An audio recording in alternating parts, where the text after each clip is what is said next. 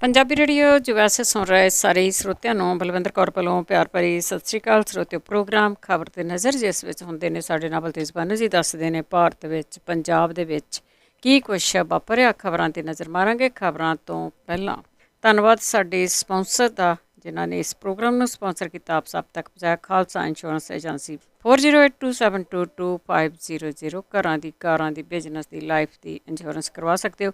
Gurdeep Singh Pirdi, Clovis, Ram Singh Shergill, Salma, Manjit Singh Deewana Fresno, Charanjit Singh Badwal, Pyara Singh Rahal, Gurpal Singh Sacramento, Resham Singh Nijjar Yuba city, Mandeep Singh Kalon Modesto, Ravinder Singh, Pritam Singh Gill, Gurmeet Singh, Surinder Kaur Thind, Raminder Singh Basi Bakersfield, Garmel Singh Liddar, Jaswant Singh Bakersfield. ਟਰਕੀਆਣਾ immigration law firm 4159090500। ਆਪ ਸਭ ਦਾ ਬਹੁਤ ਬਹੁਤ ਧੰਨਵਾਦ। ਪ੍ਰੋਗਰਾਮਾਂ ਨੂੰ ਸਪਾਂਸਰ ਕਰਦੇ ਹੋ, ਸਭ ਤੱਕ ਪਹੁੰਚਾਉਂਦੇ ਹੋ। ਪਹਿਲਾਂ ਕੁਛ ਕੁ ਖਬਰਾਂ ਕਰਾਂਗੇ। ਖਬਰਾਂ ਤੋਂ ਬਾਅਦ ਜੇ ਤੁਹਾਡਾ ਕੋਈ ਸਵਾਲ ਹੋਇਆ ਤੁਸੀਂ ਸਵਾਲ ਕਰ ਸਕੋਗੇ। 4082725200 ਸਟੂਡੀਓ ਦਾ ਫੋਨ ਨੰਬਰ ਹੈ। ਸਾਡੇ ਨਾਲ ਜੁੜ ਚੁੱਕੇ ਨੇ ਬਲਤੇਜ ਪੰਨੀ। ਸਤਿ ਸ਼੍ਰੀ ਅਕਾਲ, ਸਵਾਗਤ ਹੈ ਜੀ। ਧੰਨਵਾਦ ਜੀ, ਬਹੁਤ ਮਿਹਰਬਾਨੀ। ਗੱਲ ਕਰਦੇ ਹਾਂ ਜੀ ਕੇਂਦਰੀ ਮੰਤਰੀ ਮੰਡਲ ਦੀ ਮੀਟਿੰਗ ਕੱਲ੍ਹ ਨੂੰ ਹੋਊਗੀ ਅਤੇ ਕਿਸਾਨਾਂ ਆਪਣਾ ਜਿਹੜਾ ਮੋਰਚਾ ਆ ਇਸੇ ਤਰ੍ਹਾਂ ਜਾਰੀ ਰੱਖਣਗੇ। ਬਿਲਕੁਲ ਜੀ। ਐਕਚੁਅਲੀ ਕੱਲ੍ਹ ਦੀ ਜਿਹੜੀ ਮੀਟਿੰਗ ਹੈ ਮੰਤਰੀ ਮੰਡਲ ਦੀ, ਉਹਦੇ ਉੱਤੇ ਨਿਗਾਹਾਂ ਇਸ ਪੱਖੋਂ ਲੱਗੀਆਂ ਰਹਿਣਗੀਆਂ ਕਿ ਕਿਉਂਕਿ ਮੰਤਰੀ ਮੰਡਲ ਦੇ ਵਿੱਚ ਪਹਿਲਾਂ ਪਾਸ ਹੋਣਾ ਜ਼ਰੂਰੀ ਆ। ਜੇ ਇਹ ਬਿੱਲ ਵਾਪਸ ਲਏ ਜਾਣੇ ਆ, ਵਾਪਸ ਇਹ ਵੀ ਪਤਾ ਲੱਗੂਗਾ ਕਿ 30 ਨੂੰ ਲੱਗਦੇ ਆ, ਉਸ ਤੋਂ ਬਾਅਦ ਲੱਗਦੇ ਆ ਕਿੰਨੀ ਤਰੀਕ ਨੂੰ ਇਹ ਲੱਗਦੇ ਆ, ਕਿਉਂਕਿ 29 ਨੂੰ ਤਾਂ ਜਿਸ ਦਿਨ ਸ਼ੁਰੂ ਹੋਣਾ ਪਾਰਲੀਮੈਂਟ, ਸਭ ਨੂੰ ਪਤਾ ਹੈ ਕਿ ਸ਼ਰਧਾਂਜਲੀਆਂ ਵਗੈਰਾ ਦੇ ਕੇ ਉਠਾ ਦਿੱਤੀ ਜਾਂਦੀ ਆ ਪਾਰਲੀਮੈਂਟ ਅਕਸਰ। ਜੇ ਉਸ ਦਿਨ ਕੰਮ ਹੁੰਦਾ ਤੇ ਉਸ ਦਿਨ ਹੁੰਦੇ ਜਾਂ ਨਹੀਂ, ਤਾਂ ਕੱਲ ਦੀ ਮੀਟਿੰਗ ਦੇ ਵਿੱਚ ਬਹੁਤਾ ਕੁਝ ਪਤਾ ਲੱਗ ਜਾਊਗਾ। ਕਿਉਂਕਿ ਬੇਵਿਸ਼ਵਾਸੀ ਇੰਨੀ ਹੋ ਚੁੱਕੀ ਹੋਈ ਆ ਕਿ ਕਿਸੇ ਗੱਲ ਦਾ ਵਿਸ਼ਵਾਸ ਹੀ ਨਹੀਂ ਵੀ ਜੋ ਕਿਹਾ ਜਾ ਰਿਹਾ ਉਹ ਹੋਊਗਾ ਵੀ ਜਾਂ ਨਹੀਂ। ਜਿਹਦੇ ਕਰਕੇ ਜਿਵੇਂ ਕੈਪਟਨ ਅਮਰਿੰਦਰ ਸਿੰਘ ਹੋਰਾਂ ਨੂੰ ਬਹੁਤ ਕਾਹਲੀ ਪਈ ਹੋਈ ਆ ਕਿ ਛੇਤੀ ਦੇਣੀ ਉੱਠ ਕੇ ਆ ਜਾਣ ਕਿਸਾਨ। ਇਹ ਹੁਣ ਉੱਥੇ ਕੀ ਕਰਦੇ ਆ, ਘਰਾਂ ਨੂੰ ਚਲੇ ਜਾਣ। ਉਹ ਜ਼ਰੂਰ ਕਹੀ ਜਾਂਦੇ ਆ, ਜਾਂ ਭਾਜਪਾਈਏ ਕਹੀ ਜਾਂਦੇ ਆ ਇਸ ਗੱਲ ਨੂੰ ਲੈ ਕੇ ਕਿ ਹੁਣ ਇਹ ਉੱਥੇ ਕਿਉਂ ਬੈਠੇ ਆ। ਪਰ ਜਿਹੜੀਆਂ ਜੁੜੀਆਂ ਹੋਈਆਂ ਕਿਸਾਨ ਅੰਦੋਲਨ ਦੇ ਨਾਲ ਕੁਝ ਹੋਰ ਗੱਲਾਂ ਨੇ, ਉਹਨਾਂ ਨੂੰ ਵੀ ਧਿਆਨ ਦੇ ਵਿੱਚ ਰੱਖਣਾ ਪਊਗਾ। ਇੱਕ ਤਾਂ ਇਹ ਕਿ ਜੇ ਸਰਕਾਰ ਮੁੱਕਰ ਗਈ ਤਾਂ ਮੁੜ ਕੇ ਫਿਰ ਇਸ ਤਰ੍ਹਾਂ ਦਾ ਐਡਾ ਵੱਡਾ ਅੰਦੋਲਨ ਖੜਾ ਕਰਨਾ ਐਡਾ ਸੌਖਾ ਥੋੜੀ ਹੋਊਗਾ ਕਿ ਇਹ ਰੋਜ਼-ਰੋਜ਼ ਦੀ ਖੇਡ ਥੋੜੀ ਆ ਕਿ ਇੱਕ ਦਿਨ ਘਰੇ ਆ ਗਏ ਵਾਪਸ ਤੇ ਅਗਲੇ ਦਿਨ ਫਿਰ ਤੁਰ ਪਏ। ਕਿਸੇ ਪਾਸੇ ਗੱਲ ਲਾ ਕੇ ਆਉਣਗੇ। ਦੂਜੀ ਗੱਲ ਹੈ, ਇਹ ਜਿਹੜਾ ਐਲਾਨ ਹੋਇਆ ਇਹ ਇੱਕ ਪਾਸੜ ਐਲਾਨ ਹੈ। ਜਦੋਂ ਅਕਸਰ ਇਸ ਤਰ੍ਹਾਂ ਦੇ ਕਿਸੇ ਅੰਦੋਲਨ ਦਾ ਸਮਝੌਤਾ ਹੁੰਦਾ, ਉਹਦੇ ਵਿੱਚ ਦੋ ਧਿਰਾਂ ਬੈਠਦੀਆਂ ਨੇ, ਬਹਿ ਕੇ ਉਹਦੇ ਕੋਈ ਲਿਖ ਲਿਖਾ ਹੁੰਦਾ ਤੇ ਫਿਰ ਅੱਗੇ ਗੱਲ ਚੱਲਦੀ ਹੈ। ਇਹ ਜਿਵੇਂ ਲਿਆਂਦੇ ਸੀ ਉਵੇਂ ਰੱਦ ਕਰ ਦਿੱਤੇ ਤੇ ਅਜੇ ਇਹਦੇ ਵਾਸਤੇ ਕਾਨੂੰਨੀ ਕੁਝ ਵੀ ਨਹੀਂ ਹੈਗਾ ਕਿਸਾਨਾਂ ਦੇ ਹੱਥ ਵੱਸ। ਇਸ ਕਰਕੇ ਅੰਦੋਲਨ ਚੱਲਦਾ ਰਹਿਣਾ ਜ਼ਰੂਰੀ ਹੈ। ਬਹੁਤ ਸਾਰੇ ਕੇਸ ਬਹੁਤ ਸਾਰੇ ਰਾਜਾਂ ਦੇ ਵਿੱਚ ਕਿਸਾਨਾਂ ਦੇ ਉੱਤੇ ਹੋਏ ਆ, ਜਿਨ੍ਹਾਂ ਦੇ ਵਿੱਚ ਕੁਝ ਕੇਸ ਬੇਹੱਦ ਗੰਭੀਰ ਧਾਰਾਵਾਂ ਦੇ ਤਹਿਤ ਵੀ ਨੇ, ਜਿਹਦੇ ਵਿੱਚ UAPA ਵੀ ਲੱਗੀ ਹੋਈ ਆ। ਉਹ ਕੇਸ ਰੱਦ ਹੋਣਗੇ। ਉਹਦੇ ਵਾਸਤੇ ਕਮੇਟੀ ਬਣੂਗੀ। ਪ੍ਰਧਾਨ ਮੰਤਰੀ ਨੇ ਐਲਾਨ ਕਰਤਾ ਕਿ ਕਮੇਟੀ ਬਣਾਈ ਜਾਊਗੀ। ਕਮੇਟੀ ਕਦੋਂ ਬਣਾਈ ਜਾਊਗੀ, ਕਮੇਟੀ ਦੇ ਵਿੱਚ ਕੌਣ ਕੌਣ ਹੋਊਗਾ, ਸਰਕਾਰ ਤੋਂ ਕੌਣ ਹੋਊਗਾ, ਕਿਸਾਨਾਂ ਤੋਂ ਕੌਣ ਹੋਊਗਾ, ਇਹ ਕਿਸੇ ਨੂੰ ਕੁਝ ਨਹੀਂ ਪਤਾ। ਇਹ ਕੈਪਟਨ ਅਮਰਿੰਦਰ ਸਿੰਘ ਹੋਰਾਂ ਵਰਗੇ ਉਹੀ ਬਹੁਤੇ ਕਾਲੇ ਪਏ ਹੋਏ ਆ, ਨਾ ਕੁਝ ਕੀਤਾ ਨਾ ਕਤਰਿਆ, ਤੇ ਛੇਤੀ ਦੇ ਨਹੀਂ ਉੱਠ ਕੇ ਆ ਜਾਓ ਹੁਣ ਉੱਥੇ। ਜਿਹੜੀ ਕੱਲ ਲਖਨਊ ਦੇ ਵਿੱਚ ਮਹਾ ਪੰਚਾਇਤ ਹੋਈ, ਉਹਦੇ ਵਿੱਚ ਬਹੁਤ ਵੱਡੀ ਗਿਣਤੀ ਦੇ ਵਿੱਚ ਕਿਸਾਨ ਉੱਤਰ ਪ੍ਰਦੇਸ਼, ਹਰਿਆਣਾ, ਪੰਜਾਬ, ਰਾਜਸਥਾਨ ਤੇ ਬਾਕੀ ਸੂਬਿਆਂ ਤੋਂ ਪਹੁੰਚੇ। ਉੱਥੇ ਐਲਾਨ ਕੀਤਾ ਗਿਆ ਕਿਸਾਨ ਆਗੂਆਂ ਦੇ ਵੱਲੋਂ ਕਿ ਸਰਕਾਰ ਦੇ ਨਾਲ ਬਾਕੀ ਰਹਿੰਦੀਆਂ ਮੰਗਾਂ ਨਿਬੇੜੇ ਤੋਂ ਬਿਨਾਂ ਅਸੀਂ ਇਹ ਅੰਦੋਲਨ ਖਤਮ ਨਹੀਂ ਕਰਾਂਗੇ। ਔਰ ਕਿਸਾਨ ਆਗੂਆਂ ਨੇ ਮੀਡੀਆ ਦੇ ਵੱਲੋਂ ਸਿਰਫ ਕਿਸਾਨਾਂ ਨੂੰ ਸਵਾਲ ਪੁੱਛਣ ਦੇ ਵਾਸਤੇ ਵੀ ਘੇਰਿਆ, ਕਿਉਂਕਿ ਗੋਦੀ ਮੀਡੀਆ ਹੁਣ ਦੂਜੇ ਪਾਸੇ ਹੋ ਤੁਰਿਆ ਕਿ ਤੁਸੀਂ ਜਾਂਦੇ ਕਿਉਂ ਨਹੀਂ, ਅਜੇ ਤੱਕ ਤੁਸੀਂ ਗਏ ਕਿਉਂ ਨਹੀਂ। ਉਹਨਾਂ ਕਿਹਾ ਕਿ ਜੇ ਨਹੀਂ ਕਿਸੇ ਚੀਜ਼ ਦਾ ਪਤਾ ਤੇ ਉਹ ਪੁੱਛ ਲੈਣ ਕਿਸੇ ਨੂੰ। ਜਿਹੜੀ MSP ਦਾ ਮੁੱਦਾ ਨਾ, ਇਹਦੇ ਉੱਤੇ ਵੀ ਬੜਾ ਕੁਝ ਗਲਤ ਫਲਤ ਪ੍ਰਚਾਰਿਆ ਜਾ ਰਿਹਾ। ਕਿਸਾਨ ਕਿਤੇ ਨਹੀਂ ਕਹਿੰਦੇ ਕਿ MSP ਗਰੰਟੀ ਦਾ ਮਤਲਬ ਇਹ ਆ ਕਿ ਜਿੰਨੀ ਫਸਲ ਹੈ ਉਹ ਸਰਕਾਰ ਚੁੱਕੇ। ਉਹ ਤਾਂ ਮਿਨੀਮਮ ਸਪੋਰਟ ਪ੍ਰਾਈਜ਼ ਕਹਿੰਦੇ ਆ ਕਿ ਜਿਹੜੀ ਸਰਕਾਰ ਨੇ ਚੁੱਕਣੀ ਆ ਉਹ ਠੀਕ ਹੈ, ਜਿਹੜੀ ਉਸ ਤੋਂ ਬਾਅਦ ਵਿਕਣੀ ਆ ਉਹਦੇ ਉੱਤੇ ਮਿਨੀਮਮ ਪ੍ਰਾਈਸ ਤਾਂ ਹੋਵੇ ਨਾ। ਜਦੋਂ ਸਰਕਾਰ ਚੁੱਕ ਲੈਂਦੀ ਆ, ਸਰਕਾਰ ਦਾ ਕੋਟਾ ਪੂਰਾ ਹੋ ਜਾਂਦਾ ਜਿੰਨੀ ਉਹਨੇ ਲੈਣੀ ਹੁੰਦੀ ਆ, ਉਸ ਤੋਂ ਬਾਅਦ ਫਿਰ ਜਿਹੜੇ ਪ੍ਰਾਈਵੇਟ ਪਲੇਅਰ ਨੇ ਉਹ ਆਪਣੀ ਮਨਪਸੰਦ ਕੀਮਤ ਦੇ ਉੱਤੇ ਕਿਸਾਨਾਂ ਤੋਂ ਫਸਲ ਖਰੀਦਦੇ ਆ। ਇਹਦੀ ਗਰੰਟੀ ਉਹ ਮੰਗ ਰਹੇ ਆ, ਨਾ ਕਿ ਇਹ ਗਰੰਟੀ ਮੰਗਦੇ ਆ ਕਿ ਸਰਕਾਰ ਸਾਰੀ ਦੀ ਸਾਰੀ ਫਸਲ ਚੁੱਕੇ। ਇਹ ਜਾਣ ਬੁੱਝ ਕੇ ਇੱਕ ਤਰੀਕੇ ਦੇ ਨਾਲ ਟਵਿਸਟ ਦਿੱਤਾ ਜਾ ਰਿਹਾ ਇਸ ਗੱਲ ਨੂੰ। ਸੋ ਕਿਸਾਨ ਇਸ ਚੀਜ਼ ਨੂੰ ਸਮਝਦੇ ਆ ਕਿ ਕਿਵੇਂ ਇਹਦਾ ਗਲਤ ਮਤਲਬ ਕੱਢਿਆ ਜਾ ਰਿਹਾ। ਜਿਹੜੇ ਲੋਕ ਇਹ ਗੱਲ ਕਹਿੰਦੇ ਆ ਕਿ ਹੁਣ ਛੇਤੀ ਦੇਣੀ ਕਿਸਾਨਾਂ ਨੂੰ ਆ ਜਾਣਾ ਚਾਹੀਦਾ, ਇਹ ਅੱਗੇ ਗੱਲ ਨਹੀਂ ਵਧਾਉਣੀ ਚਾਹੀਦੀ, ਜਿੰਨਾ ਮਿਲ ਗਿਆ ਉਹਨਾਂ ਲੈ ਆਉਣ। ਹਾਂ ਠੀਕ ਹੈ, ਜਿੰਨਾ ਮਿਲ ਗਿਆ, ਉਹ ਜਿਹੜਾ ਮਿਲਿਆ ਉਹਦਾ ਕੁਛ ਤਾਂ ਹੱਕ ਦੇ ਵਿੱਚ ਕਿਸਾਨਾਂ ਦੇ ਹੋਵੇ, ਕਾਨੂੰਨਨ ਉਹਨੂੰ ਜਿਹੜਾ ਜਾਮਾ ਪਹਿਨਾਇਆ ਜਾ ਸਕੇ, ਤਾਂ ਹੀ ਫਿਰ ਹੋ ਸਕੂਗਾ। ਦੂਸਰਾ, ਜਿਹੜਾ ਕੱਲ ਲਖਨਊ ਦੇ ਵਿੱਚ ਜਿਹੜੀ ਰੈਲੀ ਹੋਈ ਆ ਉਹਦੇ ਵਿੱਚ ਇਹ ਵੀ ਮੁੱਦਾ ਉਭਰਿਆ ਕਿ ਲਖੀਮਪੁਰ ਖੀਰੀ ਦੀ ਜਿਹੜੀ ਘਟਨਾ, ਉਸ ਮਾਮਲੇ ਦੇ ਉੱਤੇ ਕੇਂਦਰੀ ਗ੍ਰਹਿ ਰਾਜ ਮੰਤਰੀ ਦਾ ਅਸਤੀਫਾ ਲਓ, ਕਿਉਂਕਿ ਜਿੰਨੀ ਦੇਰ ਤੱਕ ਉਹ ਇਸ ਉੱਚ ਅਹੁਦੇ ਦੇ ਉੱਤੇ ਬੈਠਾ ਉੱਥੇ ਕਿਸਾਨਾਂ ਦੇ ਕਤਲਾਂ ਦਾ ਇਨਸਾਫ ਮਿਲਣ ਦੀ ਆਸ ਨਹੀਂ ਹੈ ਜੀ। ਬਿਲਕੁਲ, ਉਹ ਤਾਂ ਸਾਫ਼ ਹੀ ਦਿਖਾਈ ਦਿੰਦਾ ਹੈ ਜੀ। ਤੇ ਅੱਗੇ ਚੀਫ ਜਸਟਿਸ ਨੇ ਕਿਹਾ ਕਿ ਲੋਕਤੰਤਰ ਦੇ ਵਿੱਚ ਲੋਕ ਵੱਡੇ ਹੁੰਦੇ ਆ। ਦੇਖੋ, ਚੀਫ ਜਸਟਿਸ ਹੋਰਾਂ ਦੇ ਵੱਲੋਂ ਨਿਭਾਏ ਜਾ ਰਹੇ ਰੋਲ, ਸੁਪਰੀਮ ਕੋਰਟ ਦਾ ਇਹਨਾਂ ਦਿਨਾਂ ਦੇ ਵਿੱਚ ਰੋਲ, ਖਾਸ ਤੌਰ ਦੇ ਉੱਤੇ ਚੀਫ ਜਸਟਿਸ ਜਿਹੜੇ ਰਮੰਨਾ ਨੇ, ਉਹਨਾਂ ਦਾ ਜਿਹੜੀ ਇੱਕ ਇੱਕ ਕਹੀ ਹੋਈ ਗੱਲ ਬਹੁਤ ਮਾਇਨੇ ਰੱਖਦੀ ਹੈ ਜੀ। ਜੇਕਰ ਇਸ ਵੇਲੇ ਉੱਤਰ ਪ੍ਰਦੇਸ਼ ਦੀ ਸਰਕਾਰ ਲਖੀਮਪੁਰ ਖੀਰੀ ਵਾਲੇ ਘਟਨਾ ਦੇ ਮਾਮਲੇ ਦੇ ਉੱਤੇ ਬੈਕਫੁੱਟ ਤੇ ਗਈ ਆ, ਤੇ ਉਹਦਾ ਸਿਰਫ ਇੱਕੋ ਰੀਜ਼ਨ ਸੁਪਰੀਮ ਕੋਰਟ ਹੈ। ਜੇ ਸੁਪਰੀਮ ਕੋਰਟ ਨੇ ਸੂਓ ਮੋਟੋ ਨਾ ਲਿਆ ਹੁੰਦਾ ਤੇ ਅੱਜ ਨੂੰ ਇਹ ਇੱਕ ਸੜਕ ਹਾਦਸਾ ਬਣਾ ਦੇਣਾ ਸੀਗਾ ਤਕਰੀਬਨ, ਕਿ ਹਾਦਸਾ ਹੋਇਆ ਉੱਥੇ, ਇਹ ਸੜਕ ਤੇ ਤੁਰੇ ਜਾਂਦੇ ਸੀ ਤੇ ਜੀਪ ਦੇ ਥੱਲੇ ਆ ਗਏ। ਪੈਗਾਸਸ ਵਾਲਾ ਮਾਮਲਾ ਇਹ ਸਭ ਨੂੰ ਪਤਾ ਹੈ ਕਿ ਉਹ ਲਗਭਗ ਇਹਨਾਂ ਨੇ ਗਵਾ ਦੇਣਾ ਸੀ। ਤਾਂ ਕੇਂਦਰੀ ਮੰਤਰੀ ਕਹੀ ਜਾਂਦੇ ਸੀਗੇ ਕਿ ਜੀ ਇਹ ਜਿੱਥੇ ਆਇਆ ਇਹ ਸਾਰਾ ਕੁਝ, ਜਿਹੜੇ ਇੱਕ ਮੀਡੀਆ ਅਦਾਰੇ ਨੇ ਵਿਸ਼ਵ ਦੇ ਪ੍ਰਸਿੱਧ ਮੀਡੀਆ ਅਦਾਰਿਆਂ ਦੇ ਨਾਲ ਮਿਲ ਕੇ ਇਹਦੀ ਇੱਕ ਇਨਵੈਸਟੀਗੇਟਿਵ ਰਿਪੋਰਟਿੰਗ ਕੀਤੀ ਹੈ, ਉਹ ਕਹਿੰਦੇ ਉਹ ਤਾਂ ਜਾਲੀ ਜਿਹਾ ਹੈਗਾ ਜੀ, ਉਹ ਕੋਈ ਪੱਤਰਕਾਰੀ ਥੋੜੀ ਹੈ, ਉਹਨੂੰ ਪੱਤਰਕਾਰੀ ਨਹੀਂ ਸੀ ਮੰਨਦੇ। ਸੁਪਰੀਮ ਕੋਰਟ ਨੇ ਉਸ ਮਾਮਲੇ ਦੇ ਉੱਤੇ ਵੀ ਨੋਟਿਸ ਲਿਆ। ਇਹਨਾਂ ਸਾਰੇ ਮਾਮਲਿਆਂ ਦੇ ਉੱਤੇ ਨੋਟਿਸ ਜਿਹੜਾ ਲਿਆ ਗਿਆ ਉਹ ਸਿਰਫ ਰਮੰਨਾ ਹੋਰਾਂ ਦੀ, ਚੀਫ ਜਸਟਿਸ ਜਿਹੜੇ ਨੇ ਰਮੰਨਾ ਜੀ, ਉਹਨਾਂ ਦੀ ਵਜ੍ਹਾ ਕਰਕੇ ਹੀ ਲਿਆ ਗਿਆ। ਇੱਥੇ ਇੱਕ ਸਮਾਗਮ ਦੇ ਵਿੱਚ ਅਨੰਤਪੁਰਮ ਦੇ ਵਿੱਚ ਪੁੱਟਾਪਾਰਥੀ ਨਗਰ ਪੈਂਦਾ, ਉੱਥੇ ਬੋਲਦਿਆਂ ਹੋਇਆਂ ਉਹਨਾਂ ਨੇ ਇਹ ਗੱਲ ਆਖੀ ਹੈ ਕਿ ਲੋਕਤੰਤਰਿਕ ਵਿਵਸਥਾ ਦੇ ਸਾਰੇ ਸ਼ਾਸਕਾਂ ਨੂੰ ਆਪਣਾ ਨਿਯਮਿਤ ਕਾਰਜ ਸ਼ੁਰੂ ਕਰਨ ਤੋਂ ਪਹਿਲਾਂ ਆਤਮ ਨਿਰੀਖਣ ਕਰਨਾ ਚਾਹੀਦਾ ਹੈ ਕਿ ਕੀ ਉਹਨਾਂ ਦੇ ਵਿੱਚ ਕੋਈ ਬੁਰੀ ਵਿਸ਼ੇਸ਼ਤਾ ਤਾਂ ਨਹੀਂ। ਉਹਨਾਂ ਨੇ ਇਹ ਕਿਹਾ ਕਿ ਲੋਕਾਂ ਦੀਆਂ ਲੋੜਾਂ ਦੇ ਮੁਤਾਬਕ ਇਹ ਹੋਣਾ ਚਾਹੀਦਾ ਹੈ। ਇੱਥੇ ਕਈ ਵਿਦਵਾਨ ਨੇ ਤੇ ਦੁਨੀਆ ਭਰ ਦੇ ਵਿੱਚ ਵਾਪਰ ਰਹੇ ਘਟਨਾਕ੍ਰਮ ਨੂੰ ਤੁਸੀਂ ਦੇਖ ਰਹੇ ਹੋ। ਚੀਫ ਜਸਟਿਸ ਹੋਰਾਂ ਨੇ ਗੱਲ ਕਹੀ ਹੈ ਕਿ ਲੋਕਤੰਤਰ ਦੇ ਵਿੱਚ ਜਨਤਾ ਸਭ ਤੋਂ ਉੱਪਰ ਹੁੰਦੀ ਹੈ। ਸਰਕਾਰ ਦੇ ਵੱਲੋਂ ਜਿਹੜਾ ਵੀ ਫੈਸਲਾ ਲਿਆ ਜਾਵੇ ਉਹਦਾ ਫਾਇਦਾ ਜਨਤਾ ਨੂੰ ਮਿਲਣਾ ਚਾਹੀਦਾ।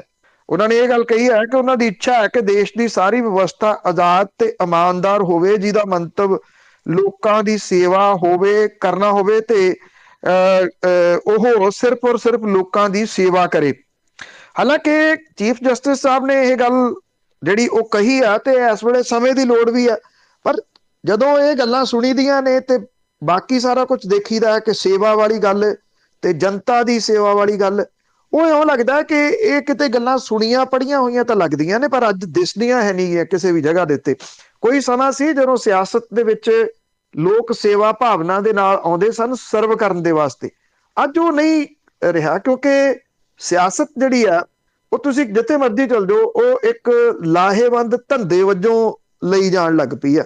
ਵੀ 100 ਰੁਪਈਆ ਲਾਓ ਤੇ ਕਈ 100 ਰੁਪਈਆ, ਕਈ 100,000 ਕਰੋੜ ਰੁਪਈਆ ਜਿਹੜਾ ਉਹ ਕਮਾਓ। ਇਸੇ ਕਰਕੇ ਜਿਹੜੇ ਕਾਰਪੋਰੇਟ ਅਦਾਰੇ ਤੇ ਸਿਆਸਤਦਾਨ ਇੱਕਮਿਕ ਹੋ ਗਏ ਆ ਦੋਨੋਂ। ਜਦੋਂ ਇੱਕਮਿਕ ਹੋ ਗਿਆ ਤੇ ਉਹਦੇ ਵਿੱਚ ਕਿਤੇ ਵੀ ਹੈ ਜੀ ਓਵਰਆਲ ਇਹ ਵਰਤਾਰਾ ਹੋ ਗਿਆ, ਜਨਤਾ ਉਹਦੇ ਵਿੱਚ ਪਿਸਣੀ ਸ਼ੁਰੂ ਹੋ ਗਈ ਜੀ। ਜਨਤਾ ਤੇ ਪੇਸੀ ਰਹੇ ਪਰ ਜਨਤਾ ਬੋਲਦੀ ਨਹੀਂ ਗੀ। ਅੱਗੇ ਗੱਲ ਕਰਦੇ ਆ ਚੰਨੀ ਦੀ। ਵੈਸੇ ਤਾਂ ਜੁਮਲਿਆਂ ਦਾ ਮੌਕਾ ਆ ਹੁਣ, ਜੁਮਲੇ ਤੇ ਜੁਮਲਾ, ਐਲਾਨ ਤੇ ਐਲਾਨ, ਪਰ ਇਹ ਜਿਹੜੇ ਇੰਨੇ ਐਲਾਨ ਕੀਤੇ ਜਾ ਰਹੇ ਪੂਰੇ ਕਿਵੇਂ ਹੋਣਗੇ? ਇਹੀ ਜਿਹੜਾ ਜੀ ਉਹ ਸਵਾਲ ਹੈ। ਕਿਸੇ ਨੇ ਇਸ਼ਤਿਹਾਰ ਦਿੱਤਾ ਸੀਗਾ ਅਖਬਾਰ ਦੇ ਵਿੱਚ ਵੀ ਮੈਨੂੰ ਇੱਕ ਬੰਦੇ ਦੀ ਲੋੜ ਹੈ, ਪਰ ਕਹਿੰਦਾ ਰੱਖੂੰਗਾ ਰੋਟੀ ਤੇ, ਤਨਖਾਹ ਨਹੀਂ ਮੈਂ ਦੇਣੀ। ਤੇ ਉਹਦੇ ਸ਼ਹਿਰ ਦਾ ਬੰਦਾ ਇੱਕ ਚਲੇ ਗਿਆ ਉਹਦੇ ਕੋਲੇ ਕਿ ਜੀ ਚਲੋ ਰੋਟੀ ਤਾਂ ਮਿਲੂਗੀ, ਉਨੀ ਦੇਰ ਰੋਟੀ ਤਾਂ ਖਾਵਾਂਗੇ। ਤੇ ਉਹਨੇ ਪੁੱਛਿਆ ਸੀ ਵੀ ਮੈਂ ਜਿਹੜਾ ਕੰਮ ਮੇਰਾ ਕੀ ਹੋਊਗਾ? ਕਹਿੰਦਾ ਬਸ ਕੰਮ ਤੇਰਾ ਛੋਟਾ ਜਿਹਾ ਹੀ ਆ, ਮੈਂ ਨੇੜੇ ਗੁਰਦੁਆਰਾ ਉੱਥੋਂ ਆਪਣਾ ਲੰਗਰ ਖਾ ਆਉਣਾ ਤੇ ਮੇਰੇ ਲਈ ਲੈ ਆਉਣਾ। ਇਹ ਨੌਕਰੀ ਉਹਨੂੰ ਦਿੱਤੀ ਸੀ। ਕੁਝ ਇਸੇ ਤਰ੍ਹਾਂ ਦੀ ਨੌਕਰੀਆਂ ਜਿਹੜੀਆਂ ਉਹ ਸਿਆਸਤਦਾਨ ਇੱਥੇ ਵੰਡ ਰਹੇ ਆ ਪੰਜਾਬ 'ਚ। ਚਰਨਜੀਤ ਸਿੰਘ ਚੰਨੀ ਹੋਰੀ, ਜਿਨ੍ਹਾਂ ਨੂੰ ਇਸ ਵੇਲੇ ਸੋਸ਼ਲ ਮੀਡੀਆ ਦੇ ਉੱਤੇ ਐਲਾਨਜੀਤ ਸਿੰਘ ਚੰਨੀ ਵੀ ਕਿਹਾ ਜਾ ਰਿਹਾ, ਐਲਾਨ ਤੇ ਐਲਾਨ ਕਰੀ ਜਾਂਦੇ ਆ ਜੀ। ਅੱਛਾ, ਐਸਾ ਭੁਲੇਖਾ ਪਾਇਆ ਜਾ ਰਿਹਾ ਕਿਉਂਕਿ ਉਹਨਾਂ ਦੇ ਸਰਕਾਰ ਹੈ ਉਹਨਾਂ ਦੀ, ਔਰ ਪ੍ਰਚਾਰਿਆ ਬਹੁਤ ਵੱਡੇ ਪੱਧਰ ਦਿੱਤੇ ਜਾ ਰਿਹਾ। ਇਦਾਂ ਕੀਤਾ ਜਾ ਰਿਹਾ ਜਿਵੇਂ ਸਾਰੇ ਫੈਸਲੇ ਕਰ ਲਏ ਹੋਣ, ਜਦੋਂ ਕਿ ਇਹ ਐਲਾਨ ਨੇ ਸਾਰੇ। ਕੱਲ ਲੁਧਿਆਣੇ ਦੇ ਵਿੱਚ ਸੀਗੇ, ਇਹ ਗੱਲ ਉੱਥੇ ਕਹਿਤੀ ਕਿ ਜੀ ਕੇਬਲ ਵਾਲੇ ਬੜੇ ਪੈਸੇ ਲੈਂਦੇ ਆ। ਇਹ 'ਚ ਕੋਈ ਸ਼ੱਕ ਨਹੀਂ, ਕੇਬਲ ਵਾਲੇ ਪੈਸੇ ਬਹੁਤ ਲੈਂਦੇ ਆ। ਇਹ ਕਹਿ ਕੇ 100 ਰੁਪਈਆ ਕੇਬਲ ਦਾ ਅਸੀਂ ਫਿਕਸ ਕਰਤਾ ਸਰਕਾਰ ਦੇ ਵੱਲੋਂ। ਤੁਸੀਂ ਕਿੱਥੇ ਫੈਸਲਾ ਲਿਆ? ਕੋਈ ਤੁਸੀਂ ਮੰਤਰੀ ਮੰਡਲ ਦੀ ਮੀਟਿੰਗ ਕੀਤੀ? ਕਿਸੇ ਜਗ੍ਹਾ ਦੇ ਉੱਤੇ ਕੋਈ ਸਰਕਾਰ ਦਾ ਐਲਾਨ ਹੈ, ਮਾਈਕ ਦੇ ਉੱਤੇ ਖੜੋ ਕੇ ਤੁਸੀਂ ਐਲਾਨ ਕਰ ਦਿੱਤਾ, ਲੋਕਾਂ ਨੂੰ ਮੂਰਖ ਸਮਝਿਆ ਜਾ ਰਿਹਾ, ਲੋਕ ਤਾੜੀਆਂ ਮਾਰ ਰਹੇ ਆ, ਕਹਿੰਦੇ ਜੀ 100 ਰੁਪਈਆ ਐਲਾਨ ਕਰਤਾ, ਕੋਈ ਮੰਗਣ ਆਵੇ ਕੇਬਲ ਵਾਲਾ ਤੇ ਮੇਰਾ ਨਾਂ ਲੈ ਦਿਓ ਵੀ ਚੰਨੀ ਨੇ ਐਲਾਨ ਕੀਤਾ ਸੀ। ਅਗਲੇ ਪਿੱਛੋਂ ਕੇਬਲ ਕੱਟ ਦੇਣਗੇ, ਫਿਰ ਚੰਨੀ ਉਰੀ ਜਾ ਕੇ ਕਨੈਕਸ਼ਨ ਲਾਉਣਗੇ ਉਹਦਾ। ਕਿਆ ਬੇਹੂਦਾ ਟਾਈਪ ਦੇ ਨਾਲ ਲੋਕਾਂ ਨੂੰ ਬੇਵਕੂਫ ਬਣਾਇਆ ਜਾ ਰਿਹਾ ਸਾਰੀਆਂ ਸਿਆਸੀ ਪਾਰਟੀਆਂ ਦੇ ਵੱਲੋਂ। ਇਹ ਕਹਿਤਾ ਕਿ ਜਿਹੜੇ ਆਟੋ ਚਾਲਕ ਨੇ, ਜਿਹੜੇ ਉਹਨਾਂ ਦੇ ਚਲਾਨ ਹੋਏ ਆ, ਇਹ ਸਭ ਨੂੰ ਪਤਾ ਹੈ ਕਿ ਟ੍ਰੈਫਿਕ ਦੇ ਵਿੱਚ ਨਿਯਮਾਂ ਦੀ ਅਣਦੇਖੀ, ਐਕਸੀਡੈਂਟਾਂ ਦਾ ਸ਼ਹਿਰਾਂ ਦੇ ਅੰਦਰ ਮੁੱਖ ਕਾਰਨ ਆਟੋ ਵਾਲੇ ਨੇ। ਉਹ ਕਿਸੇ ਰੂਲ ਰੈਗੂਲੇਸ਼ਨ ਦੀ ਪਰਵਾਹ ਨਹੀਂ ਕਰਦੇ। ਇੱਥੇ ਸੜਕਾਂ ਦੇ ਉੱਤੇ ਬਹੁਤ ਸਾਰੇ ਐਕਸੀਡੈਂਟਾਂ ਦੇ ਵਿੱਚ ਉਹ ਸ਼ਾਮਲ ਹੁੰਦੇ ਆ। ਉਹ ਪੋਲਿਊਸ਼ਨ ਖਿਲਾਰਦੇ ਆ, ਜਿੰਨਾ ਕੁਝ ਵੀ ਕਰਦੇ ਆ। ਜੇ ਉਹਦੇ ਵਾਸਤੇ ਚਲਾਨ ਹੁੰਦਾ, ਕੋਈ ਰੂਲ ਰੈਗੂਲੇਸ਼ਨ ਨੇ, ਉਹ ਕਹਿੰਦੇ ਜੀ ਸਾਰੇ ਚਲਾਨ ਮਾਫ, ਤੁਹਾਡੇ, ਤੁਹਾਨੂੰ ਰਜਿਸਟ੍ਰੇਸ਼ਨ ਫੀ ਨਹੀਂ ਦੇਣੀ ਪਊਗੀ, 1 ਰੁਪਈਆ ਦਿਓ ਤੇ ਜਾ ਕੇ ਜਿੰਨੇ ਕਾਗਜ਼ ਜ਼ਬਤ ਕੀਤੇ ਹੋਏ ਆ ਪੁਲਿਸ ਨੇ, ਉਹ ਜਾ ਕੇ ਲਿਆਓ 1 ਰੁਪਈਆ ਦੇ ਕੇ। ਇਹ ਵੀ ਕਹਿਤਾ ਕਿ ਇਹਨਾਂ ਨੂੰ ਅਸੀਂ ਸਪੈਸ਼ਲ ਸਰਟੀਫਿਕੇਟ ਜਾਰੀ ਕਰ ਦਿਆਂਗੇ ਤੇ ਉਦੋਂ ਬਾਅਦ ਇਹ ਸਟicker ਲੱਗ ਜਾਣਗੇ ਰੇਹੜੀਆਂ ਦੇ ਉੱਤੇ ਤੇ ਆਟੋ ਦੇ ਉੱਤੇ, ਫਿਰ ਇਹਨਾਂ ਨੂੰ ਕੋਈ ਰੋਕ ਨਹੀਂ ਸਕੂਗਾ ਜੀ। ਇਹ ਗੱਲ ਚਰਨਜੀਤ ਸਿੰਘ ਚੰਨੀ ਹੋਰਾਂ ਨੇ ਕਹਿ ਦਿੱਤੀ। ਇਹ ਐਲਾਨ ਉਹਨਾਂ ਨੇ ਕਰ ਦਿੱਤੇ। ਐਲਾਨ ਤੇ ਐਲਾਨ ਤੁਸੀਂ ਕਰੀ ਜਾ ਰਹੇ ਹੋ। ਤੁਸੀਂ ਸਮਝ ਨਹੀਂ ਆਉਂਦੀ ਕਿ ਜਿਹੜਾ ਇਸ ਵੇਲੇ ਕਰਜ਼ਾ ਪੰਜਾਬ ਦੇ ਸਿਰ ਦੇ ਉੱਤੇ, ਉਹਦੀ ਗੱਲ ਕੌਣ ਕਰੂਗਾ? 3 ਲੱਖ ਕਰੋੜ ਰੁਪਏ ਦਾ ਕਰਜ਼ਾ ਪੰਜਾਬ ਦੇ ਵਿੱਚ ਹੋ ਚੱਲਿਆ। 20,000 ਕਰੋੜ ਰੁਪਈਆ ਸਾਲਾਨਾ, 20,000 ਕਰੋੜ ਰੁਪਈਆ ਸਾਲਾਨਾ ਵਿਆਜ ਦੀ ਕਿਸ਼ਤ ਜਾਂਦੀ ਆ। 1500 ਕਰੋੜ ਰੁਪਈਆ ਮੰਥਲੀ ਆ ਉਹ ਜਾਂਦੀ। ਤੇ ਤੁਸੀਂ ਉਹਦਾ ਅੰਦਾਜ਼ਾ ਲਾ ਸਕਦੇ ਹੋ ਕਿ ਇਹ ਤੁਸੀਂ ਕਿੱਥੋਂ ਇੰਨਾ ਪੈਸਾ ਜਿਹੜਾ ਉਹ ਲੈ ਕੇ ਆਓਗੇ? ਹਰ ਚੀਜ਼ ਜੇ ਤੁਸੀਂ ਲੋਕਾਂ ਨੂੰ ਫ੍ਰੀ ਹੋਈ ਕਰਤੀ ਤੇ ਫਿਰ ਤੁਹਾਡੇ ਕੋਲੇ ਸੋਰਸ ਆਫ ਇਨਕਮ ਕੀ ਆ? ਕੀ ਇਸ ਦਾ ਤੁਸੀਂ ਕਰ ਕਰਕੇ ਜਿਹੜੇ ਲੋਕ ਟੈਕਸ ਦਿੰਦੇ ਆ, ਹੁਣ ਜਿਹਨੇ ਕੋਈ 4 ਵੀਲਰ ਦੂਜਾ ਲਿਆ, 2 ਵੀਲਰ ਕੋਈ ਦੂਜਾ ਲਿਆ, ਉਹਨਾਂ ਦੇ ਟੈਕਸ ਵਧਾਓਗੇ ਤੁਸੀਂ, ਕਿਉਂਕਿ ਤੁਸੀਂ ਉਹਨਾਂ ਦੀ ਰਜਿਸਟ੍ਰੇਸ਼ਨ ਵਧਾਓਗੇ। ਜੇ ਤੁਸੀਂ ਆਟੋ ਦੀ ਰਜਿਸਟ੍ਰੇਸ਼ਨ ਮਾਫ ਕਰਤੀ ਤੇ ਉਹਨਾਂ ਦੇ ਵਧਾਓਗੇ। ਆਟੋ ਜਿਹੜਾ ਓਨਰ ਹੈ, ਆਟੋ ਚਲਾਉਣ ਵਾਲਾ, ਉਹ ਬਹੁਤ ਥੋੜੇ ਜਿਹੇ ਨੇ ਓਨਰ। ਇਹਦੇ ਓਨਰ ਕੌਣ ਨੇ? ਜਿਨ੍ਹਾਂ ਨੇ 50-50, 100-100 ਆਟੋ ਪਾਏ ਹੋਏ ਨੇ, ਉਹ ਤਾਂ ਵੱਡੇ ਲੋਕ ਨੇ। ਉਹਨਾਂ ਸਾਰਿਆਂ ਦੀ ਰਜਿਸਟ੍ਰੇਸ਼ਨ ਤੁਸੀਂ ਖਤਮ ਕਰ ਦਿੱਤੀ। ਉਹ ਕਿੱਥੋਂ ਉਹਦਾ ਰੈਵਨਿਊ ਸਿਟੀ ਨੂੰ ਆਉਣਾ? ਉਹ ਕਿਵੇਂ ਚੱਲੂਗਾ ਜੀ? ਜੇ ਤੁਸੀਂ ਰੂਲ ਰੈਗੂਲੇਸ਼ਨ ਦੀ ਉਲੰਘਣਾ ਕਰਨ ਵਾਲੇ ਲੋਕਾਂ ਦੇ ਜੁਰਮਾਨੇ ਮਾਫ ਕਰ ਰਹੇ ਹੋ ਤੇ ਫਿਰ ਰੂਲ ਰੈਗੂਲੇਸ਼ਨ ਕੌਣ ਮੰਨੂਗਾ ਜੀ ਸੜਕਾਂ ਦੇ ਉੱਤੇ? ਇਉਂ ਲੱਗਦਾ ਹੈ ਕਿ ਮੁੱਖ ਮੰਤਰੀ ਸਾਹਿਬ ਆਪਣੇ ਆਪ ਨੂੰ ਇਸ ਵੇਲੇ ਜੱਜ ਸਮਝਣ ਲੱਗੇ ਆ ਕਿ ਮੈਂ ਮਾਈਕ ਦੇ ਉੱਤੇ ਖੜੋ ਕੇ ਜਿਹੜਾ ਫੈਸਲਾ ਕਰ ਦਿੱਤਾ ਉਹ ਫਾਈਨਲ ਹੈ, ਜਿਹੜਾ ਮੈਂ ਬੋਲ ਦਿੱਤਾ ਉਹ ਫਾਈਨਲ ਹੈ। ਆ ਵੀ ਹੋ ਗਿਆ, ਆ ਵੀ ਹੋ ਗਿਆ, ਆ ਵੀ ਹੋ ਗਿਆ, ਆ ਵੀ ਹੋ ਗਿਆ। ਕੋਈ ਉਹਦੀ ਪ੍ਰਕਿਰਿਆ ਹੈ, ਤੁਸੀਂ ਉਹਦੀ ਪ੍ਰਕਿਰਿਆ ਦੇ ਥਰੂ ਜਾਓਗੇ। ਇੱਕ ਸਿਸਟਮ ਹੈ, ਇੱਕ ਢਾਂਚਾ ਹੈ ਉਹਨੂੰ ਚਲਾਉਣ ਦੇ ਵਾਸਤੇ। ਜੇ ਇਵਨ ਘਰ ਦੇ ਮੈਂਬਰਾਂ ਦੇ ਵਿੱਚ ਵੀ ਕੋਈ ਫੈਸਲਾ ਲੈਣਾ ਹੋਵੇ, ਘਰ ਦਾ ਮੁਖੀ ਉਹਨਾਂ ਮੈਂਬਰਾਂ ਦੀ ਗੱਲ ਸੁਣਦਾ, ਗੱਲ ਸੁਣ ਕੇ ਫਿਰ ਉਹ ਆਪਣਾ ਕੋਈ ਫੈਸਲਾ ਸੁਣਾਉਂਦਾ। ਇੱਥੇ ਕੁਝ ਸੁਣਿਆ ਹੀ ਨਹੀਂ ਜਾ ਰਿਹਾ ਸੂਬੇ ਦੇ ਵਾਸਤੇ। ਮਹਿਜ਼ ਐਲਾਨ ਤੇ ਐਲਾਨ ਕੀਤੇ ਜਾ ਰਹੇ ਆ। ਇਹ ਤਾਂ ਕੈਪਟਨ ਅਮਰਿੰਦਰ ਸਿੰਘ ਹੋਰਾਂ ਨਾਲੋਂ ਵੀ ਲੰਘਦੇ ਪ੍ਰਤੀਤ ਹੋ ਰਿਹਾ ਜੀ। ਐਲਾਨ ਤਾਂ ਉਹਨਾਂ ਨੇ ਵੀ ਕੀਤੇ ਸੀ। ਕੀ ਇਹਨਾਂ ਦੇ ਵਿੱਚੋਂ ਕੋਈ ਇਹ ਜੁਰਤ ਰੱਖਣਗੇ ਇਹ ਗੱਲ ਕਹਿਣ ਦੀ ਕਿ ਕੈਪਟਨ ਅਮਰਿੰਦਰ ਸਿੰਘ ਹੋਰਾਂ ਨੇ ਘਰ ਘਰ ਨੌਕਰੀ ਵਾਲਾ ਉਹ ਗਲਤ ਬੋਲਿਆ ਸੀਗਾ, ਜਾਂ ਉਹਨਾਂ ਨੇ ਕਿਸਾਨਾਂ ਦਾ ਸਮੁੱਚਾ ਕਰਜ਼ਾ ਮਾਫ ਕਰਨ ਵਾਲੀ ਗੱਲ ਗਲਤ ਕਹੀ ਸੀ। ਇਹਨਾਂ ਗੱਲਾਂ ਦੇ ਉੱਤੇ ਉਹ ਆਪਣਾ ਕੋਈ ਪ੍ਰਤੀਕਰਮ ਦੇਣਗੇ? ਨਹੀਂ ਦੇਣਗੇ। ਕਿਉਂ ਨਹੀਂ ਦੇਣਗੇ? ਕਿਉਂਕਿ ਉਹ 4.5 ਸਾਲ ਭੁਲਾਉਣਾ ਚਾਹੁੰਦੇ ਆ ਕੈਪਟਨ ਅਮਰਿੰਦਰ ਸਿੰਘ ਹੋਰਾਂ ਦੇ, ਵੀ ਕਿਸੇ ਤਰੀਕੇ ਨਾਲ ਪੰਜਾਬ ਦੇ ਲੋਕ ਉਹ 4.5 ਸਾਲ ਭੁੱਲ ਜਾਣ ਤੇ ਆ ਨਵੇਂ ਐਲਾਨ ਜਿਹੜੇ ਉਹ ਚੇਤੇ ਰੱਖਣ ਤੇ ਸਰਕਾਰ ਸਾਡੀ ਫੇਰ ਆ ਜੇ। ਕਿਹੜੀ ਪਾਰਟੀ ਜਿੱਤਦੀ ਆ ਇਸ ਵਾਰੀ ਇਹ ਨਹੀਂ ਪਤਾ, ਪਰ ਇਉਂ ਲੱਗ ਰਿਹਾ ਹਰਕਤਾਂ ਤੋਂ ਇਹਨਾਂ ਸਾਰੀਆਂ ਸਿਆਸੀ ਪਾਰਟੀਆਂ ਦੀ ਕਿ ਪੰਜਾਬ ਇੱਕ ਵਾਰੀ ਫੇਰ ਹਾਰੂਗਾ। ਹਾਰੂਗਾ ਜੀ, ਹਾਰੂਗਾ। ਬਾਕੀ ਇਹਨਾਂ ਨੇ 5 ਸਾਲਾਂ 'ਚ ਕੀਤਾ ਕੀ ਆ, ਲੋਕਾਂ ਨੂੰ ਯਾਦ ਰੱਖਣਾ ਚਾਹੀਦਾ। ਪਹਿਲਾਂ ਵੀ ਜੁਮਲੇ ਹੀ ਸੀਗੇ, ਹੁਣ ਵੀ ਜੁਮਲੇ ਹੀ ਆ। ਅੱਗੇ ਅਗਲੇ ਗੱਲ ਕਰਦੇ ਆਮ ਆਦਮੀ ਪਾਰਟੀ ਦੀ, ਉਹ ਵੀ ਪਿੱਛੇ ਨਹੀਂ ਰਹੇ। ਉਹ ਵੀ ਰਵਾਇਤੀ ਪਾਰਟੀਆਂ ਦੇ ਵਾਂਗ ਪਿੱਛੇ ਨਹੀਂ ਰਹੀ, ਉਹ ਵੀ ਕੁੱਦੀ ਆ। ਬਿਲਕੁਲ ਜੀ। ਸਵਾਲ ਇਹ ਆ ਕਿ ਇਹ ਕਹਿੰਦੇ ਆ ਕਿ ਦਿੱਲੀ ਮਾਡਲ ਹੈ ਸਾਡਾ, ਤੇ ਦਿੱਲੀ ਮਾਡਲ ਅਸੀਂ ਇੱਥੇ ਪੰਜਾਬ 'ਚ ਲਿਆਉਣਾ। ਅੱਛਾ, ਹੁਣ ਦਿੱਲੀ ਦੇ ਵਿੱਚ ਕੀ ਔਰਤਾਂ ਨੂੰ 1000 ਰੁਪਈਆ ਮਹੀਨੇ ਦਾ ਮਿਲਦਾ? ਤੀਜੀ ਵਾਰੀ ਸਰਕਾਰ ਇਹਨਾਂ ਦੀ ਆ ਗਈ, ਚਾਹੇ 49 ਦਿਨ ਵਾਲੀ, ਜੇ ਆਪਾਂ ਨਾਲ ਜਿਹੜਾ ਉਹ ਜੋੜ ਕੇ ਲੈਂਦੇ ਆ।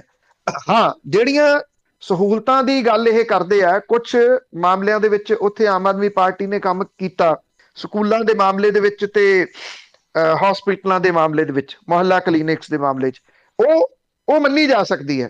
ਉਸ ਤਰ੍ਹਾਂ ਦੇ ਐਲਾਨ ਹੋਣ ਤਾਂ ਇੱਥੇ ਵੀ ਮੰਨਿਆ ਜਾਵੇ। ਇੱਥੇ ਅਰਵਿੰਦ ਕੇਜਰੀਵਾਲ ਹੋਰੀ ਵੀ ਬਾਦਲ ਸਟਾਈਲ ਦੇ ਉੱਤੇ ਆਟਾ ਦਾਲ ਤੇ ਆ ਗਏ ਆ ਜੀ। ਉਹ ਕਹਿੰਦੇ ਸੀਗੇ ਕਿ ਜਦੋਂ ਅਸੀਂ ਆਏ ਸੱਤਾ ਦੇ ਵਿੱਚ ਤੇ ਉਦੋਂ 50,000 ਬੰਦਾ ਕਹਿੰਦੇ ਆਟਾ ਦਾਲ ਦੇ ਉੱਤੇ ਸੀਗਾ, ਹੁਣ ਵੇਖੋ ਅਸੀਂ 8 ਲੱਖ ਬੰਦੇ ਨੂੰ ਆਟਾ ਦਾਲ ਦੇਣ ਲੱਗ ਗਏ। ਉਹ ਇਹਨੂੰ ਤਰੱਕੀ ਸਮਝੀ ਜਾਂਦੇ ਆ। ਜੇ ਉਹ ਜਿਹੜਾ 50,000 ਬੰਦਾ ਵੀ ਆਟਾ ਦਾਲ ਸਕੀਮ ਤੋਂ ਲਾ ਕੇ ਉਹਨੂੰ ਨੌਕਰੀ ਦਿੱਤੀ ਹੁੰਦੀ ਤੇ ਆਪਾਂ ਇਹ ਸਮਝਦੇ ਵੀ ਹਾਂ ਇਹ ਤਰੱਕੀ ਆ। ਆਟਾ ਦਾਲ ਦੇ ਉੱਤੇ ਮੈਂਬਰ ਵੱਧ ਜਾਣੇ, ਇਹਨੂੰ ਤਰੱਕੀ ਕਿਵੇਂ ਸੂਬੇ ਦੀ ਗਿਣ ਸਕਦੇ ਹੋ? ਅੱਛਾ, ਆਟਾ ਦਾਲ ਤੁਸੀਂ ਫ੍ਰੀ ਦੇ ਰਹੇ ਹੋ। ਚਰਨਜੀਤ ਸਿੰਘ ਚੰਨੀ ਹੋਰੀ ਕਹਿੰਦੇ ਅਸੀਂ ਬਿਜਲੀ ਜਿਹੜੀ ਉਹ ਫ੍ਰੀ ਕਰਤੀ ਇੰਨੇ ਯੂਨਿਟ ਤੱਕ, ਉਹ ਹੋ ਗਈ। 1000 ਰੁਪਈਆ ਤੁਹਾਨੂੰ ਕਹਿੰਦੇ ਔਰਤ ਨੂੰ ਹਰੇਕ ਨੂੰ ਦਿੱਤਾ ਜਾਊਗਾ 18 ਸਾਲ ਪਲੱਸ ਨੂੰ ਮਹੀਨੇ ਦਾ, ਤੇ ਉਹਦੇ ਤੋਂ ਮੇਰਾ ਖਿਆਲ ਫੋਨ ਰੀਚਾਰਜ ਹੋ ਜਾਊਗਾ। ਲੋਕਾਂ ਨੂੰ ਕੰਮ ਕਰਨ ਦੀ ਤਾਂ ਲੋੜ ਰਹੀ ਨਹੀਂ। ਤੇ ਉਮੀਦ ਕੀਤੀ ਜਾ ਸਕਦੀ ਹੈ ਕਿ ਪਰਨੀਤ ਕੌਰ, ਹਰਸਿਮਰਤ ਕੌਰ ਬਾਦਲ, ਰਜਿੰਦਰ ਕੌਰ ਭੱਠਲ, ਰਜ਼ੀਆ ਸੁਲਤਾਨਾ, ਇਹ ਸਾਰੇ ਇਹ ਵੀ ਉਸੇ ਕੈਟਾਗਰੀ ਦੇ ਵਿੱਚ ਆ ਜਾਣਗੇ ਜਿਨ੍ਹਾਂ ਨੂੰ 1000 ਰੁਪਈਆ ਮਹੀਨੇ ਦਾ ਆਉਣਾ ਸ਼ੁਰੂ ਹੋ ਜਾਊਗਾ। ਤੇ ਇਹ ਜਿਹੜੇ ਇਸ ਤਰ੍ਹਾਂ ਦੇ ਐਲਾਨ ਨੇ, ਇਹ ਪੰਜਾਬ ਨੂੰ ਚਲਾਉਣ ਵਾਲੇ ਤਾਂ ਲੱਗਦੇ ਨੇਗੇ ਜੀ। ਤੁਸੀਂ 1000 ਰੁਪਈਆ, ਜੇ 3 ਕਰੋੜ ਪਾਪੂਲੇਸ਼ਨ ਹੈ ਇਸ ਵੇਲੇ, ਤੁਸੀਂ 1.5 ਕਰੋੜ ਲਾ ਕੇ ਚੱਲੋ, ਕਰੋੜ ਵੀ ਲਾ ਲਓ, ਚਲੋ ਜੇ ਕਰੋੜ ਵੀ ਲਾਉਂਦੇ ਹੋ ਤੇ ਉਹਨੂੰ ਤੁਸੀਂ 1000 ਰੁਪਈਆ ਮਹੀਨੇ ਦਾ ਜਿਹੜਾ ਪਾਓਗੇ ਤੇ ਉਹਨੂੰ ਤੁਸੀਂ ਕਿੱਥੋਂ ਜਸਟੀਫਾਈ ਕਰੋਗੇ? ਇਹ ਪੈਸਾ ਤੁਹਾਨੂੰ ਕਿੱਥੋਂ ਆਊਗਾ? ਤੁਸੀਂ ਕੋਈ ਰੈਵਨਿਊ ਦੇ ਸਰੋਤ ਦੱਸੋ। ਜਦੋਂ ਰੈਵਨਿਊ ਦੇ ਸਰੋਤ ਪੁੱਛੇ ਜਾਂਦੇ ਆ ਤਾਂ ਇਹ ਕਹਿ ਦਿੱਤਾ ਜਾਂਦਾ ਕਿ ਅਸੀਂ ਕੈਲਕੂਲੇਟ ਕਰ ਲਿਆ, ਅਸੀਂ ਕੈਲਕੂਲੇਟ ਕਰਕੇ ਇਹ ਐਲਾਨ ਕਰ ਰਹੇ ਹਾਂ। ਇਹੀ ਕੈਲਕੂਲੇਟ ਕਰਕੇ ਕੈਪਟਨ ਅਮਰਿੰਦਰ ਸਿੰਘ ਹੋਰਾਂ ਨੇ ਐਲਾਨ ਕੀਤਾ ਸੀ ਕਿ ਕਿਸਾਨਾਂ ਦਾ ਸਾਰਾ ਕਰਜ਼ਾ ਮਾਫ ਕਰ ਦੇਵਾਂਗੇ। ਜਦੋਂ ਸੱਤਾ ਤੇ ਜਾ ਕੇ ਕਾਬਜ਼ ਹੋਏ ਤੇ ਅਗਲਾ ਬਿਆਨ ਇਹ ਸੀ ਜਿਹੜਾ ਇਹਨਾਂ ਦਾ ਹਮੇਸ਼ਾ ਆਉਂਦਾ ਸਾਰਿਆਂ ਦਾ, ਕਿ ਜੀ ਸਾਨੂੰ ਪਤਾ ਹੀ ਨਹੀਂ ਸੀ ਕਿ ਖਜ਼ਾਨੇ ਦੇ ਆ ਹਾਲਾਤ ਨੇ। ਹੁਣ ਉਹ ਗੱਲ ਨਹੀਂ ਹੈਗੀ ਕਿ ਖਜ਼ਾਨੇ ਦੇ ਹਾਲਾਤਾਂ ਦਾ ਨਾ ਪਤਾ ਹੋਵੇ। ਖਜ਼ਾਨੇ ਦੇ ਹਾਲਾਤ ਫਰੋ, ਇਹ ਦੱਸੋ ਅਸੀਂ ਤੁਹਾਨੂੰ ਭਾਈ ਮੁਫਤ ਨਹੀਂ ਕੁਝ ਦੇ ਸਕਦੇ। ਅਸੀਂ ਤੁਹਾਨੂੰ ਇੱਕ ਚੰਗੀ ਸਰਕਾਰ ਦੇਵਾਂਗੇ, ਇਮਾਨਦਾਰ ਸਰਕਾਰ ਦੇਵਾਂਗੇ, ਇਮਾਨਦਾਰ ਮੁੱਖ ਮੰਤਰੀ ਦੇਵਾਂਗੇ, ਅਫਸਰਾਂ ਨੂੰ ਕਰਪਸ਼ਨ ਨਹੀਂ ਕਰਨ ਦੇਵਾਂਗੇ। ਤੇ ਗੱਲ ਜਿਹੜੀ ਉਹ ਸਮਝ ਆਉਂਦੀ ਹੈ ਕਿ ਇੱਥੋਂ ਰੈਵਨਿਊ ਇਸ ਜਗ੍ਹਾ ਦੇ ਉੱਤੋਂ ਨਹੀਂ ਆ ਰਿਹਾ, ਅਸੀਂ ਇਹ ਚੋਰ ਮੋਰੀਆਂ ਬੰਦ ਕਰਾਂਗੇ, ਇੱਥੋਂ ਰੈਵਨਿਊ ਲਿਆਵਾਂਗੇ, 3 ਲੱਖ ਕਰੋੜ ਰੁਪਏ ਦੇ ਕਰਜ਼ੇ ਦਾ ਇਲਾਜ ਕਰਾਂਗੇ।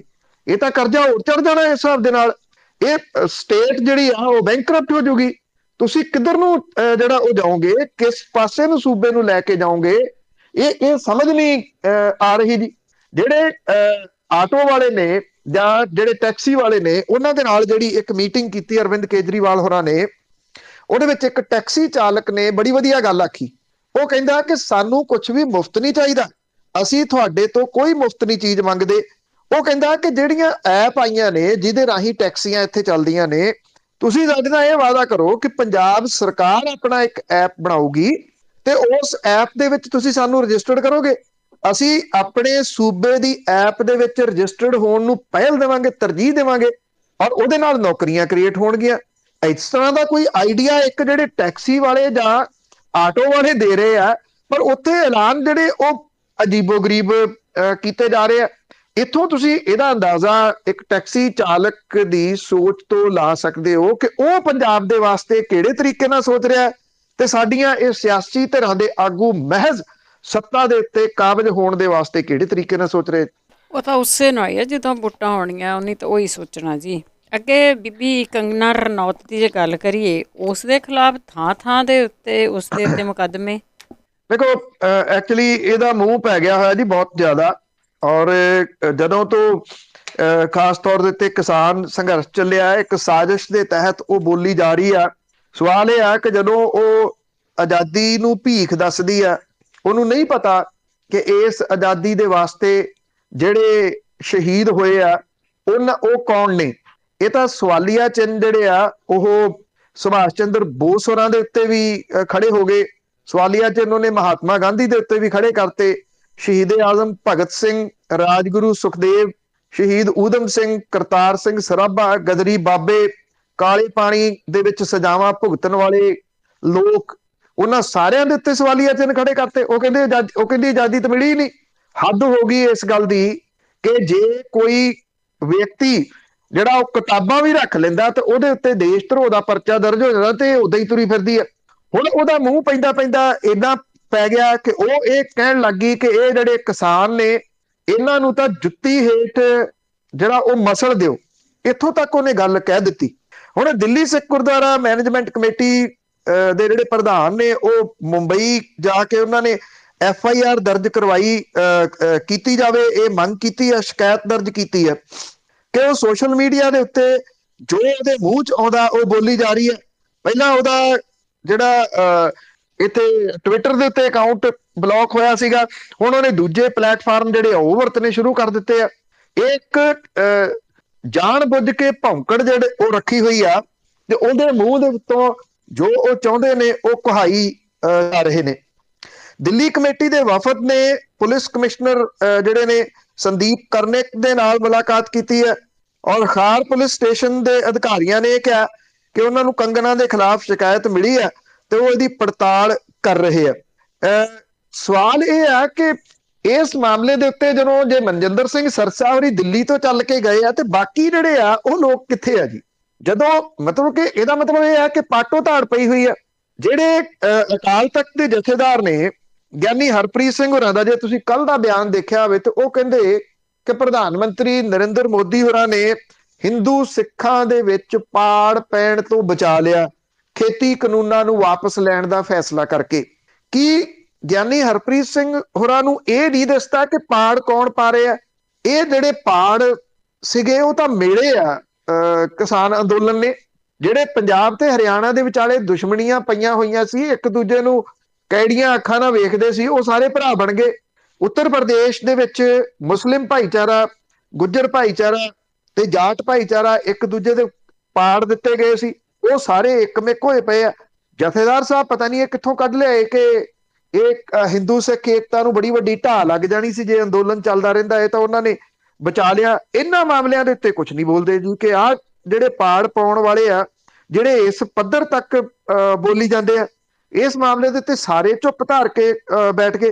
ਘੱਟੋ ਘੱਟ ਚਲੋ ਮਨਜਿੰਦਰ ਸਿੰਘ ਸਰਸਾ ਹੋਰੀ ਮੁੰਬਈ ਤਾਂ ਗਏ, ਉੱਥੇ ਜਾ ਕੇ ਮਾਮਲਾ ਤਾਂ ਦਰਜ ਕਰਾਇਆ, ਸ਼ਿਕਾਇਤ ਤਾਂ ਦਰਜ ਕਰਾਈ। ਜਿਹੜੇ ਉਹਦੇ ਘਰ ਦੇ ਬਾਹਰ ਖੜੇ ਸੀ ਉਹ 11-12 ਦੀ ਸਾਰੀ ਗਿਣਤੀ ਸੀਗੀ। ਇਹ ਨਹੀਂ ਹੈ ਕਿ ਉਹਦੇ ਘਰ ਦੇ ਖਿਲਾਫ ਤੁਸੀਂ ਹਜ਼ਾਰਾਂ ਦੀ ਗਿਣਤੀ ਦੇ ਵਿੱਚ ਜਾ ਕੇ ਖੜੇ ਹੋ ਜਾਓ, ਪਰ ਇੱਕ ਜਿਹੜੇ ਉਹ ਪਾਗਲ ਟਾਈਪ ਦੀ ਜਿਹੜੀ ਜੀ ਉਹ ਕਲਾਕਾਰ ਹੈ, ਉਹ ਜੋ ਉਹਦੇ ਮੂੰਹ ਆਉਂਦਾ ਉਹ ਬੋਲੀ ਤੁਰੀ ਜਾ ਰਹੀ ਆ, ਉਹਨੂੰ ਰੋਕਣ ਵਾਲਾ ਕੋਈ ਨਹੀਂ ਹੈਗਾ ਜੀ। ਬਿਲਕੁਲ ਜੀ, ਕੋਈ ਨਹੀਂ ਰੋਕ ਰਿਹਾ ਉਸ ਨੂੰ। ਤੇ ਅੱਗੇ ਕਿਸਾਨ ਅੰਦੋਲਨ ਜਿੱਤਣ ਤੋਂ ਬਾਅਦ ਜੇ ਗੱਲ ਕਰੀਏ, ਸਟਿੱਕਰ, ਝੰਡੇ, ਹੋਰ ਝੋਲੇ, ਕਈ ਕੁਛ ਆ ਜਿਹੜਾ ਉਹਨਾਂ ਦਾ ਤੇ ਹੜ ਆ ਗਿਆ। ਤੇ ਹੁਣ 26 ਤਰੀਕ ਦੀਆਂ ਤਿਆਰੀਆਂ ਕਿਸ ਤਰ੍ਹਾਂ ਹੋ ਰਹੀਆਂ? ਬਿਲਕੁਲ ਜੀ, ਇਸ ਵੇਲੇ ਇੱਕ ਜੋਸ਼ ਤਾਂ ਭਰਿਆ ਗਿਆ ਜੀ। ਜੋਸ਼ ਤਾਂ ਵੈਸੇ ਪੰਜਾਬ ਤੇ ਹਰਿਆਣੇ ਦੇ ਵਿੱਚ ਕਦੇ ਵੀ ਘੱਟ ਨਹੀਂ ਰਿਹਾ। ਜਿਉਂ ਕਿਸਾਨ ਅੰਦੋਲਨ ਸ਼ੁਰੂ ਹੋਇਆ, ਕਹਿਣ ਨੂੰ ਐਵੇਂ ਜਿਹੜੇ ਸੋਸ਼ਲ ਮੀਡੀਆ ਤੇ ਬੈਠੇ ਉਹ ਭਕਾਈ ਮਾਰਨ ਵਾਲੇ, ਉਹਨਾਂ ਨੂੰ ਜੇ ਕਹਿ ਦਿਓ ਉਹ ਜ਼ਰੂਰ ਕਹਿੰਦੇ ਹੁੰਦੇ ਸੀ ਕਿ ਹੈ ਨਹੀਂ ਜੀ, ਉੱਥੇ ਤਾਂ ਕਿਸਾਨ ਹੀ ਨਹੀਂ ਰਹੇ, ਹੁਣ ਉੱਥੇ ਤਾਂ ਗਿਣਤੀ ਖਤਮ ਹੋ ਗਈ, ਉੱਥੇ ਤਾਂ ਐਵੇਂ 4 ਕੁ ਬਜ਼ੁਰਗ ਰਹਿ ਗਏ ਆ। ਤੇ 4 ਕੁ ਬਜ਼ੁਰਗਾਂ ਨੇ ਹੀ ਇੱਥੋਂ ਤੱਕ ਜਿਹੜਾ ਜੀ ਉਹ ਲੈਣ ਦਾ, ਜੇ ਉਹਨਾਂ ਦੀ ਮੰਨ ਲਈਏ। ਇਹਨੇ ਜਦੋਂ ਖੇਤੀ ਕਾਨੂੰਨ ਵਾਪਸ ਹੋਇਆ ਤੇ ਇਹਦੇ ਨਾਲ ਇੱਕ ਵੱਡਾ ਜੋਸ਼ ਜ਼ਰੂਰ ਆਇਆ ਜੀ। ਇਸ ਵੇਲੇ ਕਿਸਾਨੀ ਝੰਡਿਆਂ ਦੀ ਭਰਮਾਰ ਇੱਕ ਵਾਰੀ ਫੇਰ ਚੁਫੇਰੇ ਦਿਸ ਰਹੀ ਆ। ਕਿਸਾਨੀ ਸਟicker ਹਰ ਗੱਡੀ ਦੇ ਉੱਤੇ ਲੱਗੇ ਹੋਏ ਇਸ ਵੇਲੇ ਦਿਸ ਰਹੇ ਆ। ਘਰਾਂ ਦੇ ਉੱਤੇ ਸਾਲ ਪੁਰਾਣੇ ਹੋ ਗਏ ਸੀ, ਝੰਡੇ ਬਦਲ ਕੇ ਨਵੇਂ ਲੱਗ ਗਏ ਆ ਤੇ ਇੱਕ ਵੱਡਾ ਜੋਸ਼ ਲੋਕਾਂ ਦੇ ਵਿੱਚ ਹੈ। ਚੌਂਕਾਂ ਦੇ ਉੱਤੇ ਉਂਝ ਤਾਂ ਕਦੀ ਵੀ ਗਿਣਤੀ ਨਹੀਂ ਘਟੀ, ਪਰ ਹੁਣ ਹੋਰ ਗਿਣਤੀ ਜਿਹੜੀ ਉਹ ਵੱਧ ਗਈ ਆ। ਥਾਂ ਥਾਂ ਦੇ ਉੱਤੇ ਖੜੇ ਲੋਕ ਚੌਂਕਾਂ ਦੇ ਉੱਤੇ ਲਗਾਤਾਰ ਝੰਡੇ ਲੈ ਕੇ ਸ਼ਾਮ ਨੂੰ ਆਪਣੇ ਕੰਮਾਂ ਕਾਰਾਂ ਤੋਂ ਵਿਹਲੇ ਹੋ ਕੇ ਖੜਦੇ ਆ ਤੇ ਕਿਸਾਨਾਂ ਦੇ ਹੱਕ ਦੇ ਵਿੱਚ ਲੋਕਾਂ ਨੂੰ ਪ੍ਰੇਰਿਤ ਕਰਦੇ ਆ। ਜਿਹੜੇ ਛੋਟੇ ਕਾਫਲੇ ਆ ਉਹ ਚੱਲਣੇ ਸ਼ੁਰੂ ਹੋ ਗਏ ਆ ਦਿੱਲੀ ਵੱਲ ਨੂੰ। ਟਿੱਕਰੀ ਬਾਰਡਰ ਦੇ ਉੱਤੇ, ਗਾਜ਼ੀਪੁਰ ਬਾਰਡਰ ਦੇ ਉੱਤੇ, ਸਿੰਘੂ ਬਾਰਡਰ ਦੇ ਉੱਤੇ, ਤਿੰਨੇ ਜਗ੍ਹਾ ਤੇ ਵੱਡੀ ਗਿਣਤੀ ਦੇ ਵਿੱਚ ਕਿਸਾਨ 26 ਤਰੀਕ ਨੂੰ ਇਕੱਠੇ ਹੋਣਗੇ। 26 ਤਰੀਕ ਨੂੰ ਇਸ ਮੋਰਚੇ ਨੂੰ ਚੱਲਦਿਆਂ 1 ਸਾਲ ਪੂਰਾ ਹੋ ਜਾਊਗਾ। ਵੱਡੇ ਕਾਫਲੇ 24 ਤੇ 25 ਤਰੀਕ ਨੂੰ ਇੱਥੋਂ ਚੱਲਣਗੇ। ਟਿੱਕਰੀ ਬਾਰਡਰ ਦੇ ਉੱਤੇ ਪਕੌੜਾ ਚੌਂਕ ਦੇ ਨੇੜੇ ਇੱਕ ਬਹੁਤ ਵੱਡਾ ਪੰਡਾਲ ਖੜਾ ਕੀਤਾ ਜਾ ਰਿਹਾ। ਇਹ ਕਿਹਾ ਜਾ ਰਿਹਾ ਪੰਜਾਬ, ਹਰਿਆਣਾ ਤੇ ਹੋਰ ਸੂਬਿਆਂ ਤੋਂ 1 ਲੱਖ ਕਿਸਾਨ, ਨੌਜਵਾਨ, ਮਜ਼ਦੂਰ, ਔਰਤ ਕੱਲੇ ਟਿੱਕਰੀ ਬਾਰਡਰ ਦੇ ਉੱਤੇ ਹੀ ਪਹੁੰਚਣਗੇ ਤੇ ਸਿੰਘੂ ਬਾਰਡਰ ਦੇ ਉੱਤੇ ਹੀ ਇੰਨੇ ਤੇ ਗਾਜ਼ੀਪੁਰ ਬਾਰਡਰ ਦੇ ਉੱਤੇ ਉੱਤਰ ਪ੍ਰਦੇਸ਼ ਦੇ ਵੱਡੀ ਗਿਣਤੀ ਦੇ ਵਿੱਚ ਕਿਸਾਨਾਂ ਦੇ ਪਹੁੰਚਣ ਦੀ ਆਸ ਹੈ। ਅੰਦਾਜ਼ਾ ਲਾ ਕੇ ਤੁਸੀਂ ਚੱਲੋ ਕਿ ਕਰੀਬ ਸਾਰੀਆਂ ਸਰਹੱਦਾਂ ਦੇ ਉੱਤੇ 5 ਲੱਖ ਦੇ ਕਰੀਬ ਕਿਸਾਨ, ਮਜ਼ਦੂਰ, ਟ੍ਰੇਡ ਯੂਨੀਅਨਾਂ ਦੇ ਲੋਕ, ਸਟੂਡੈਂਟ ਯੂਨੀਅਨਾਂ ਦੇ ਲੋਕ ਪਹੁੰਚਣ ਦੀ ਆਸ ਹੈ। ਔਰ 26 ਤਰੀਕ ਨੂੰ ਦਿੱਲੀ ਜਿਹੜੀ ਰਾਜਧਾਨੀ ਹੈ ਜੀ, ਉਹਨੂੰ ਚੁਫੇਰੇ ਤੋਂ ਲੱਖਾਂ ਲੋਕ ਜਿਹੜਾ ਉਹ ਜਾ ਕੇ ਇੱਕ ਕਿਸਮ ਦੇ ਨਾਲ ਘੇਰਾ ਪਾਉਣਗੇ ਤੇ ਕਿਸਾਨ ਆਪਣੀ ਤਾਕਤ ਇੱਕ ਵਾਰੀ ਫੇਰ 26 ਤਰੀਕ ਨੂੰ ਵਿਖਾਉਣਾ ਚਾਹੁੰਦੇ ਆ ਸਰਕਾਰ ਨੂੰ। ਤੇ ਉਹਨਾਂ ਲੋਕਾਂ ਨੇ ਮੂੰਹ ਵੀ ਬੰਦ ਕਰਨਾ ਚਾਹੁੰਦੇ ਆ ਜਿਹੜੇ ਇਹ ਗੱਲ ਕਹਿੰਦੇ ਆ ਕਿ ਮੁੱਠੀ ਭਰ ਲੋਕ ਹੈ। ਜੇ ਪ੍ਰਧਾਨ ਮੰਤਰੀ ਹੋਰਾਂ ਦਾ ਤੁਸੀਂ ਸੰਬੋਧਨ ਸੁਣਦੇ ਹੋ ਤੇ ਉਹਦੇ ਵਿੱਚ ਵੀ ਉਹ ਕਹਿੰਦੇ ਆ ਕਿ ਇੱਕ ਕਿਸਾਨਾਂ ਦਾ ਜਿਹੜਾ ਉਹ ਛੋਟਾ ਜਿਹਾ ਗਰੁੱਪ ਹੈ, ਉਹ ਨਹੀਂ ਸੀ, ਉਹਨੂੰ ਅਸੀਂ ਸਮਝਾ ਨਹੀਂ ਸਕੇ। ਛੋਟੇ ਜਿਹੇ ਗਰੁੱਪ ਦੇ ਕਹੇ ਦੇ ਉੱਤੇ ਖੇਤੀ ਕਾਨੂੰਨ ਵਾਪਸ ਨਹੀਂ ਹੁੰਦੇ, ਇਹ ਸਭ ਨੂੰ ਪਤਾ। ਜਿਸ ਸਿਸਟੇਮੈਟਿਕਲੀ ਕਿਸਾਨ ਆਗੂਆਂ ਨੇ, ਸੰਯੁਕਤ ਕਿਸਾਨ ਮੋਰਚੇ ਨੇ ਇਸ ਪੂਰੇ ਅੰਦੋਲਨ ਨੂੰ ਚਲਾਇਆ, ਉਹਦੀ ਵਿਸ਼ਵ ਭਰ ਦੀਆਂ ਅਖਬਾਰਾਂ ਦੇ ਵਿੱਚ ਇਸ ਵੇਲੇ ਚਰਚਾ ਸਿਖਰ ਤੇ ਹੈ। ਜੇ ਨਹੀਂ ਉਹ ਕਿਸੇ ਨੂੰ ਸਮਝ ਆ ਰਹੀ ਤੇ ਇੱਥੋਂ ਦੇ ਦਰਬਾਰੀ ਸਰਕਾਰੀ ਮੀਡੀਆ ਨੂੰ ਨਹੀਂ ਸਮਝ ਆ ਰਹੀ। ਤੇ ਇਹ ਵਹਿਮ ਜਿਹੜੇ ਆ ਜੀ ਉਹ 26 ਤਰੀਕ ਨੂੰ ਇੱਕ ਵਾਰੀ ਫੇਰ ਨਿਕਲਣ ਵਾਲੇ ਆ ਕਿ ਕਿੰਨੇ ਕੁ ਲੋਕ ਇਸ ਸੰਘਰਸ਼ ਦੇ ਪਿੱਛੇ ਖੜੇ ਆ। ਜੀ ਜੀ। ਤੇ ਸਰੋਤਿਓ, ਸਾਡਾ ਇੱਕ ਹੋਰ ਸਵਾਲ ਆ ਤੇ ਤੁਸੀਂ ਕਾਲ ਕਰ ਸਕੋਗੇ ਸਾਡੇ ਸਵਾਲਾਂ ਤੋਂ ਬਾਅਦ। ਇੱਕ ਬ੍ਰੇਕ ਲਵਾਂਗੇ, ਬ੍ਰੇਕਾਂ ਤੋਂ ਬਾਅਦ ਫਿਰ 4082725200 ਤੇ ਕਾਲ ਕਰ ਸਕੋਗੇ। ਅੱਗੇ ਗੱਲ ਕਰਦੇ ਹਾਂ ਮੁੱਖ ਮੰਤਰੀ ਦੇ ਬਿਆਨਾਂ ਦੀ। ਇਸ ਦੇ ਵੱਡੇ ਵੱਡੇ ਪੱਕੇ ਕਰ ਦਿੱਤੇ ਆ, ਟੀਚਰ ਪੱਕੇ ਕਰ ਦਿੱਤੇ ਆ, ਇਹਨੂੰ ਆਹ ਕਰ ਦਿੱਤਾ, ਇਹਨੂੰ ਆਹ ਕਰ ਦਿੱਤਾ, ਉਹ ਬਿਆਨ ਲੱਗੇ ਹੋਏ ਆ। ਤੇ ਪਰ ਉੱਥੇ ਵੱਖ-ਵੱਖ ਜਥੇਬੰਦੀਆਂ ਨੇ ਘਰ ਵੀ ਘੇਰੇ ਹੋਏ ਆ। ਦੇਖੋ, ਇੱਕ ਤਾਂ ਜਿਹੜੇ ਸਿੱਖਿਆ ਭਵਨ ਦੇ ਬਾਹਰ ਜਿਹੜੇ ਕੱਚੇ ਅਧਿਆਪਕ ਨੇ ਉਹ ਸਮੂਹਕ ਛੁੱਟੀ ਲੈ ਕੇ ਪਹੁੰਚ ਗਏ ਤੇ ਉਹਨਾਂ ਨੇ ਸਿੱਖਿਆ ਭਵਨ ਨੂੰ ਘੇਰਿਆ ਹੋਇਆ ਜੀ ਇਸ ਵੇਲੇ ਵੱਡੀ ਗਿਣਤੀ ਦੇ ਵਿੱਚ ਇਹ ਜਿਹੜੇ ਕੱਚੇ ਅਧਿਆਪਕ ਨੇ ਉਹਨਾਂ ਨੇ। ਦੂਜੇ ਪਾਸੇ ਜਿਹੜੇ ਆਸ਼ਾ ਵਰਕਰ ਨੇ ਉਹਨਾਂ ਨੇ OP ਸੋਨੀ ਦਾ ਘਰ ਅੰਮ੍ਰਿਤਸਰ ਦੇ ਵਿੱਚ ਘੇਰਿਆ ਹੋਇਆ। ਇਹਨਾਂ ਦੋਵਾਂ ਥਾਵਾਂ ਦੇ ਉੱਤੇ ਹਜ਼ਾਰਾਂ ਦੀ ਗਿਣਤੀ ਦੇ ਵਿੱਚ ਇਹ ਕੱਚੇ ਮੁਲਾਜ਼ਮ ਨੇ। ਪਰ ਤੁਸੀਂ ਇਹ ਦੇਖੋਗੇ ਕਿ ਇੱਥੇ ਪੰਜਾਬ ਦੇ ਵਿੱਚ ਕੱਲ ਬਹੁਤ ਵੱਡੇ ਵੱਡੇ ਹੋਰਡਿੰਗਸ ਲੱਗੇ। ਪਟਿਆਲੇ ਦੇ ਵਿੱਚ ਵੀ ਹੜ੍ਹ ਆਇਆ ਪਿਆ ਇਹਨਾਂ ਹੋਰਡਿੰਗਸ ਦਾ। ਮੁੱਖ ਮੰਤਰੀ ਚਰਨਜੀਤ ਸਿੰਘ ਚੰਨੀ ਹੋਰਾਂ ਦੀ ਫੋਟੋ ਦੇ ਨਾਲ ਉੱਤੇ ਲਿਖਿਆ ਹੋਇਆ ਕਿ ਪੰਜਾਬ ਦੇ 36,000 ਕੱਚੇ ਮੁਲਾਜ਼ਮ ਪੱਕੇ ਕੀਤੇ। ਹੁਣ ਸਵਾਲ ਇਹ ਆ ਕਿ ਕੱਚੇ ਮੁਲਾਜ਼ਮ ਤਾਂ OP ਸੋਨੀ ਹੋਰਾਂ ਦਾ ਘਰ ਘੇਰੀ ਖੜੇ ਨੇ ਤੇ ਸਿੱਖਿਆ ਭਵਨ ਨੂੰ ਘੇਰੀ ਖੜੇ ਨੇ। ਉਧਰ ਜਿਹੜੇ PRTC ਤੇ ਪਨ ਬੱਸ ਦੇ ਕੱਚੇ ਮੁਲਾਜ਼ਮ ਨੇ ਉਹਨਾਂ ਨੇ ਅੱਜ ਹੜਤਾਲ ਦੇ ਉੱਤੇ ਜਾਣਾ ਸੀ। ਚਲੋ, ਉਹਨਾਂ ਨੇ ਕੁਝ ਦਿਨਾਂ ਦੇ ਵਾਸਤੇ ਆਪਣੀ ਹੜਤਾਲ ਜਿਹੜੀ ਉਹ ਅੱਗੇ ਪਾਈ ਆ ਗੱਲਬਾਤ ਦੇ ਵਾਸਤੇ। ਇੱਥੇ ਜਿਹੜਾ PSPCL ਹੈ ਉਹਦੇ ਬਾਹਰ ਜਿਹੜੀ ਐਜੀਟੇਸ਼ਨ ਹੈ ਉਹ ਉਸੇ ਤਰੀਕੇ ਦੇ ਨਾਲ ਜਾਰੀ ਹੈ। ਸਵਾਲ ਇਹ ਆ ਕਿ ਇਹ 36,000 ਜਿਹੜੇ ਕੱਚੇ ਮੁਲਾਜ਼ਮ ਪੱਕੇ ਕੀਤੇ ਆ ਉਹ ਕਿਹੜੇ ਨੇ ਤੇ ਇਹਦਾ ਫੈਸਲਾ ਕਿੱਥੇ ਹੋਇਆ? ਕੀ ਇਹਦਾ ਫੈਸਲਾ ਜਿਹੜੀ ਮੰਤਰੀ ਮੰਡਲ ਦੀ ਮੀਟਿੰਗ ਆ ਉਹਦੇ ਵਿੱਚ ਹੋਇਆ? ਪੰਜਾਬ ਵਿਧਾਨ ਸਭਾ ਦੇ ਵਿੱਚ ਇਹ ਪਾਸ ਕੀਤਾ ਗਿਆ? ਕੋਈ ਆਰਡੀਨੈਂਸ ਜਾਰੀ ਕੀਤਾ ਗਿਆ? ਇਹ ਕਿਤੇ ਇਹਦਾ ਰਿਕਾਰਡ ਨਹੀਂ ਲੱਭਦਾ। ਜੇ ਲੱਭਦਾ ਤੇ ਇਸ ਵੇਲੇ ਉਹ ਬੋਰਡ ਲੱਭਦਾ ਜਿੱਧਰ ਨੂੰ ਤੁਸੀਂ ਜਾਂਦੇ ਹੋ। ਚਰਨਜੀਤ ਸਿੰਘ ਚੰਨੀ ਹੋਰਾਂ ਦਾ ਇੱਕ ਬੋਰਡ ਤੁਹਾਨੂੰ ਕੋਈ ਨਾ ਕੋਈ ਅੱਗੇ ਦਿਸਦਾ, ਜਿਹਦੇ ਉੱਤੇ ਉਹੀ ਗੱਲ ਜੀ ਵੀ ਘਰ ਘਰ ਦੇ ਵਿੱਚ ਚੱਲੀ ਗੱਲ, ਚੰਨੀ ਕਰਦਾ ਮਸਲੇ ਹੱਲ। ਜਿਸ ਤਰੀਕੇ ਦੇ ਨਾਲ ਪ੍ਰਮੋਟ ਕੀਤਾ ਜਾ ਰਿਹਾ ਕਿ ਉਹ ਤਾਂ ਚਾਹ ਜਿਹੜੀ ਆ ਉਹ ਹੈਲੀਕਾਪਟਰ 'ਚ ਬੈਠ ਕੇ ਘਰੋਂ ਲਿਆਂਦੀ ਹੋਈ ਚਾਹ ਪੀਂਦੇ ਆ। ਇਹ ਹੁਣ ਦੋ ਤਿੰਨ ਚੀਜ਼ਾਂ ਆਪਸ ਦੇ ਵਿੱਚ ਮਿਲਦੀਆਂ ਨਹੀਂ ਨਾ ਜੀ। ਘਰੋਂ ਲਿਆਂਦੀ ਹੋਈ ਚਾਹ ਤੇ ਪਰੌਂਠੇ ਤੇ ਹੈਲੀਕਾਪਟਰ ਦੇ ਵਿੱਚ ਬਹਿ ਕੇ ਜਿਹੜਾ ਉਹ ਪੀਣੇ ਨੇ, ਜਾਂ ਇਹ ਕਹਿਣਾ ਕਿ ਮੈਨੂੰ ਪਿੱਠੂ ਗਰਮ ਖੇਡਣਾ ਆਉਂਦਾ, ਮੈਨੂੰ ਬਾਂਦਰ ਕਿੱਲਾ ਵੀ ਖੇਡਣਾ ਆਉਂਦਾ, ਤੇ ਮੈਨੂੰ ਮੱਝਾਂ ਦੀਆਂ ਧਾਰਾਂ ਕੱਢਣੀਆਂ ਵੀ ਆਉਂਦੀਆਂ ਨੇ, ਤੇ ਮੱਝਾਂ ਨੂੰ ਟੀਕੇ ਲਾਉਣੇ ਵੀ ਆਉਂਦੇ ਨੇ। ਇਹ ਤਾਂ ਪੰਜਾਬ ਦੇ ਸਮੱਸਿਆਵਾਂ ਦਾ ਕੋਈ ਹੱਲ ਨਹੀਂਗਾ ਨਾ ਜੀ। ਇਹ ਤਾਂ ਪਿੰਡ ਦੇ ਵਿੱਚੋਂ ਤੁਸੀਂ ਕੋਈ ਵੀ ਬੰਦਾ ਲੱਭ ਲਓਗੇ, ਉਹਨੂੰ ਪਿੱਠੂ ਗਰਮ ਵੀ ਖੇਡਣਾ ਆਉਂਦਾ, ਉਹਨੂੰ ਬਾਂਦਰ ਕਿੱਲਾ ਵੀ ਖੇਡਣਾ ਆਉਂਦਾ, ਉਹਨੂੰ ਮੱਝਾਂ ਦੀਆਂ ਧਾਰਾਂ ਕੱਢਣੀਆਂ ਵੀ ਆਉਂਦੀਆਂ, ਤੇ ਉਹਨੂੰ ਮੱਝਾਂ ਨੂੰ ਟੀਕੇ ਲਾਉਣੇ ਵੀ ਆਉਂਦੇ ਆ। ਇਹਦੇ ਨਾਲ ਕੀ ਫਰਕ ਪੈਂਦਾ ਜੀ? ਕੀ ਇਹ ਸਿਰਫ ਮਹਿਜ਼ ਇੱਕ ਪ੍ਰੋਡਕਟ ਜਿਹੜਾ ਉਹ ਵੇਚਿਆ ਜਾ ਰਿਹਾ, ਕਿ ਬ੍ਰਾਂਡ ਬਣਾਇਆ ਜਾ ਰਿਹਾ ਉਹਨਾਂ ਨੂੰ, ਤਾਂ ਕਿ ਇਸ ਬ੍ਰਾਂਡ ਦੇ ਆਸਰੇ ਕਾਂਗਰਸ ਅਗਲੀ ਵਾਰੀ ਸਰਕਾਰ ਫੇਰ ਬਣਾ ਲੇ? ਰਿਐਲਿਟੀ ਤੇ ਐਲਾਨ ਤੇ ਉਹ ਉਹਨਾਂ ਨੂੰ ਇੰਪਲੀਮੈਂਟ ਕਰਨਾ, ਇਹ ਤਿੰਨੇ ਚੀਜ਼ਾਂ ਆਪਸ ਦੇ ਵਿੱਚ ਮਿਲ ਨਹੀਂ ਰਹੀਆਂ। ਪਹਿਲੇ 5 ਸਾਲ ਕੀਤਾ ਵੀ ਕੀ ਹੈਗਾ ਇਹਨਾਂ ਨੇ। ਤੇ ਅਖੀਰ ਦੇ ਵਿੱਚ ਗੱਲ ਕਰਦੇ ਹਾਂ, ਜਿਹੜੀਆਂ ਬੱਸਾਂ ਦੇ ਪਰਮਿਟ ਰੱਦ ਕੀਤੇ ਗਏ ਆ, ਉਹ ਵਾਲਾ ਮਾਮਲਾ ਵੀ ਅਦਾਲਤ ਵਿੱਚ ਆ। ਇਹ ਪੰਜਾਬ ਹਰਿਆਣਾ ਹਾਈ ਕੋਰਟ ਦੇ ਵਿੱਚ ਗਿਆ ਜੀ। ਹੁਣ ਜਿਹੜੀ ਨਿਊ ਦੀਪ ਬੱਸ ਕੰਪਨੀ ਆ, ਜੇ ਤੁਹਾਨੂੰ ਯਾਦ ਹੋਵੇ ਤਾਂ ਇਹ ਪਹਿਲਾਂ ਰਾਜਾ ਵੜਿੰਗ ਹੋਰਾਂ ਦੇ ਕੱਪੜਿਆਂ ਦੀ ਸਵਾਈ ਦਿੰਦੇ ਫਿਰਦੇ ਸੀਗੇ ਥੋੜੀ ਦੇਰ ਪਹਿਲਾਂ, ਕਿ ਰਾਜਾ ਵੜਿੰਗ ਨੇ ਦਰਜੀ ਦੀ ਸਵਾਈ ਨਹੀਂ ਦਿੱਤੀ ਤੇ ਸਾਡੇ ਏਰੀਏ ਦੀ ਬੜੀ ਬਦਨਾਮੀ ਹੋ ਰਹੀ ਹੈ। ਹੁਣ ਨਹੀਂ ਬੋਲਦੇ ਵੀ ਏਰੀਏ ਦੀ ਬਦਨਾਮੀ ਨਹੀਂ ਹੁੰਦੀ ਜਦੋਂ ਤੁਸੀਂ ਬੱਸਾਂ ਦੇ ਟੈਕਸ ਤਾਂ ਤਾਰੇ ਨਹੀਂ। ਅਮਰਿੰਦਰ ਸਿੰਘ ਰਾਜਾ ਵੜਿੰਗ ਹੋਰਾਂ ਨੇ ਮੰਤਰੀ ਬਣ ਕੇ ਕੰਮ ਕੀਤਾ ਜਿਹੜਾ ਕਿ ਦਿਸ ਰਿਹਾ, ਔਰ ਉਹ ਔਨ ਰਿਕਾਰਡ ਹੈ ਕਿ ਇਸ ਵੇਲੇ ਜਿਹੜੀ ਬੱਸਾਂ ਦੀ ਕਮਾਈ ਆ ਉਹ ਵਧੀ ਆ। ਸਰਕਾਰੀ ਬੱਸਾਂ ਦੀ ਵਧੀ ਇਸ ਕਰਕੇ ਆ ਕਿ ਇੱਕ ਤਾਂ ਜਿਹੜੇ ਇਹਨਾਂ ਨੇ 20 ਕਿਲੋਮੀਟਰ ਵਾਲੇ ਸੀਗੇ ਰੂਟ, ਉਹ 60 ਕਿਲੋਮੀਟਰ ਦੇ ਆਪੇ ਹੀ ਕੀਤੇ ਹੋਏ ਸੀ। ਮੁੜ ਕੇ ਆ ਗਈ ਚਾਚਾ ਜੀ ਦੀ ਸਰਕਾਰ, ਚਾਚਿਆਂ ਨੇ ਭਤੀਜੇ ਨੂੰ ਪੁੱਛਿਆ ਹੀ ਨਹੀਂ, ਤੇ ਇਸ ਕਰਕੇ ਭਤੀਜ ਦੀਆਂ ਬੱਸਾਂ ਚੱਲਦੀਆਂ ਰਹੀਆਂ।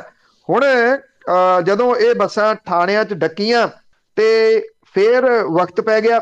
ਹੁਣ ਇਹ ਹਾਈ ਕੋਰਟ ਚਲੇ ਗਏ। ਫੇਰ ਹਾਈ ਕੋਰਟ ਜਾ ਕੇ ਇਹਨਾਂ ਨੇ ਇਹ ਗੱਲ ਕਹੀ ਆ ਪਟੀਸ਼ਨ ਪਾ ਕੇ ਕਿ ਫਰਵਰੀ 18 ਦੇ ਵਿੱਚ ਜਾਰੀ ਪਰਮਿਟ ਦੀਆਂ ਸਾਰੀਆਂ ਸ਼ਰਤਾਂ ਦੀ ਪਾਲਣਾ ਕੀਤੀ ਜਾ ਰਹੀ ਆ। ਫਰਵਰੀ 18 ਦੇ ਵਿੱਚ, ਮਤਲਬ ਕਿ ਕੈਪਟਨ ਅਮਰਿੰਦਰ ਸਿੰਘ ਹੋਰਾਂ ਦੀ ਸਰਕਾਰ ਦੇ ਵਿੱਚ। ਲੋਕਡਾਊਨ ਕਰਕੇ ਕਹਿੰਦੇ ਕੰਪਨੀ ਦੀਆਂ ਸਾਰੀਆਂ ਬੱਸਾਂ ਬੰਦ ਹੋ ਗਈਆਂ। ਇਸ ਕਰਕੇ ਪੰਜਾਬ ਸਰਕਾਰ ਨੇ ਕੰਪਨੀ ਨੂੰ ਬਾਕੀਆਂ ਦੇ ਨਾਲ ਰਾਹਤ ਦਿੱਤੀ ਸੀਗੀ। ਮਹਾਮਾਰੀ ਦਾ ਪ੍ਰਕੋਪ ਘਟਣ ਤੋਂ ਬਾਅਦ 50% ਦੀ ਸਮਰੱਥਾ ਦੇ ਨਾਲ ਬੱਸਾਂ ਸ਼ੁਰੂ ਹੋਈਆਂ ਤੇ ਸਰਕਾਰ ਨੇ ਕੋਈ ਰਾਹਤ ਨਹੀਂ ਦਿੱਤੀ।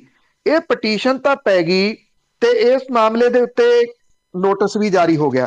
ਹੁਣ ਕਿਹੜੀ ਅਦਾਲਤ ਆ ਜਿਹੜੀ ਇਹ ਕਹੂਗੀ ਕਿ ਕੋਈ ਗੱਲ ਨਹੀਂ, ਤੁਸੀਂ ਬੱਸਾਂ ਇਹਨਾਂ ਦੀਆਂ ਛੱਡੋ, ਇਹ ਟੈਕਸ ਨਹੀਂ ਵੀ ਤਾਰਦੇ ਤੇ ਤਾਂ ਵੀ ਇਹਨਾਂ ਦੀਆਂ ਬੱਸਾਂ ਚੱਲਣ ਦਿਓ।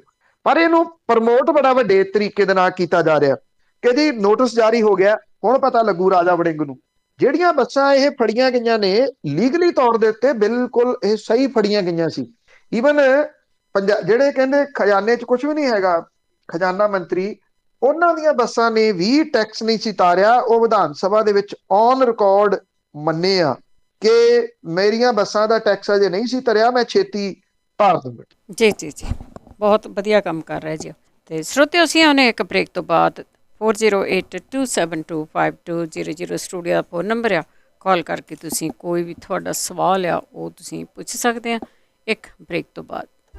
ਤੁਸੀਂ ਸੁਣ ਰਹੇ ਹੋ Punjabi radio USA, KOBO Yuba city 1450 AM, KIID Sacramento 1470 AM, KWRU Fresno 1300 AM, KLHC Bakersfield 1350 AM, KC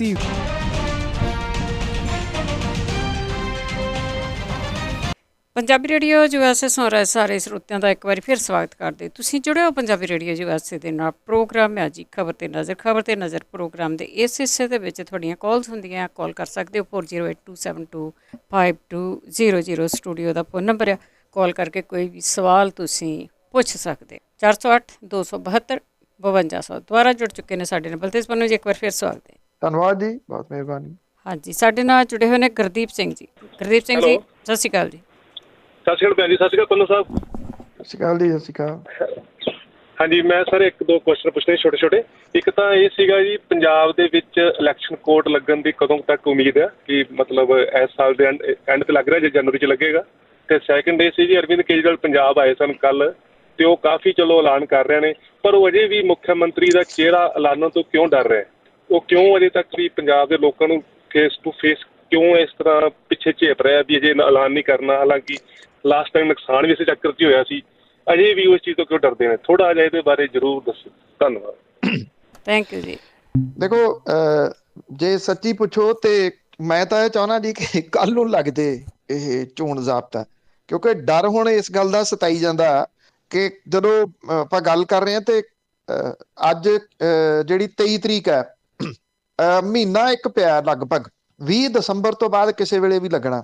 20 ਨੂੰ ਲੱਗ ਜੇ, 22 ਨੂੰ ਲੱਗ ਜੇ, 23 ਨੂੰ ਲੱਗ ਜੇ, 24 ਨੂੰ ਲੱਗ ਜੇ, ਥੋੜਾ ਬਹੁਤਾ ਗਾਂਹ ਪਿਛਾਂਹ ਹੋ ਸਕਦਾ।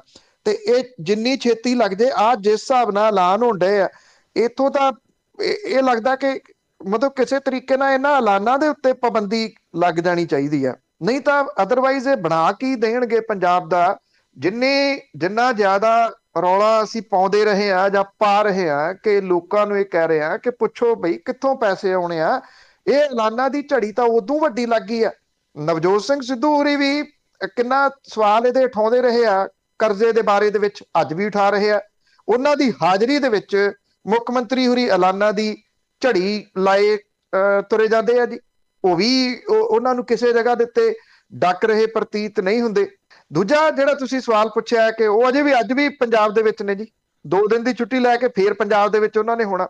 ਜੇ ਆਪਾਂ ਕੱਲ ਦੀ ਗੱਲ ਕਰੀਏ ਤਾਂ ਜਾਂ ਜਿਵੇਂ ਉਹ ਇਹ ਕਹਿ ਰਹੇ ਆ ਕਿ ਪਹਿਲਾਂ ਉਹ ਕਹਿੰਦੇ ਹੁੰਦੇ ਸੀਗੇ ਇੱਕ ਮੌਕਾ ਝਾੜੂ ਨੂੰ ਦਿਓ, ਫਿਰ ਉਹ ਕਹਿਣ ਲੱਗੇ ਇੱਕ ਮੌਕਾ ਆਮ ਆਦਮੀ ਪਾਰਟੀ ਨੂੰ ਦਿਓ। ਹੁਣ ਉਹ ਜਿਹੜੇ ਨਵੇਂ ਪੋਸਟਰ ਆਏ ਆ, ਜਿਹੜੇ ਕੱਲ ਇਹਨਾਂ ਨੇ 3 ਵੀਲਰ ਦੇ ਪਿੱਛੇ ਲਾਉਣੇ ਸ਼ੁਰੂ ਕੀਤੇ ਆ, ਉਹਦੇ ਉੱਤੇ ਲਿਖਿਆ ਹੋਇਆ ਇੱਕ ਮੌਕਾ ਕੇਜਰੀਵਾਲ ਨੂੰ। ਉਹ ਆਪਣੇ ਆਪ ਨੂੰ ਡਿਕਲੇਅਰ ਕਰ ਲੈਣ। ਮੈਂ ਤਾਂ ਕਹਿੰਦਾ ਉਹਦੇ ਵਿੱਚ ਰਹਿ ਤਾਂ ਕੋਈ ਕਸਰ ਕੋਈ ਨਹੀਂ ਗਈ। ਉਹ ਡਿਕਲੇਅਰ ਕਰ ਲੈਣ ਆਪਣੇ ਆਪ ਨੂੰ ਕਿ ਉਹ ਮੁੱਖ ਮੰਤਰੀ ਪੰਜਾਬ ਦੇ ਬਣਨੇ ਚਾਹੁੰਦੇ ਆ। ਉਹ ਕਿਸੇ ਹੋਰ ਨੂੰ ਮੁੱਖ ਮੰਤਰੀ ਨਹੀਂ ਵੇਖਣਾ ਚਾਹੁੰਦੇ। ਜੇ ਆਮ ਆਦਮੀ ਪਾਰਟੀ ਦੀ ਸਰਕਾਰ ਆਉਂਦੀ ਆ, ਉਹ ਲੋਕਾਂ ਨੂੰ ਇਸ ਮਾਮਲੇ ਦੇ ਵਿੱਚ ਅਜੇ ਵੀ ਮੈਨੂੰ ਇਹ ਲੱਗਦਾ ਕਿ ਉਹ ਧੋਖੇ ਦੇ ਵਿੱਚ ਰੱਖ ਰਹੇ ਆ, ਲੋਕਾਂ ਨੂੰ ਓਲੇ ਦੇ ਵਿੱਚ ਰੱਖ ਰਹੇ ਆ। ਇਹ ਉਹਨਾਂ ਨੂੰ ਕਲੀਅਰ ਕਰ ਦੇਣਾ ਚਾਹੀਦਾ ਕਿ ਮੁੱਖ ਮੰਤਰੀ ਦਾ ਫੇਸ ਕੋਈ ਹੋਰ ਨਹੀਂ ਹੋਊਗਾ, ਉਹ ਆਪ ਹੀ ਮੁੱਖ ਮੰਤਰੀ ਬਣਨਗੇ। ਜੇ ਇਦਾਂ ਦੀ ਕੋਈ ਉਹ ਖਾਹਿਸ਼ ਲਈ ਬੈਠੇ ਆ ਤੇ ਉਹ ਵੀ ਪੂਰੀ ਕਰ ਲੈਣ, ਤੇ ਫਿਰ ਲੋਕੀ ਜੇ ਸੋਚਣਗੇ ਕਿ ਉਹਨਾਂ ਦੇ ਨਾਂ ਤੇ ਵੋਟਾਂ ਪਾਉਣੀਆਂ ਤੇ ਉਹ ਫਿਰ ਪਾ ਦੇਣਗੇ। ਫਿਰ ਐਵੇਂ ਓਲੇ ਦੇ ਵਿੱਚ ਰੱਖ ਕੇ ਕਾਹਦੇ ਲਈ ਉਹ ਲੋਕਾਂ ਨੂੰ ਦੱਸ ਰਹੇ ਆ? ਮੇਰਾ ਖਿਆਲ ਉਹਨਾਂ ਦੇ ਮਨ ਦੇ ਵਿੱਚ ਇਹ ਖਾਹਿਸ਼ ਆ ਲੁਕੀ ਹੋਈ ਕਿ ਦਿੱਲੀ ਪੂਰਾ ਸੂਬਾ ਨਹੀਂ ਗਾ, ਉਹਨਾਂ ਨੂੰ ਉੱਥੇ ਖੁੱਲ ਕੇ ਕੰਮ ਨਹੀਂ ਕਰਨ ਦਿੱਤਾ ਗਿਆ ਤੇ ਉਹ ਖੁੱਲ ਕੇ ਕੰਮ ਕਰਨਾ ਚਾਹੁੰਦੇ ਆ ਤੇ ਇੱਕ ਫੁੱਲ ਫਲੈਜ ਸਟੇਟ ਦੇ ਉੱਤੇ ਆਪਣਾ ਏਜੰਡਾ ਜਿਹੜਾ ਉਹ ਲਾਗੂ ਕਰਨਾ ਚਾਹੁੰਦੇ ਆ। ਚਲੋ ਏਜੰਡੇ ਦੇ ਬਾਰੇ ਦੇ ਵਿੱਚ ਤਾਂ ਕਈ ਕੁਝ ਹੋ ਸਕਦਾ ਕਿ ਕਿਹੋ ਜਿਹਾ ਏਜੰਡਾ ਲਾਗੂ ਕਰਨਾ ਚਾਹੁੰਦੇ ਆ, ਪਰ ਇਉਂ ਲੱਗਦਾ ਜੇ ਆਪਾਂ ਕੱਲ ਵਾਲੇ ਪੋਸਟਰਾਂ ਤੋਂ ਦੇਖੀਏ ਇੱਕ ਮੌਕਾ ਕੇਜਰੀਵਾਲ ਨੂੰ, ਤੇ ਉਹਦੇ ਤੋਂ ਤਾਂ ਬਿਲਕੁਲ ਕਲੀਅਰ ਜਿਹੜਾ ਜੀ ਲੱਗਦਾ ਹੁਣ ਉਹਦੇ ਵਿੱਚੋਂ ਝਾੜੂ ਵੀ ਗਾਇਬ ਹੋ ਗਿਆ, ਉਹਦੇ ਵਿੱਚੋਂ ਆਮ ਆਦਮੀ ਪਾਰਟੀ ਵੀ ਗਾਇਬ ਹੋ ਗਈ ਹੈ, ਉਹਦੇ ਵਿੱਚ ਸਿਰਫ ਕੇਜਰੀਵਾਲ ਰਹਿ ਗਿਆ। ਉਹ ਕੇਜਰੀਵਾਲ ਜਦੋਂ ਇਹ ਭਗਵੰਤ ਮਾਨ ਹੋਰਾਂ ਦਾ ਮਾਮਲਾ ਉੱਠਿਆ ਸੀਗਾ, ਜਿਹੜੇ ਇਹਨਾਂ ਦੇ ਵਾਲੰਟੀਅਰ ਨੇ ਉਹ ਕਹਿੰਦੇ ਸੀ ਕਿ ਉਹਨਾਂ ਨੂੰ ਮੁੱਖ ਮੰਤਰੀ ਬਣਾਓ, ਤੇ ਉਦੋਂ ਉਹਨਾਂ ਦੀ ਜਿਹੜੀ ਇੱਕ ਸਪੀਚ ਆਈ ਸੀਗੀ, ਉਹ ਸਪੀਚ ਇਸ ਤਰੀਕੇ ਦੇ ਨਾਲ ਚੱਲ ਰਹੀ ਸੀ ਜਿਹਦੇ ਵਿੱਚ ਉਹ ਕਹਿੰਦੇ ਸੀਗੇ ਕਿ ਸੰਗਠਨ ਵੱਡਾ ਹੁੰਦਾ, ਵਿਅਕਤੀ ਵਿਸ਼ੇਸ਼ ਨਹੀਂ। ਹੁਣ ਇਹਦੇ ਵਿੱਚੋਂ ਸੰਗਠਨ ਵੀ ਗਾਇਬ ਹੋ ਗਿਆ, ਇਹਦੇ ਵਿੱਚੋਂ ਝੰਡਾ ਵੀ ਗਾਇਬ ਹੋ ਗਿਆ, ਇਹਦੇ ਵਿੱਚੋਂ ਸਿੰਬਲ ਵੀ ਗਾਇਬ ਹੋ ਗਿਆ ਜਿਹੜਾ ਪਾਰਟੀ ਦਾ, ਇਹਦੇ ਵਿੱਚ ਵਿਅਕਤੀ ਵਿਸ਼ੇਸ਼ ਆ ਗਿਆ ਜੀ। ਹੁਣ ਇੱਕ ਮੌਕਾ ਕੇਜਰੀਵਾਲ ਨੂੰ, ਉਹਦੇ ਵਿੱਚੋਂ ਆਮ ਆਦਮੀ ਪਾਰਟੀ ਗਾਇਬ ਆ, ਉਹਦੇ ਵਿੱਚੋਂ ਝਾੜੂ ਵੀ ਗਾਇਬ ਹੈ ਜੀ। ਅਗਲੇ ਸਾਡੇ ਕਾਲਰ ਨੇ ਮਾਨ ਜੀ, ਸਤਿ ਸ਼੍ਰੀ ਅਕਾਲ। ਸਤਿ ਸ਼੍ਰੀ ਅਕਾਲ ਜੀ ਸਾਰਿਆਂ ਨੂੰ। ਸਤਿ ਸ਼੍ਰੀ ਅਕਾਲ। ਤੇ ਮੈਂ ਸਵਾਲ ਇਹ ਸੀਗਾ, ਜਿੰਨੀ ਦੇਰ ਆਪਣੇ ਇੰਡੀਆ ਦੇ ਵਿੱਚ ਨਾ ਜਿਹੜੇ MP MLA ਜਾਂ ਪ੍ਰਧਾਨ ਮੰਤਰੀ ਬਣਦੇ ਨੇ, ਜਿੰਨੀ ਦੇਰ ਉਹਨਾਂ ਦੀ ਕੁਆਲੀਫਿਕੇਸ਼ਨ ਨਿਰਧਾਰਤ ਨਹੀਂ ਨਾ ਹੈਗੀ, ਉਨੀ ਦੇਰ ਇੰਡੀਆ ਦਾ ਨਾ ਇਹੀ ਹਾਲ ਰਹਿਣਾ ਹੈ। ਜੇਕਰ ਟੀਚਰ ਬਣਨ ਵਾਸਤੇ ਜਾਂ ਡਾਕਟਰ ਬਣਨ ਵਾਸਤੇ PhD ਦੀ ਲੋੜ ਆ, ਤੇ ਇਹਨਾਂ ਵਾਸਤੇ ਕ੍ਰਾਈਮ ਜਿਹੜਾ ਆ ਉਹ ਸਭ ਤੋਂ ਵੱਡੀ ਐਜੂਕੇਸ਼ਨ। ਤੇ ਨੰਬਰ ਦੂਸਰਾ, ਜਿਹੜਾ ਆਪਣਾ ਇੰਡੀਆ ਆ ਉਹਦੇ 'ਚ ਦੇਖੋ ਹਰੇਕ ਸਟੇਟਾਂ ਨੇ, ਜਿੰਨੀਆਂ ਸਟੇਟਾਂ ਨੇ ਸਾਰਿਆਂ ਦੇ ਵਿੱਚ ਕਣਕ ਕਿਤੇ 1500 ਰੁਪਏ ਨੂੰ, ਕਿਤੇ 2000 ਰੁਪਏ ਨੂੰ। ਕਿ ਉਹ ਮਤਲਬ ਕਿ ਇੰਡੀਆ ਤੋਂ ਬਾਹਰ ਨੇ ਸਟੇਟਾਂ? ਹੁਣ ਆਪਾਂ ਯੂਰਪ ਦੇ ਵਿੱਚ ਕਿਧਰੇ ਵੀ ਰਹਿੰਦੇ ਹਾਂ, ਜਿਹੜੇ ਮਾਰਕੀਟਾਂ ਨੇ ਉਹਨਾਂ ਦਾ ਸਾਰੀਆਂ ਦਾ ਰੇਟ ਇੱਕ ਬਰਾਬਰ ਚੱਲਦਾ ਹੈ। ਜੇਕਰ ਕਿਸੇ ਬੰਦੇ ਨੇ ਕੋਈ ਵਧੀਆ ਮਾਰਕੀਟ ਜਾਣਾ, ਉਹਨੂੰ ਸੁਪਰ ਮਾਰਕੀਟ ਦੇ ਹਿਸਾਬ ਨਾਲ ਮਤਲਬ ਕਿ ਰੇਟ ਰੱਖਿਆ ਜਾਂਦਾ ਹੈ ਨਾ। ਲੇਕਿਨ ਜਿਹੜੇ ਆਮ ਜਿਹੜੀ ਪ੍ਰਾਈਸ ਆ ਉਹ ਤਾਂ ਇੱਕ ਬਰਾਬਰ ਆ ਨਾ। ਨੰਬਰ 2 ਅਤੇ ਇੱਕ ਜਿਹੜੇ ਇਸ ਟਾਈਮ ਜਿਹੜੇ ਕਹਿੰਦੇ 1000 ਰੁਪਏ ਦੇਣਾ ਆ, ਬੀਬੀ ਭੱਠਲ ਨੂੰ ਵੀ ਦੇਣਾ ਹੈ, ਬੀਬੀ ਸਿਮਰਨ ਕੌਰ ਬਾਦਲ ਨੂੰ ਵੀ ਦੇਣਾ ਆ, ਅਤੇ ਇਹਨਾਂ ਨੂੰ ਇੱਕ ਇੱਦਾਂ ਦਾ ਸਟੈਂਡਰਡ ਬਣਾਉਣਾ ਚਾਹੀਦਾ ਜਿਸ ਨਾਲ ਬੰਦੇ ਦੀ ਇਨਕਮ ਜਿਹੜੇ ਸੋਰਸ ਆ ਨਾ ਉਹ ਮਤਲਬ ਕਿ ਦੇਖਣਾ ਚਾਹੀਦਾ ਵੀ ਉਹਦੀ ਇਨਕਮ ਸੋਰਸ ਕੀ ਆ। ਜਿੰਨੀ ਦੇਰ ਸਾਡੇ ਇਹ ਪ੍ਰਤੱਖ ਨਹੀਂ ਨਾ ਹੁੰਦਾ ਹੈਗਾ ਵੀ ਇਹਦੀ ਇਨਕਮ ਸੋਰਸ ਨੂੰ ਦੇਖ ਕੇ ਆਪਾਂ ਪੈਸੇ ਦੇਣੇ, ਉਨੀ ਦੇਰ ਇੱਥੇ ਇਹੀ ਕੁਛ ਰਹਿਣਾ। ਹੁਣ ਦੂਜੀ ਕਹਿੰਦੇ ਪੰਜਾਬ ਗੌਰਮੈਂਟ ਪੈਸਾ ਕਿੱਥੋਂ ਲਿਆਊਗੀ? ਜਿੱਦਾਂ ਪਹਿਲਾਂ ਚਿੱਟਾ ਵੇਚ ਕੇ ਲੋਕਾਂ ਨੇ ਆਪਣੀਆਂ ਬੈਂਕਾਂ ਭਰੀਆਂ, ਹੁਣ ਗੌਰਮੈਂਟ ਦਾ ਖਾਤਾ ਭਰ ਲੈਣਗੇ, ਇਹੀ ਹੋ ਸਕਦਾ ਜੀ, ਹੋਰ ਤਾਂ ਕੋਈ ਹੱਲ ਹੈ ਨਹੀਂ। Thank you. ਸਤਿ ਸ਼੍ਰੀ ਅਕਾਲ ਸਰ। ਸਤਿ ਸ਼੍ਰੀ ਅਕਾਲ ਭਾਈ ਸਾਹਿਬ। ਇਹ ਪੰਜਾਬ ਦੇ ਵਿੱਚ ਜਾਂ ਭਾਰਤ ਦੇ ਵਿੱਚ ਨਹੀਂ, ਜਿਹੜੀ ਪੋਲੀਟੀਸ਼ੀਅਨਾਂ ਦੀ ਕੁਆਲੀਫਿਕੇਸ਼ਨ ਆ ਉਹ ਵਿਸ਼ਵ ਦੇ ਵਿੱਚ ਇਸ ਵੇਲੇ ਵਾਚਣ ਦੀ ਲੋੜ ਹੈ। ਇਹਨਾਂ ਪੋਲੀਟੀਸ਼ੀਅਨਾਂ ਦੀ ਜਿਹੜੀ ਰਿਟਾਇਰਮੈਂਟ ਦੀ ਏਜ ਆ ਉਹ ਵੀ ਸੈੱਟ ਕਰਨ ਦੀ ਵਿਸ਼ਵ ਪੱਧਰ ਦੇ ਉੱਤੇ ਜ਼ਰੂਰਤ ਹੈ। ਜਿਹੜੀ ਗੱਲ ਤੁਸੀਂ ਕਰਦੇ ਹੋ ਕਣਕ ਦੀ, ਉਹ MSP ਦੀ ਗਰੰਟੀ ਉਹੀ ਆ, ਉਹਦੇ ਨਾਲ ਸਾਰੀ ਸਮੱਸਿਆ ਜਿਹੜੀ ਉਹ ਹੱਲ ਹੋ ਜਾਣੀ ਹੈ। ਚਿੱਟੇ ਦਾ ਧੰਦਾ ਤਾਂ ਕੈਨੇਡਾ ਦੇ ਵਿੱਚ ਵੀ ਬਹੁਤ ਹੈ। ਉੱਥੇ ਜਿਹੜੇ ਮੈਂਬਰ ਪਾਰਲੀਮੈਂਟ ਨੇ ਜਿਹੜੇ ਬਣ ਰਹੇ ਨੇ, ਬਣਾਏ ਜਾ ਰਹੇ ਨੇ ਸਾਡੇ ਭਾਈਚਾਰੇ ਦੇ, ਉਹਨਾਂ ਦੀ ਕੁਆਲੀਫਿਕੇਸ਼ਨ ਕੀ ਦੇਖੀ ਜਾ ਰਹੀ ਹੈ? ਜਦੋਂ ਉਹਨਾਂ ਨੂੰ ਵੋਟਾਂ ਪਾਉਣ ਵਾਲੇ ਨੇ ਉਹ ਸਾਡੇ ਨੇ ਬਹੁਤੇ ਕਿ ਉਹ ਦੇਖਦੇ ਨੇ ਕਿ ਕਿਹੜੇ ਜ਼ਿਲ੍ਹੇ ਦਾ ਕਿਹਦਾ ਕੀ ਜਿਹੜਾ ਉਹ ਲੱਗਦਾ ਹੈ। ਓਵਰਆਲ ਵਰਤਾਰਾ ਹੋ ਗਿਆ, ਇੱਕੋ ਜਿਹਾ ਹੋ ਗਿਆ ਕਿ ਜਿਹੜੇ ਪਹਿਲੇ 3 ਸਾਲ ਨੇ 4 ਸਾਲ ਨੇ ਉਹ ਲੋਕਾਂ ਨੂੰ ਲੁੱਟੋ ਕੁੱਟੋ ਤੇ ਮੁੜ ਕੇ ਉਹਨਾਂ ਨੂੰ ਛੋਟਾਂ ਜਿਹੜੀਆਂ ਉਹ ਦੇ ਦਿਓ। ਕਿਤੇ ਨਹੀਂ ਹੋ ਰਿਹਾ ਇਹ ਜੀ, ਕਿਹੜੇ ਮੁਲਕ ਦੇ ਵਿੱਚ ਨਹੀਂ ਹੋ ਰਿਹਾ? ਪਤਾ ਨਹੀਂ ਤੁਸੀਂ ਕਿਹੜੀ ਜਗ੍ਹਾ ਤੋਂ, ਯੂਰਪ ਚੋਂ ਬੋਲ ਰਹੇ ਹੋ ਜਾਂ ਅਮਰੀਕਾ ਦੇ ਵਿੱਚੋਂ, ਨਾਰਥ ਅਮਰੀਕਾ ਦੇ ਵਿੱਚੋਂ ਬੋਲ ਰਹੇ ਹੋ। ਹਰੇਕ ਜਗ੍ਹਾ ਦੇ ਉੱਤੇ ਵਰਤਾਰਾ ਇੱਕੋ ਜਿਹਾ ਹੀ ਹੋ ਗਿਆ। ਇਹ ਬਹੁਤਾ ਕੋਈ ਫਰਕ ਨਹੀਂ ਰਹਿ ਗਿਆ, ਐਵੇਂ 19-21 ਜੇ ਦਾ ਫਰਕ ਹੈ। ਹਾਂ, ਉਹ ਪੰਜਾਬ ਦੀ ਗੱਲ ਆਪਾਂ ਕਰ ਰਹੇ ਹਾਂ ਤੇ ਇਸ ਕਰਕੇ ਉਹ ਲੱਗਦਾ ਕਿ ਇਕੱਲੇ ਪਤਾ ਨਹੀਂ ਪੰਜਾਬ ਦੇ ਵਿੱਚ ਹੀ ਇਹ ਹੋ ਰਿਹਾ। ਨਹੀਂ, ਇਹ ਤਾਂ ਹਾਸੋਹੀਣੀ ਗੱਲ ਜਿਹੜੀ ਤੁਸੀਂ ਕਰ ਰਹੇ ਹੋ ਕਿ ਚਿੱਟਾ ਵੇਚ ਕੇ ਤਾਂ ਸਰਕਾਰਾਂ ਨਹੀਂ ਜਿਹੜੀਆਂ ਉਹ ਚੱਲ ਸਕਦੀਆਂ ਨਾ। ਜੇ ਚੱਲ ਸਕਦੀਆਂ ਹੁੰਦੀਆਂ ਤਾਂ ਫਿਰ ਜਿੰਨਾ ਕੁ ਚਿੱਟਾ ਪੰਜਾਬ 'ਚ ਵਿਕਣ ਡਿਆ, ਇੰਨਾ ਕੈਨੇਡਾ ਦੇ ਵਿੱਚ ਵੀ ਵਿਕ ਰਿਹਾ। ਕੁਇੰਟਲ ਫੀਮ ਤਾਂ ਕਦੀ ਇਕੱਠੀ ਪੰਜਾਬ 'ਚੋਂ ਨਹੀਂ ਫੜੀ ਗਈ, ਕੈਨੇਡਾ ਦੇ ਵਿੱਚੋਂ, ਸਰੀ ਦੇ ਵਿੱਚੋਂ ਫੜੀ ਗਈ ਸੀਗੀ।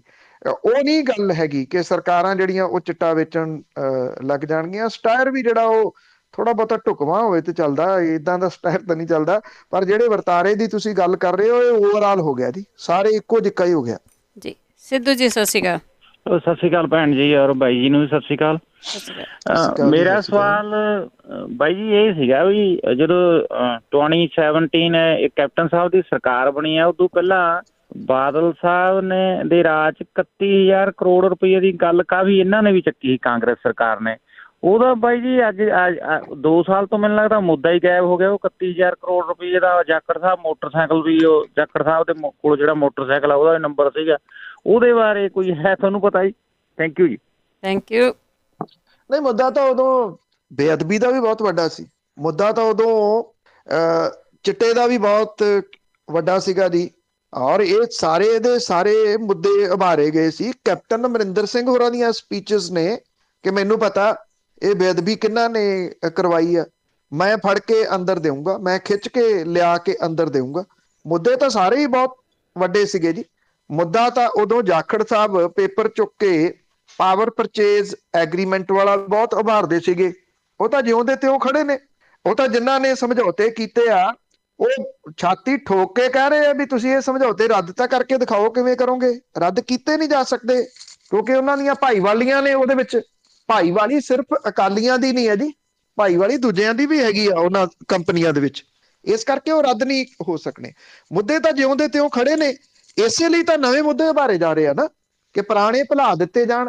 ਹੁਣ ਇਹ ਪੰਜਾਬੀਆਂ ਦੇ ਉੱਤੇ ਡਿਪੈਂਡ ਹੈ ਵੀ ਉਹ ਜਿਹੜੇ 16 ਦੇ ਵਿੱਚ ਮੁੱਦੇ ਉਭਾਰੇ ਗਏ ਸੀ, 17 ਦੇ ਵਿੱਚ, ਉਹਨਾਂ ਨੂੰ ਭੁੱਲ ਕੇ ਨਵੇਂ ਮੁੱਦਿਆਂ ਦੇ ਵਿੱਚ ਚੱਲ ਜਾਂਦੇ ਆ। ਤੁਸੀਂ ਦੇਖੋ ਆ 3 ਵੀਲਰਾਂ ਵਾਲਾ ਤੇ ਟੈਕਸੀਆਂ ਵਾਲਾ ਮੁੱਦਾ ਉਭਾਰ ਲਿਆ ਨਾ ਉਹਨਾਂ ਨੇ।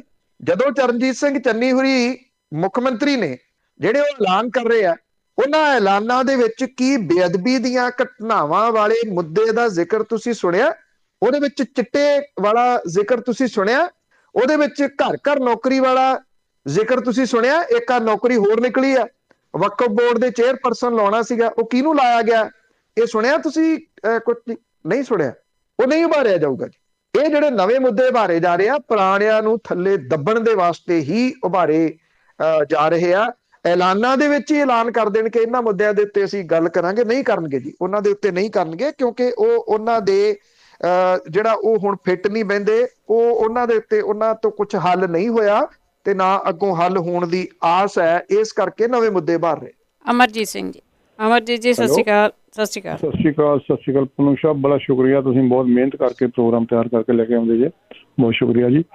ਮੇਰਾ ਪੂਨਮ ਜੀ ਸਵਾਲ ਹੈ ਆਪਣੇ ਗੌਤਮ ਨਵਲਖਾ ਜੀ ਨਾਲ ਸੰਬੰਧਿਤ। ਉਹ ਸਾਰੇ ਜਾਣਦੇ ਆ, ਬੜੇ ਤਗੜੇ ਹਿਊਮਨ ਰਾਈਟ ਐਕਟਿਵਿਸਟ ਹੈਗੇ ਨੇ ਤੇ ਅੱਜ ਕੱਲ੍ਹ ਮੇਰਾ ਖਿਆਲ ਆਂਡਾ ਸੈੱਲ ਦੇ ਵਿੱਚ ਨੇ। ਹਾਂਜੀ, ਤੇ ਸਭ ਤੋਂ ਪਹਿਲਾਂ ਉਹਨਾਂ people union for civil liberties ਦੇ ਨਾਲ ਮਿਲ ਕੇ ਤੇ ਹੂ ਆਰ ਗਿਲਟੀ ਕਿਤਾਬ ਲਿਖੀ ਸੀ ਸਿੱਖ ਨਸਲਕਸ਼ੀ 1984 ਬਾਰੇ। ਇਹ ਤੋਂ ਪਹਿਲਾਂ ਕੋਈ ਲਿਖਤੀ ਕਿਤਾਬ ਸਾਹਮਣੇ ਨਹੀਂ ਆਈ ਤੇ ਅੱਜ ਕੱਲ੍ਹ ਉਹ ਇੰਨੀ ਮੰਦੀ ਹਾਲਤ ਦੇ ਵਿੱਚ ਨੇ ਔਰ ਇੰਨੀ ਉਹਨਾਂ ਤੇ ਜ਼ੁਲਮ ਹੋ ਰਿਹਾ ਤੇ ਇਹ ਕੀ ਰੀਜ਼ਨ ਹੈ ਸਿੱਖਾਂ ਬਾਰੇ ਇੰਨਾ ਕੁਛ ਵਧੀਆ ਲਿਖਿਆ, ਇੰਨਾ ਕੁਛ ਉਹਨੇ ਸਾਹਮਣੇ ਲਿਆਂਦਾ ਤੇ ਕੋਈ ਵੀ ਸਿੱਖ ਜਥੇਬੰਦੀ ਕਿਸੇ ਵੀ ਦੁਨੀਆ ਤੋਂ, ਕੈਨੇਡਾ ਤੋਂ, ਅਮਰੀਕਾ ਤੋਂ, ਉਹਨਾਂ ਨੇ ਕੋਈ ਉਹਨਾਂ ਦੇ ਹੱਕ ਵਿੱਚ ਆਵਾਜ਼ ਨਹੀਂ ਉਠਾਈ ਹੈ, ਉਹ ਕੁਛ ਨਹੀਂ ਕਰ ਸਕਦੇ। ਇੱਕ ਬੰਦੇ ਨੇ ਸਾਡੇ ਬਾਰੇ ਇੰਨੀ ਆਵਾਜ਼ ਉਠਾਈ ਹੋਏ ਤੇ ਇਹਦੇ ਬਾਰੇ ਦੱਸਿਓ ਜੀ। ਬਿਲਕੁਲ ਤੁਹਾਡੀ ਗੱਲ ਇਹ ਠੀਕ ਹੈ ਜੀ, ਜਿਹੜੀ ਤੁਸੀਂ ਕਹਿ ਰਹੇ ਹੋ ਇਸ ਵੇਲੇ ਗੌਤਮ ਨਵਲਖਾ ਜਿਹੜੇ ਨੇ, ਕਿਉਂਕਿ ਮਨੁੱਖੀ ਅਧਿਕਾਰਾਂ ਦੇ ਉਹ ਉਹਨਾਂ ਦੇ ਵਾਸਤੇ ਲੜਨ ਵਾਲੇ ਇੱਕ ਚੈਂਪੀਅਨ ਦੇ ਵਜੋਂ ਜਾਣੇ ਜਾਂਦੇ ਨੇ। ਇਸ ਵੇਲੇ ਜਿਹੜੀ ਤੁਸੀਂ ਗੱਲ ਕਹੀ ਹੈ ਬਿਲਕੁਲ ਇਹ ਠੀਕ ਹੈ। ਹੁਣ ਸਵਾਲ ਜਿਹੜਾ ਨਾ ਜੀ ਵੱਡਾ ਇਹ ਆ ਜਾਂਦਾ ਕਿ ਉਹ ਇਹ ਕਹਿੰਦੇ ਆ ਕਿ ਲੈਫਟ ਵਿੰਗ ਦੇ ਉਹ ਐਕਟਿਵਿਸਟ ਨੇ, ਹਾਲਾਂਕਿ ਉਹ ਮਨੁੱਖੀ ਅਧਿਕਾਰਾਂ ਦੇ ਵਾਸਤੇ ਲੜਨ ਦੇ ਵਾਸਤੇ ਜਾਣੇ ਜਾਂਦੇ ਨੇ। ਇੱਥੇ ਸਮੱਸਿਆ ਇਹ ਪਈ ਹੋਈ ਆ, ਆਪਾਂ ਦੇਖ ਕੇ ਤਾਂ ਹਟੇ ਆ ਅਜੇ ਕਿਸਾਨ ਅੰਦੋਲਨ ਦੇ ਦੌਰਾਨ ਕਿੰਨਾ ਜ਼ੋਰ ਲੱਗਿਆ ਰਿਹਾ ਇਸ ਗੱਲ ਦੇ ਉੱਤੇ ਕਿ ਇਹਨੂੰ ਪੰਥਕ ਕਾਮਰੇਡ ਪੰਥਕ ਫਲਾਨਾ ਧਮਕਾਨਾ ਕਿੰਨਾ ਕੁਛ ਬਣਾਉਣ ਦੇ ਯਤਨ ਕੀਤੇ। ਇਸ ਪਲੇਟਫਾਰਮ ਦੇ ਉੱਤੇ ਇੱਥੇ ਇੱਕ ਗੱਲ ਮੈਂ ਬਾਰ-ਬਾਰ ਜ਼ੋਰ ਦੇ ਕੇ ਇਹ ਕਹਿੰਦਾ ਰਿਹਾ ਕਿ ਇਹ ਕਿਸਾਨ ਅੰਦੋਲਨ ਹੈ, ਪਰ ਇਹ ਕਿਸਾਨ ਅੰਦੋਲਨ ਨਾ ਰਹਿਣ ਦਿੱਤਾ ਜਾਵੇ। ਇਹ ਯਤਨ ਕਰਨ ਵਾਲੇ ਕਿੱਡੀ ਵੱਡੀ ਗਿਣਤੀ ਦੇ ਵਿੱਚ ਲੋਕ ਬੈਠੇ ਨੇ, ਉਹਨਾਂ ਨੇ ਪੂਰੀ ਟਿੱਲ ਜਿਹੜੀ ਸੀ ਉਹ ਲਾ ਲਈ। ਇਸੇ ਤਰੀਕੇ ਦੇ ਨਾਲ ਗੌਤਮ ਹੋਰਾਂ ਦੇ ਜਦੋਂ ਗੱਲ ਆਉਂਦੀ ਆ ਤੇ ਉਹਨਾਂ ਨੇ ਜਿਨ੍ਹਾਂ ਨੇ ਉਹਨਾਂ ਦੀ ਮਦਦ ਨਹੀਂ ਹੋਣ ਦੇਣੀ, ਉਹ ਨਾਲ ਦੀ ਨਾਲ ਇਹ ਚੀਜ਼ ਕੱਢ ਕੇ ਜਿਹੜਾ ਜੀ ਉਹ ਲੈ ਆਉਂਦੇ। ਅਸੀਂ ਇੰਨੇ ਕੁ ਵੰਡੀਆਂ ਦੇ ਵਿੱਚ ਵੰਡੇ ਪਏ ਆ, ਇੰਨੇ ਛੋਟੇ-ਛੋਟੇ ਗਰੁੱਪਾਂ ਦੇ ਵਿੱਚ ਵੰਡੇ ਪਏ ਆ ਕਿ ਅਸੀਂ ਕਦੀ ਵੀ ਨਹੀਂ ਇਹ ਚਾਹੁੰਦੇ ਕਿ ਜਿਹੜੇ ਕੁਛ ਲੋਕ ਨੇ ਜਿਹੜੇ ਲੜਦੇ ਨੇ, ਅਸੀਂ ਉਹਨਾਂ ਦੇ ਵਾਸਤੇ ਇੱਕ ਕੋਈ ਢਾਲ ਦੇ ਰੂਪ ਦੇ ਵਿੱਚ ਖੜੇ ਹੋਈਏ। ਅਸੀਂ ਉੱਥੇ ਆਪਣੇ ਨਿੱਕੇ-ਨਿੱਕੇ ਗਰੁੱਪਾਂ ਦੇ ਰੂਪ ਦੇ ਵਿੱਚ ਫਿਰ ਵੰਡੇ ਜਾਂਦੇ ਆ।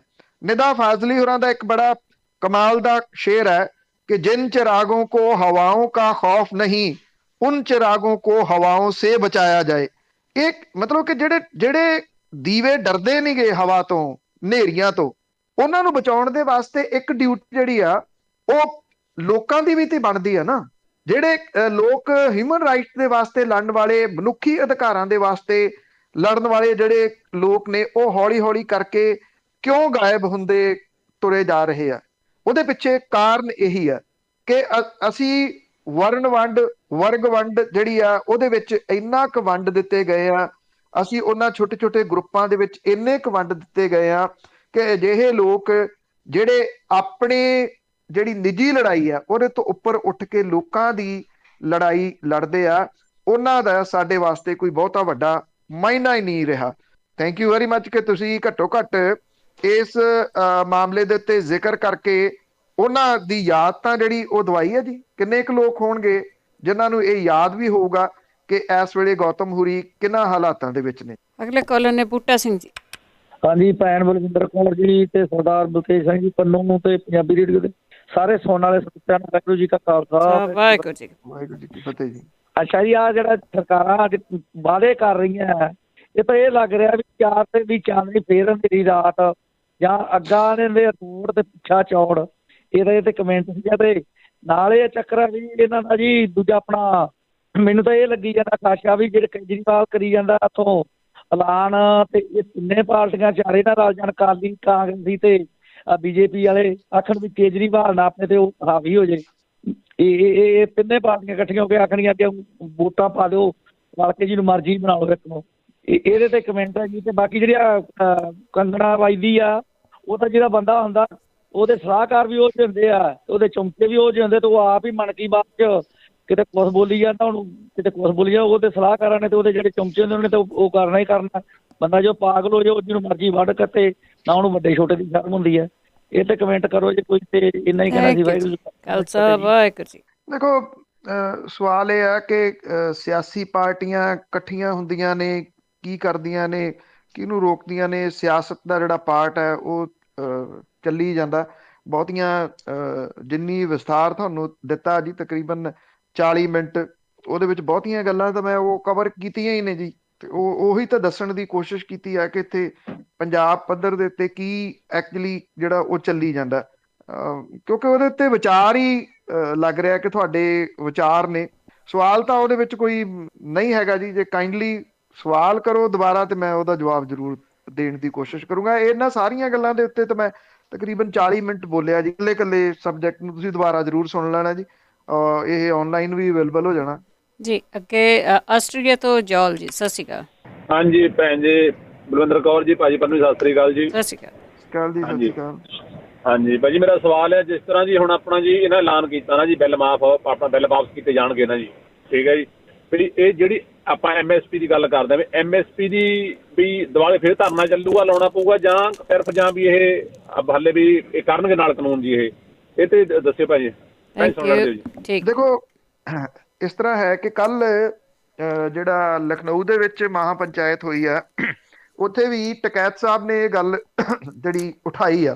ਜਦੋਂ ਨਰਿੰਦਰ ਮੋਦੀ ਹੋਰੀ ਮੁੱਖ ਮੰਤਰੀ ਸਨ ਗੁਜਰਾਤ ਦੇ, ਉਦੋਂ ਮੁੱਖ ਮੰਤਰੀਆਂ ਦੇ ਜਿਹੜੀ ਅਦਰ ਦੈਨ ਜਿਹੜੇ ਕਾਂਗਰਸ ਦੇ ਮੁੱਖ ਮੰਤਰੀ, ਉਹਨਾਂ ਦਾ ਇੱਕ ਗਰੁੱਪ ਬਣਿਆ ਸੀਗਾ। ਤੇ ਉਹਦੇ ਵਿੱਚ ਇਹ ਗੱਲ ਉਠਾਈ ਗਈ ਸੀਗੀ ਸੈਂਟਰ ਦੀ ਸਰਕਾਰ ਦੇ ਕੋਲੇ। ਇਹਦੀ ਪ੍ਰਧਾਨਗੀ ਨਰਿੰਦਰ ਮੋਦੀ ਹੋਰਾਂ ਨੇ ਕੀਤੀ ਸੀਗੀ ਕਿ MSP ਦੀ ਗਰੰਟੀ ਦਿੱਤੀ ਜਾਵੇ। ਉਹ ਲੈਟਰ ਇਹਨਾਂ ਨੇ ਉਦੋਂ ਡਾਕਟਰ ਮਨਮੋਹਨ ਸਿੰਘ ਹੋਰਾਂ ਨੂੰ ਲਿਖੀ ਸੀ, ਤੇ ਉਹ ਅੱਜ ਵੀ ਪ੍ਰਾਈਮ ਮਿਨਿਸਟਰ ਆਫਿਸ ਦੇ ਵਿੱਚ ਲੈਟਰ ਪਈ ਆ। ਜਿਹੜੇ ਟਕੈਤ ਸਾਹਿਬ ਨੇ, ਉਹਨਾਂ ਨੇ ਇਹ ਗੱਲ ਕੱਲ ਉਠਾਈ ਸੀਗੀ ਕਿ ਇਹਦੇ ਉੱਤੇ ਦੁਬਾਰਾ ਕਮੇਟੀ ਬਣਾਉਣ ਦੀ ਜ਼ਰੂਰਤ ਨਹੀਂ ਗੀ, ਕਿ ਉਹਨੂੰ ਹੀ ਤੁਸੀਂ ਲਾਗੂ ਕਰ ਦਿਓ। ਪ੍ਰਾਈਮ ਮਿਨਿਸਟਰ ਆਫਿਸ ਦੇ ਵਿੱਚ ਪਈ ਹੈ, ਨਾਲੇ ਨਰਿੰਦਰ ਮੋਦੀ ਹੋਰਾਂ ਦੀ ਵੀ ਰਹਿ ਜਾਊਗੀ ਕਿ ਉਹਨਾਂ ਨੇ ਹੀ ਇਹ ਉਠਾਇਆ ਸੀ ਤੇ ਉਹਨਾਂ ਨੇ ਆਪ ਹੀ ਮਸਲਾ ਇਹ ਹੱਲ ਕਰ ਦਿੱਤਾ। ਮੈਂ ਪਹਿਲਾਂ ਵੀ ਕਵਰ ਕੀਤਾ ਜੀ, ਜਿਹੜੀ MSP ਦੀ ਗੱਲ ਕਰਦੇ ਆ, ਕਿ ਇਸ ਮਾਮਲੇ ਦੇ ਉੱਤੇ ਵੀ ਇੱਕ ਭੰਬਲ ਭੂਸੇ ਖੜੇ ਕੀਤੇ ਜਾ ਰਹੇ ਆ ਦਰਬਾਰੀ ਮੀਡੀਆ ਦੇ ਵੱਲੋਂ ਕਿ ਇਹ ਜੀ ਕਿਵੇਂ ਝੱਲੂਗੀ ਸਰਕਾਰ। ਇਹ ਤਾਂ ਇੰਨੇ ਲੱਖ ਕਰੋੜ ਰੁਪਏ ਦਾ ਉਹ ਤਾਂ ਸਾਰੀ ਜਿਹੜੀ ਇਕੋਨਮੀ ਆ ਹਿੱਲ ਜੂਗੀ। MSP ਜਿਹੜਾ ਕਾਨੂੰਨ ਹੈ ਉਹਦੇ ਬਾਰੇ ਭਰਮ ਭੁਲੇਖੇ ਪਾਏ ਜਾ ਰਹੇ ਆ। MSP ਕਾਨੂੰਨ ਕਿਤੇ ਵੀ ਕਿਸਾਨ ਇਹ ਨਹੀਂ ਕਹਿੰਦੇ ਕਿ ਸਾਰੀ ਦੀ ਸਾਰੀ ਫਸਲ ਸਰਕਾਰ ਖਰੀਦੇ। ਮੈਂ ਫਿਰ ਕਲੀਅਰ ਕਰਦੇ ਆ, ਉਹ ਇਹ ਕਹਿੰਦੇ ਆ ਕਿ ਗਰੰਟੀ ਕਰੋ ਕਿ ਇਸ ਫਸਲ ਦੇ ਉੱਤੇ ਇਦੋਂ ਘੱਟ ਕੀਮਤ ਦੇ ਉੱਤੇ ਨਹੀਂ ਇਹ ਜਿਹੜੀ ਖਰੀਦੀ ਜਾਊਗੀ। ਤੁਸੀਂ ਕੋਈ ਚੀਜ਼ ਲੈਣ ਜਾਓ, ਉਹਦੇ ਉੱਤੇ ਜਿਹੜਾ ਲਿਖਿਆ ਹੁੰਦਾ ਕਿ ਮੈਕਸਿਮਮ ਰੀਟੇਲ ਪ੍ਰਾਈਸ ਮਤਲਬ 10 ਰੁਪਏ ਦੀ ਆ, 15 ਰੁਪਏ ਦੀ ਆ, ਵੀ ਇਹਦੇ ਤੋਂ ਉੱਪਰ ਨਹੀਂ ਤੁਸੀਂ ਵੇਚਣੀ। ਇੱਥੇ ਮੈਕਸਿਮਮ ਤਾਂ ਨਹੀਂ ਮੰਗ ਰਹੇ ਕਿਸਾਨ, MSP ਮਿਨੀਮਮ ਸਪੋਰਟ ਪ੍ਰਾਈਸ ਹੈ। ਘੱਟੋ ਘੱਟ ਇਹ ਤਾਂ ਕਰ ਦੇਵੇ ਸਰਕਾਰ ਵੀ ਜੇ ਤੁਸੀਂ ਇੱਕ ਛੋਟੀ ਜਿਹੀ ਸ਼ੀਸ਼ੀ ਵੀ ਲੈਂਦੇ ਆ, ਉਹਦੇ ਉੱਤੇ ਲਿਖਿਆ ਹੋਇਆ ਮੈਕਸਿਮਮ ਰੀਟੇਲ ਪ੍ਰਾਈਸ, ਇਹਦੇ ਉੱਤੇ ਤੁਸੀਂ ਇਹ ਕਰ ਦਿਓ ਕਿ ਮਿਨੀਮਮ ਜਿਹੜੀ ਸਪੋਰਟ ਪ੍ਰਾਈਸ ਇੰਨੇ ਦੀ ਆ, 100 ਰੁਪਏ ਦੀ ਚੀਜ਼ ਜਿਹੜੀ ਉਹ ਵਿਕੂਗੀ, ਵੀ ਇਦੋਂ ਘੱਟ ਤੁਸੀਂ ਨਹੀਂ ਖਰੀਦਣੀ। ਇਹ ਵੀ ਸਰਕਾਰ ਕਰਨ ਦੇ ਵਾਸਤੇ ਤਿਆਰ ਨਹੀਂ। ਤੁਸੀਂ ਜੇ ਕਿਹਾ ਕਿ ਦੁਬਾਰਾ ਤੋਂ ਕਰਨੀ ਪਊ, ਮੇਰੀ ਜਾਚ ਇਹ ਹੋ ਜਾਊਗਾ, ਇਹ ਹੋ ਜਾਊਗਾ। ਉਹਦੇ ਤੋਂ ਸਿਰਫ ਠਰਮੇ ਤੋਂ ਕੰਮ ਲੈਣ ਦੀ ਲੋੜ ਹੈ, ਜੋ ਕਿ ਸੰਯੁਕਤ ਕਿਸਾਨ ਮੋਰਚੇ ਦੀ ਲੀਡਰਸ਼ਿਪ ਇਸ ਵੇਲੇ ਐਗਜ਼ੈਕਟਲੀ ਕਰ ਰਹੀ ਆ। ਉਹ ਬੜੇ ਠਰਮੇ ਦੇ ਨਾਲ ਚੱਲ ਰਹੀ ਆ। ਤੁਸੀਂ ਇਹ ਦੇਖਿਆ ਹੋਣਾ, ਖੇਤੀ ਕਾਨੂੰਨ ਬਿੱਲ ਵਾਪਸ ਲੈਣ ਦੇ ਉੱਤੇ ਕਿਤੇ ਵੀ ਕਿਸਾਨ ਲੀਡਰਸ਼ਿਪ ਨੇ ਕੋਈ ਧਮੱਚੜ ਨਹੀਂ ਮਚਾਇਆ, ਔਰ ਬੜੇ ਠਰਮੇ ਦੇ ਨਾਲ ਉਹਨਾਂ ਨੇ ਮੀਟਿੰਗ ਕਰਕੇ ਇਹਦੇ ਉੱਤੇ ਰਿਐਕਟ ਕੀਤਾ। ਇਹ ਬੇਹੱਦ ਸਿਆਣਪ ਭਰੇ ਤਰੀਕੇ ਦੇ ਨਾਲ ਉਹਨਾਂ ਨੇ ਇਹ ਕਿਹਾ ਕਿ ਠੀਕ ਹੈ, ਅਸੀਂ ਇਹਦਾ ਸਵਾਗਤ ਕਰਦੇ ਹਾਂ। ਜਿਹੜੀਆਂ ਬਾਕੀ ਚੀਜ਼ਾਂ ਨੇ, ਕਿਉਂਕਿ ਜਿਹੜੇ ਲੋਕ ਕਾਲੇ ਪਏ ਆ, ਛੇਤੀ ਆ ਜਾਓ, ਛੇਤੀ ਆ ਜਾਓ, ਉਹ ਇਹ ਕਿਉਂ ਨਹੀਂ ਸਮਝਦੇ ਕਿ ਕਿੰਨੇ ਗੰਭੀਰ ਕੇਸ ਕਿਸਾਨਾਂ ਦੇ ਉੱਤੇ ਦਰਜ ਹੋਏ ਆ, ਜਿਹਦੇ ਵਿੱਚ UAPA ਵੀ ਹੈ, ਤੇ ਉਹਦੇ ਤਹਿਤ ਮੁੜ ਕੇ ਫੜੋ ਫੜਾਈ ਸ਼ੁਰੂ ਹੋ ਜਾਊਗੀ। ਇਸ ਕਰਕੇ ਉਹ ਮਾਮਲੇ ਹੋਣ, ਇਹ ਮਾਮਲਾ ਹੋਵੇ, ਬਹਿ ਕੇ ਸਰਕਾਰ ਨੂੰ ਕਮੇਟੀ ਬਣਾ ਕੇ ਆਮੋ ਸਾਹਮਣੇ ਬਹਿ ਕੇ ਨਜਿੱਠ ਲੈਣਾ ਚਾਹੀਦਾ। ਜੇ 3 ਖੇਤੀ ਕਾਨੂੰਨ ਵਾਪਸ ਹੋ ਸਕਦੇ ਆ ਤੇ ਬਾਕੀ ਜਿਹੜੇ ਮਾਮਲੇ ਆ ਉਹ ਛੋਟੇ। ਜੀ, ਪੰਜਾਬ ਤੋਂ ਨੇ ਮੰਗਲ ਸਿੰਘ ਜੀ। ਹਾਂਜੀ ਪੰਨੂ ਸਾਹਿਬ ਬਹੁਤ ਬਹੁਤ ਸਤਿ ਸ਼੍ਰੀ ਅਕਾਲ ਜੀ। ਸਤਿ ਸ਼੍ਰੀ ਅਕਾਲ ਜੀ। ਸਤਿ ਸ਼੍ਰੀ ਅਕਾਲ। ਹਾਂਜੀ ਭੈਣ ਜੀ ਬਲਵਿੰਦਰ ਕੌਰ ਸਤਿ ਸ਼੍ਰੀ ਅਕਾਲ। ਥੈਂਕ ਯੂ ਜੀ ਬਹੁਤ ਬਹੁਤ ਤੁਹਾਡਾ। ਪੰਨੂ ਸਾਹਿਬ ਬਹੁਤ ਵਧੀਆ ਗੱਲਾਂ ਤੁਸੀਂ ਕਰ ਰਹੇ, ਤੁਹਾਡੇ ਗੈਸਟ ਵੀ ਸਾਰੇ ਸਹੀ ਨਿਕਲ ਰਹੇ, ਜਿੱਦਾਂ ਮੈਂ ਕਾਫੀ ਕੰਟੀਨਿਊਸਲੀ ਤੁਹਾਨੂੰ ਫੋਲੋ ਕਰਦਾ ਰਹਿਣਾ। ਇੱਕ ਦੱਸਿਓ ਜੀ ਵੀ ਜਿਹੜੇ ਕੈਪਟਨ ਅਮਰਿੰਦਰ ਸਿੰਘ ਜੀ ਹੈਗੇ ਆ, ਇਹ ਕਿਸੇ ਜਿੱਦਾਂ ਬਲੈਕਮੇਲ ਹੋ ਰਹੇ ਆ ਜਾਂ ਕਿਸੇ ਅੰਡਰ ਪ੍ਰੈਸ਼ਰ ਬੋਲ ਰਹੇ ਆ ਜਾਂ ਕੋਈ ਇਹਨਾਂ ਦੇ ਕੇਸਿਸ ਕੂਸਿਸ ਦੇ ਕਰਕੇ? ਇੱਕ ਤਾਂ ਮੇਰਾ ਇਹ ਸਵਾਲ ਹੈ ਵੀ ਜੋ ਬੋਲਦੇ ਆ ਇੱਕ ਬਹੁਤ ਐਕਸਪੀਰੀਅੰਸ ਸਿਆਸਤਦਾਨ ਕਦੀ ਬੋਲਦਾ ਨਹੀਂ ਇੱਦਾਂ, ਨੰਬਰ 1। ਨੰਬਰ 2, ਬੱਸਾਂ ਬੁੱਸਾਂ 'ਚੋਂ ਟਰਾਂਸਪੋਰਟ 'ਚੋਂ ਤਾਂ ਮੈਂ ਯੈਸਟਰਡੇ ਵੀ ਸੁਣਿਆ ਵੀ 1 ਕਰੋੜ ਬਚਣ ਲੱਗ ਪਿਆ। ਇਹ ਵੀ ਕੱਲ੍ਹ ਨਿਊਜ਼ ਸੁਣੀ ਸੀ ਵੀ ਚੰਨੀ ਸਾਹਿਬ ਉੜ ਕੇ ਜਾ ਰਹੇ ਆ ਹੈਲੀਕਾਪਟਰ 'ਚ, ਤੇ ਉਹਨਾਂ ਨੇ ਥੱਲੇ ਨੂੰ ਨਿਗਾਹ ਮਾਰੀ ਕਿ ਕਹਿੰਦੇ ਸਤਲੁਜ ਕੋਈ ਹੁਣ ਜਿਹੜਾ ਆ ਕਹਿੰਦੇ ਜਿੱਥੋਂ ਦੀ ਉਹ ਲੰਘੇ ਤੇ ਕੋਈ ਮਾਫੀਆ ਨਹੀਂ ਹੈਗਾ। ਜੇਕਰ ਪੰਨੂ ਸਾਹਿਬ ਕੋਈ ਮਾਫੀਆ ਨਹੀਂ ਹੈਗਾ, ਕੋਈ ਐਸਟੀਮੇਟਡ ਜਾਂ ਇਨਫੋਰਮੇਸ਼ਨ ਅੱਜ ਦੱਸਿਓ ਜਾਂ ਲੇਟਰ ਔਨ ਕੱਲ੍ਹ ਨੂੰ ਪਰਸੋਂ ਨੂੰ ਵੀ ਇਹਨਾਂ ਨੂੰ ਉਧਰੋਂ ਕਰੋੜ ਰੋਜ਼ ਬਚਦਾ ਤੇ ਰੇਤੇ ਤੋਂ ਕਿੰਨਾ ਬਚਦਾ, ਇਹ ਬਹੁਤ ਜ਼ਰੂਰੀ ਆ। ਬਾਕੀ ਤਾਂ ਮਿਨਿਸਟਰੀਆਂ ਵੀ ਇਹਨਾਂ ਨੂੰ ਦੱਸਣੀਆਂ ਚਾਹੀਦੀਆਂ, ਉਹਨਾਂ ਦਾ ਕੰਮ ਹੈ, ਪਰ ਇਹ ਦੂਸਰਾ ਇੰਪੋਰਟੈਂਟ ਹੈ ਕਿਉਂਕਿ ਇਹ ਬਹੁਤ ਰੈਵਨਿਊ ਅਰਨਿੰਗ ਹੈ ਜੀ। ਥੈਂਕ ਯੂ ਜੀ। ਥੈਂਕ ਯੂ ਜੀ। ਦੇਖੋ ਇਸ ਤਰ੍ਹਾਂ ਹੈ ਕਿ ਜਿਹੜੀ ਤੁਸੀਂ ਕੈਪਟਨ ਅਮਰਿੰਦਰ ਸਿੰਘ ਹੋਰਾਂ ਦੀ ਗੱਲ ਕੀਤੀ ਆ ਵੀ ਉਹ ਬਲੈਕਮੇਲ ਹੋ ਰਹੇ ਨੇ, ਜਾਂ ਮੈਨੂੰ ਲੱਗਦਾ ਕਿ ਕਾਫੀ ਹੱਦ ਤੱਕ ਇਹਦਾ ਜਵਾਬ ਹਾਂ ਦੇ ਵਿੱਚ ਆ। ਪਰ ਜੇ ਤੁਸੀਂ ਦੂਸਰੇ ਪਾਸੇ ਇਹ ਜਿਹੜੇ ਰਾਜੇ ਰੂਜੇ ਅਖਵਾ ਕੇ ਖੁਸ਼ ਹੁੰਦੇ ਆ, ਉਹਨਾਂ ਦੀ ਹਿਸਟਰੀ ਪੜ੍ਹ ਲਓ ਤੇ ਇਹ ਬਲੈਕਮੇਲ ਕਹਿ ਲਓ ਜਾਂ ਕੁਛ ਵੀ ਕਹਿ ਲਓ, ਇਹ ਸ਼ੁਰੂ ਤੋਂ ਹੀ ਹੁੰਦੇ ਰਹੇ ਆ। ਪੰਜਾਬ ਦੇ ਨਾਲ ਨਹੀਂ ਇਹ ਕਦੀ ਲੋਕ ਖੜੇ, ਇੰਨਾ ਕੁ ਮੈਂ ਜਿਹੜਾ ਉਹ ਕਹੂੰਗਾ। ਅੱਜ ਕੈਪਟਨ ਅਮਰਿੰਦਰ ਸਿੰਘ ਹੋਰੀ ਯੂ ਟਰਨ ਮਾਰ ਕੇ ਖੜੇ ਆ ਔਰ ਇਹ ਗੱਲ ਕਹਿੰਦੇ ਆ ਕਿ ਅਸੀਂ ਤਾਂ ਖੇਤਰੀ ਪਾਰਟੀ ਬਣਾ ਲਈ, ਹੁਣ ਅਸੀਂ ਪੰਜਾਬ ਦੀ ਗੱਲ ਕਰਾਂਗੇ। ਪਹਿਲਾਂ ਤੁਸੀਂ ਕਿਹਦੀ ਗੱਲ ਕਰਦੇ ਰਹੇ ਜੀ? ਜਿਸ ਦਿਨ ਨਵਜੋਤ ਸਿੰਘ ਸਿੱਧੂ ਹੋਰੀ ਆਏ ਆ ਇੱਥੇ ਕਰਤਾਰਪੁਰ ਮੱਥਾ ਟੇਕ ਕੇ, ਇਹ ਤਾਂ ਹਾਲ ਕਰਕੇ ਸਾਰੇ ਇਸ ਚੀਜ਼ ਦੇ ਮਗਰ ਪੈ ਗਏ ਕਿ ਉਹਨਾਂ ਨੇ ਇਮਰਾਨ ਖਾਨ ਨੂੰ ਆਪਣਾ ਭਰਾ ਕਿਉਂ ਕਹਿਤਾ। ਇਹ ਕਹਿੰਦੇ ਕਿ ਉੱਥੇ ਤਾਂ ਪਾਕਿਸਤਾਨ ਤਾਂ ਸਾਰਾ ਕੁਝ ਕਰੀ ਜਾਂਦਾ, ਫਿਰ ਰੂਸਾ ਆਲਮ ਕਿੱਥੋਂ ਦੀ ਸੀਗੀ? ਇਹਦਾ ਤਾਂ ਜਵਾਬ ਕੈਪਟਨ ਅਮਰਿੰਦਰ ਸਿੰਘ ਹੋਰੀ ਨਹੀਂ ਦਿੰਦੇ। ਮੈਨੂੰ ਲੱਗਦਾ ਕਿ ਰੂਸਾ ਆਲਮ ਵਾਲੇ ਮਾਮਲੇ ਦੇ ਉੱਤੇ ਕੈਪਟਨ ਅਮਰਿੰਦਰ ਸਿੰਘ ਹੋਰੀ ਬਲੈਕਮੇਲ ਹੋ ਰਹੇ ਆ। ਇਹ ਕੋਈ ਮੰਨੇ ਜਾਂ ਨਾ ਮੰਨੇ, ਇਹ ਚੀਜ਼ ਕਦੀ ਸਾਹਮਣੇ ਆਵੇ ਜਾਂ ਨਾ ਆਵੇ, ਉਸ ਮਸਲੇ ਦੇ ਉੱਤੇ ਉਹ ਬਲੈਕਮੇਲ ਹੋ ਰਹੇ ਆ। ਇੰਨਾ ਕੁਝ ਹੋਇਆ, ਇੰਨਾ ਪੈਸਾ ਇੱਥੋਂ ਇਕੱਠਾ ਹੋਇਆ ਕਿ ਉਹਦਾ ਜਵਾਬ ਦੇਣਾ ਇਹਨਾਂ ਨੂੰ ਔਖਾ ਹੋ ਜਾਣਾ। ਮੁਹੰਮਦ ਮੁਸਤਫਾ ਹੋਰਾਂ ਨੇ ਇੱਕ ਟਵੀਟ ਕੀਤਾ ਸੀਗਾ, ਮੈਂ ਉਹਨੂੰ ਕਵਰ ਵੀ ਕੀਤਾ ਸੀਗਾ ਉਦੋਂ। ਉਹ ਕਹਿੰਦੇ ਮੈਨੂੰ ਪਤਾ ਕਿਹੜੇ ਖਾਤਿਆਂ ਦੇ ਵਿੱਚੋਂ ਕਿੱਥੇ ਪੈਸੇ ਕਿੰਨੇ ਜਾਂਦੇ ਰਹੇ ਆ। ਮੈਨੂੰ ਨਹੀਂ ਪਤਾ ਕਿ ਮੁਹੰਮਦ ਮੁਸਤਫਾ ਹੋਰੀ ਥ੍ਰੈਟ ਹੀ ਕਿਉਂ ਕਰੀ ਜਾਂਦੇ ਆ, ਉਹ ਦੱਸਦੇ ਕਿਉਂ ਨਹੀਂ ਗਏ। ਦੂਜੀ ਗੱਲ ਜਿਹੜੀ ਤੁਸੀਂ ਪੁੱਛੀ ਕਿ ਰੇਤਾ ਤੋਂ, ਨਹੀਂ ਉਹ ਤਾਂ ਕੋਈ ਏਦਾਂ ਦੀ ਗੱਲ ਹੀ ਨਹੀਂ ਹੈਗੀ ਕਿ ਬਾਅਦ ਚ ਦੱਸਣੀ ਪਏ। ਰੇਤਾ ਦੀਆਂ ਖੱਡਾਂ ਗੌਰਮੈਂਟ ਨੇ ਠੇਕੇ ਤੇ ਦਿੱਤੀਆਂ ਹੋਈਆਂ ਨੇ। ਮਾਈਨਿੰਗ ਕਿੱਥੋਂ ਹੁੰਦੀ ਆ? ਮਾਈਨਿੰਗ ਹੁੰਦੀ ਆ ਜਿਨ੍ਹਾਂ ਨੇ ਇਹ ਰੇਤਾ ਦੀਆਂ ਖੱਡਾਂ ਲਈਆਂ ਨੇ, ਉਹਨਾਂ ਨੇ ਇੱਕ ਇੱਕ ਖੱਡ ਲੈ ਲਈ। ਇੱਕ ਤਾਂ ਜਿੰਨੀ ਉਹ ਪੁੱਟ ਸਕਦੇ ਆ, ਜਿਵੇਂ 8 ਫੁੱਟ ਤੱਕ ਪੁੱਟ ਸਕਦੇ ਆ, ਉਹ 25-25 ਫੁੱਟ ਤੱਕ ਪੁੱਟ ਕੇ ਲੈ ਗਏ। ਉਹ ਇੱਕ ਖੱਡ ਤੇ ਨਹੀਂ ਅਟਕੇ ਜੀ। ਜਿਹੜੀ ਉਹਨਾਂ ਨੇ ਲੀਗਲ ਖੱਡ ਲਈ ਉਹਨੂੰ ਤਾਂ ਉਹ ਛੇੜਦੇ ਹੀ ਨਹੀਂ ਬਹੁਤਾ। ਉਹ ਇਲੀਗਲ ਜਿਹੜੀਆਂ ਖੱਡਾਂ ਨੇ ਉਹਨੂੰ ਉੱਥੋਂ ਉਹ ਮਾਈਨਿੰਗ ਕਰ ਰਹੇ ਆ। ਮਾਈਨਿੰਗ ਹੋ ਰਹੀ ਆ 100% ਉਸੇ ਤਰੀਕੇ ਦੇ ਨਾਲ ਇਲੀਗਲ ਮਾਈਨਿੰਗ ਹੋ ਰਹੀ ਆ। ਸ਼ਾਮੀ 6 ਵਜੇ ਤੋਂ ਬਾਅਦ ਇਹ ਕੋਈ ਦੁਪਹਿਰੇ ਜਾ ਕੇ ਹੈਲੀਕਾਪਟਰ ਦੇ ਉੱਤੇ ਕੋਈ ਮਾਫੀਆ ਐਡਾ ਵੀ ਬੇਵਕੂਫ ਨਹੀਂ ਗਾ ਮੁੱਖ ਮੰਤਰੀ ਜੀ, ਜਿਹੜਾ ਕਿ ਦੁਪਹਿਰੇ ਉੱਥੇ ਟਿੱਪਰ ਭਰੀ ਜਾਵੇ। ਭਰੀ ਤਾਂ ਜਾਂਦੇ ਨੇ, ਉਹ ਜਿੱਥੇ ਉਹਨਾਂ ਦੀ ਚੱਲਦੀ ਆ ਭਰੀ ਜਾਂਦੇ ਨੇ। ਇਹ ਇੱਥੋਂ ਜਿਹੜੀ ਰੈਵਨਿਊ ਆਉਣਾ ਸ਼ੁਰੂ ਹੋਣਾ ਨਾ ਜੀ, ਉਹ ਉਦੋਂ ਹੋਣਾ ਜਦੋਂ ਸਰਕਾਰ ਮਾਈਨਿੰਗ ਦਾ ਕੰਮ ਆਪਣੇ ਹੱਥਾਂ ਦੇ ਵਿੱਚ ਲਊਗੀ। ਉਨੀ ਦੇਰ ਨਹੀਂ ਹੋਣਾ। ਮਾਈਨਿੰਗ ਦਾ ਕੰਮ ਸਰਕਾਰ ਦੇ ਹੱਥਾਂ ਦੇ ਵਿੱਚ ਨਹੀਂ ਗਾ ਜਿੱਥੋਂ ਡੇਲੀ ਬੇਸਿਸ ਦੇ ਉੱਤੇ ਉਹਦੀ ਆਮਦਨੀ ਵਧਣੀ ਸ਼ੁਰੂ ਹੋ ਜੇ। ਮਾਈਨਿੰਗ ਪ੍ਰਾਈਵੇਟ ਹੱਥਾਂ ਦੇ ਵਿੱਚ ਆ। ਉਹਨਾਂ ਨੂੰ ਖੱਡਾਂ ਸਰਕਾਰ ਨੇ ਅਲਾਟ ਕੀਤੀਆਂ ਹੋਈਆਂ ਨੇ, ਉਹ ਉਹਨਾਂ ਖੱਡਾਂ ਦੇ ਉੱਤੇ ਨਹੀਂ ਟਿਕੇ, ਉਹ ਇਲੀਗਲ ਖੱਡਾਂ ਦੇ ਵਿੱਚੋਂ ਰੇਤਾ ਕੱਢ ਰਹੇ ਆ। ਇਸ ਕਰਕੇ ਡੇਲੀ ਬੇਸਿਸ ਦੇ ਉੱਤੇ ਸਰਕਾਰ ਦੇ ਰੈਵਨਿਊ ਦੇ ਵਿੱਚ ਕੋਈ ਵਾਧਾ ਨਹੀਂ ਹੋਣਾ ਜਿੰਨੀ ਦੇਰ ਤੱਕ ਅਜਿਹੀ ਪਾਲਿਸੀ ਨਹੀਂ ਆਉਂਦੀ ਤੇਲੰਗਾਨਾ ਵਰਗੀ, ਜਿਹਦੇ ਵਿੱਚ ਜਿਹੜੀਆਂ ਇਹ ਸਰਕਾਰ ਆਪਣੇ ਹੱਥਾਂ ਦੇ ਵਿੱਚ ਨਹੀਂ ਲੈ ਲੈਂਦੀ। ਔਰ ਜੇ ਤੁਸੀਂ ਇਹ ਪੁੱਛੋਗੇ ਕਿ ਆਬਕਾਰੀ ਤੋਂ ਕਿੰਨਾ, ਹਾਂ ਆਬਕਾਰੀ ਤੋਂ ਇਸ ਪੱਖੋਂ ਜਿਹੜੀ ਆ ਉਹ ਜ਼ਿਆਦਾ ਰੈਵਨਿਊ ਆ ਸਕਦਾ ਹੈ ਕਿ ਉਹਦੇ ਉੱਤੇ ਜਿਹੜਾ ਸੈਸ ਲੱਗਿਆ ਹੋਇਆ ਗੌਰਮੈਂਟ ਦਾ, ਉਹਨੂੰ ਉਹ ਸ਼ਰਾਬ ਜ਼ਿਆਦਾ ਵਿਕਣ ਲੱਗ ਜੇ। ਜਿੰਨੀ ਸ਼ਰਾਬ ਦੀ ਸਮਗਲਿੰਗ ਹੁੰਦੀ ਹੈ ਉਹਦੇ ਵਾਸਤੇ ਤੁਹਾਨੂੰ ਹਰਿਆਣਾ ਤੇ ਚੰਡੀਗੜ੍ਹ ਦੇ ਬਰਾਬਰ ਦੇ ਰੇਟ ਕਰਨੇ ਪੈਣਗੇ। ਤੇ ਜਿਹੜੀ ਸ਼ਰਾਬ ਦੀ ਸਮਗਲਿੰਗ ਹੁੰਦੀ ਆ ਹਰਿਆਣੇ ਤੋਂ, ਤੇ ਦੂਜੀ ਸਮਗਲਿੰਗ ਹੁੰਦੀ ਆ ਜੀ ਜਿਹੜੀਆਂ ਇੱਥੇ ਡਿਸਟਿਲਰੀਜ਼ ਨੇ ਉੱਥੋਂ, ਉਹ ਕਿਹਦੀਆਂ ਨੇ? ਉਹ ਪੋਲੀਟੀਸ਼ੀਅਨਾਂ ਦੀਆਂ ਨੇ। ਉਹ ਵੀ ਸਰਕਾਰ ਨੂੰ ਆਪਣੇ ਹੱਥਾਂ ਦੇ ਵਿੱਚ ਲੈਣੇ ਪੈਣਗੇ ਇਹ ਦੋਨੋਂ ਡਿਪਾਰਟਮੈਂਟ। ਤਾਂ ਇਹਦੇ ਉੱਤੋਂ ਆਪਾਂ ਡੇਲੀ ਜਿਹੜਾ ਕਿੰਨਾ ਆਉਣਾ ਸ਼ੁਰੂ ਹੋ ਗਿਆ ਸਰਕਾਰ ਨੂੰ, ਉਹ ਤਾਂ ਆਉਣਾ ਸ਼ੁਰੂ ਹੋਊਗਾ ਜੀ। ਇਹ ਪਾਲਿਸੀਜ਼ ਦੀ ਗੱਲ ਕੋਈ ਨਹੀਂ ਕਰ ਰਿਹਾ, ਜਿਹਦੀ ਮੈਂ ਪਹਿਲਾਂ ਗੱਲ ਕੀਤੀ ਹੈ ਕਿ ਤੁਸੀਂ ਵੰਡੀ ਜਾ ਰਹੇ ਹੋ, ਇੱਥੋਂ ਵੀ ਵੰਡ ਇੱਥੋਂ ਵੀ ਹੋ ਜੂ, ਤੇ ਇਹਨਾਂ ਪਾਲਿਸੀਜ਼ ਦੀ ਗੱਲ ਕਰੋ। ਇਹਦੇ ਵਾਸਤੇ ਸਮਝਾਓ ਕਿ ਤੁਸੀਂ ਸਰਕਾਰ ਆਪਣੇ ਹੱਥਾਂ ਦੇ ਵਿੱਚ ਲਊਗੀ ਜਾਂ ਨਹੀਂ। ਜੇ ਲਊਗੀ ਤਾਂ ਉਹਨੂੰ ਕਿਵੇਂ ਚਲਾਊਗੀ, ਫਿਰ ਇੱਥੋਂ ਰੈਵਨਿਊ ਆਉਣਾ ਸ਼ੁਰੂ ਹੋਣਾ ਜੀ। ਬਿਲਕੁਲ ਜੀ। ਅਗਲੇ ਕਾਲਰ ਲਵਾਂਗੇ। 3 ਲੱਖ ਕਰੋੜ ਦਾ ਕਰਜ਼ਾ, ਉਹਦੀ ਗੱਲ ਨਹੀਂ ਹੋ ਰਹੀ। ਹਰਜੀਤ ਸਿੰਘ। ਹੈਲੋ, ਹਾਂਜੀ, ਸਤਿ ਸ਼੍ਰੀ ਅਕਾਲ ਭੈਣ ਜੀ। ਸਤਿ ਸ਼੍ਰੀ ਅਕਾਲ ਜੀ। ਪੰਜ ਸਾਹਿਬ ਸਤਿ ਸ਼੍ਰੀ ਅਕਾਲ ਜੀ। ਸਤਿ ਸ਼੍ਰੀ ਅਕਾਲ ਜੀ। ਸਤਿ ਸ਼੍ਰੀ ਅਕਾਲ। ਹਾਂਜੀ, ਪੰਜ ਸਾਹਿਬ ਮੇਰੇ 2 ਛੋਟੇ ਕੁਐਸਚਨ ਆ ਜੀ।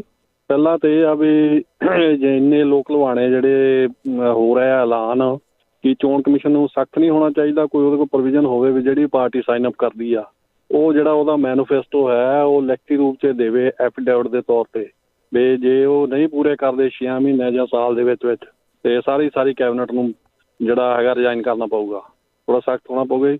ਦੂਜਾ ਕੁਐਸਚਨ ਮੇਰਾ ਇਹ ਆ, ਜਿਹੜੀ ਕੰਗਨਾ ਰਣੌਤ ਆ ਜਿਹਦਾ ਨਾਂ ਲੈਂਦਿਆਂ ਨੂੰ ਵੀ ਸ਼ਰਮ ਆਉਂਦੀ ਆ, ਤੇ ਕੀ ਸੁਪਰੀਮ ਕੋਰਟ ਸਰਕਾਰ ਨੂੰ ਨੋਟਿਸ ਨਹੀਂ ਕਰ ਸਕਦੀ ਵੀ ਤੁਸੀਂ ਉਹਨੂੰ ਜਿਹੜਾ ਪਦਮ ਸ਼੍ਰੀ ਅਵਾਰਡ ਦਿੱਤਾ ਉਹ ਕੇਸ ਖੁਸ਼ੀ 'ਚ ਦਿੱਤਾ, ਉਹਦੀ ਮੁਲਕ ਨੂੰ ਕੀ ਦੇਣ ਆ?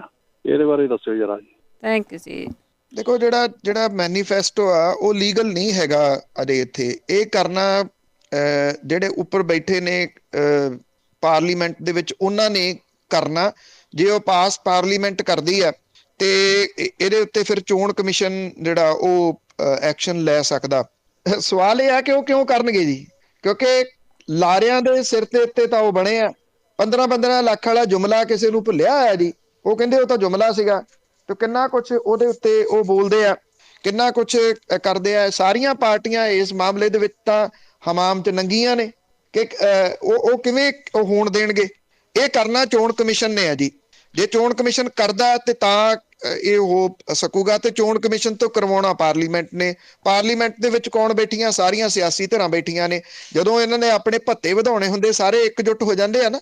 ਇਸੇ ਕਰਕੇ ਜਦੋਂ ਇਹ ਮੈਨੀਫੈਸਟੋ ਲੀਗਲ ਹੋਣ ਦੀ, ਲੀਗਲ ਡਾਕੂਮੈਂਟ ਬਣਨ ਦੀ ਗੱਲ ਚੱਲੂਗੀ, ਇਹ ਸਾਰੇ ਇੱਕ ਹੋ ਜਾਣਗੇ ਤੇ ਇਹ ਹੋਣ ਨਹੀਂ ਜਿਹੜਾ ਉਹ ਦੇਣਗੇ ਜੀ।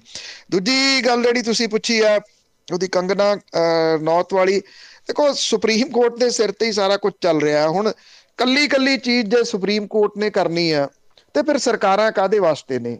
ਇਹ ਵੱਡਾ ਜਿਹੜਾ ਉਹ ਸਵਾਲ ਹੈ। ਹਾਂ, ਕੋਈ ਨਾ ਕੋਈ ਪਟੀਸ਼ਨ ਦਾਇਰ ਕਰ ਦੂਗਾ ਤੇ ਮੇਰਾ ਖਿਆਲ ਸੁਪਰੀਮ ਕੋਰਟ ਇਹਦੇ ਉੱਤੇ ਨੋਟਿਸ ਜ਼ਰੂਰ ਲਊਗੀ। ਖਾਸ ਤੌਰ ਦੇ ਉੱਤੇ ਇਸ ਵੇਲੇ ਚੀਫ ਜਸਟਿਸ ਰਮੰਨਾ ਸਾਹਿਬ ਤੋਂ ਬਹੁਤ ਵੱਡੀ ਆਸਾਂ ਹੈਗੀਆਂ ਨੇ, ਔਰ ਉਹ ਆਸਾਂ ਦੇ ਉੱਤੇ ਖਰੇ ਵੀ ਉਤਰ ਰਹੇ ਆ ਥਾਂ ਦੇ ਉੱਤੇ। ਪਰ ਸੁਪਰੀਮ ਕੋਰਟ ਕਿਹੜੀ ਚੀਜ਼ ਦਾ ਸੂਓ ਮੋਟੋ ਲਈ ਜਾਵੇ, ਇਹ ਸਵਾਲ ਹੈ। ਤੁਸੀਂ ਇੱਕ ਪਾਸੇ ਉਹਨੂੰ ਪਦਮ ਸ਼੍ਰੀ ਦੇਈ ਜਾ ਰਹੇ ਹੋ ਤੇ ਉਹ ਤੁਹਾਡੇ ਜਿਹੜੇ ਉਹਦੇ ਸਵਾਲ ਤੇ ਸਵਾਲ ਖੜੇ ਕਰੀ ਜਾ ਰਹੀ ਆ। ਉਹਨੂੰ ਬੈਸਟ ਐਕਟਰੈਸ ਦਾ ਅਵਾਰਡ ਦੇ ਰਹੇ ਨੇ ਉਪ ਰਾਸ਼ਟਰਪਤੀ। ਕਿਹੜੀ ਫਿਲਮ ਦੇ ਵਾਸਤੇ? ਜਿਹਦੇ ਵਿੱਚ ਉਹ ਝਾਂਸੀ ਕੀ ਰਾਣੀ ਬਣੀ ਹੋਈ ਆ। ਹੁਣ ਜਿਹੜੀ ਝਾਂਸੀ ਦੀ ਰਾਣੀ ਸੀ ਉਹਨੇ ਵੀ ਤਾਂ ਜਿਹੜੀ ਭਾਰਤ ਦੀ ਆਜ਼ਾਦੀ ਦੇ ਵਾਸਤੇ ਲੜਾਈ ਲੜੀ। ਉਹ ਕਹਿੰਦੀ ਆਜ਼ਾਦੀ ਆਈ ਹੋਈ ਨਹੀਂ। ਫਿਰ ਜੇ ਆਜ਼ਾਦੀ ਆਈ ਨਹੀਂ ਤਾਂ ਫਿਰ ਤੂੰ ਫਿਲਮ 'ਚ ਕੰਮ ਕਿਉਂ ਕਰ ਲਿਆ? ਤੂੰ ਉਹਦਾ ਰੋਲ ਕਿਉਂ ਕਰ ਲਿਆ? ਉਹ ਨਾ ਕਰ ਦਿੰਦੀ ਵੀ ਆਜ਼ਾਦੀ ਤਾਂ ਆਈ ਨਹੀਂ, ਮੈਂ ਨਹੀਂ ਇਹ ਰੋਲ ਕਰਨਾ। ਉਦੋਂ ਤਾਂ ਪੈਸੇ ਲੈਣ ਦੇ ਵਾਸਤੇ ਤੂੰ ਇਹ ਰੋਲ ਕਰ ਲਿਆ। ਜਿਹਨੂੰ ਇਹੀ ਨਹੀਂ ਪਤਾ ਕਿ ਆਜ਼ਾਦੀ ਕੀ ਆ, ਉਹ ਕਿਵੇਂ ਮਿਲੀ ਆ, ਇਹਨਾਂ ਲੋਕਾਂ ਨੂੰ ਕੀ ਕਦਰ ਆ, ਇਹਨਾਂ ਦੇ ਪਰਿਵਾਰ ਨੇ ਕੋਈ ਕੁਰਬਾਨੀ ਕੀਤੀ ਆ? ਜਿਹੜੇ ਸੂਬੇ ਚੋਂ ਇਹ ਆਉਂਦੀ ਆ ਹਿਮਾਚਲ ਦੇ ਵਿੱਚੋਂ, ਉੱਥੇ 15 ਅਗਸਤ 1947 ਨੂੰ ਇੱਕ ਮਹਾਨ ਯੋਧੇ ਜਿਹੜਾ ਸੀਗਾ ਉਹਦੀ ਮੌਤ ਹੁੰਦੀ ਹੈ। ਉਹਦਾ ਨਾਮ ਅਜੀਤ ਸਿੰਘ ਸੀ, ਜਿਹਨੇ ਪਗੜੀ ਸੰਭਾਲ ਜੱਟਾ ਲਹਿਰ ਉਹਦਾ ਬਾਨੀ ਸੀਗਾ, ਮੋਢੀ ਸੀਗਾ ਉਹ। ਤੇ ਉਹ ਸ਼ਹੀਦੇ ਆਜ਼ਮ ਭਗਤ ਸਿੰਘ ਦਾ ਚਾਚਾ ਵੀ ਸੀਗਾ। ਉਹਨੂੰ ਕੀ ਪਤਾ ਕਿ ਡਲਹੌਜ਼ੀ ਦੇ ਵਿੱਚ 15 ਅਗਸਤ 1947 ਨੂੰ ਕਿਹਦੀ ਮੌਤ ਹੋਈ ਸੀ? ਉਹਨੂੰ ਕੀ ਪਤਾ ਸੈਲੂਲਰ ਜੇਲ੍ਹ ਦੇ ਵਿੱਚ ਕਿੰਨਾ ਯੋਧਿਆਂ ਦੇ ਨਾਮ ਲਿਖੇ ਹੋਏ ਆ? ਉਹਨੂੰ ਕੀ ਪਤਾ ਕਾਮਾਗਾਟਾ ਮਾਰੂ ਉਹ ਕੀ ਸੀਗਾ? ਗਦਰੀ ਯੋਧੇ ਕੌਣ ਸਨ?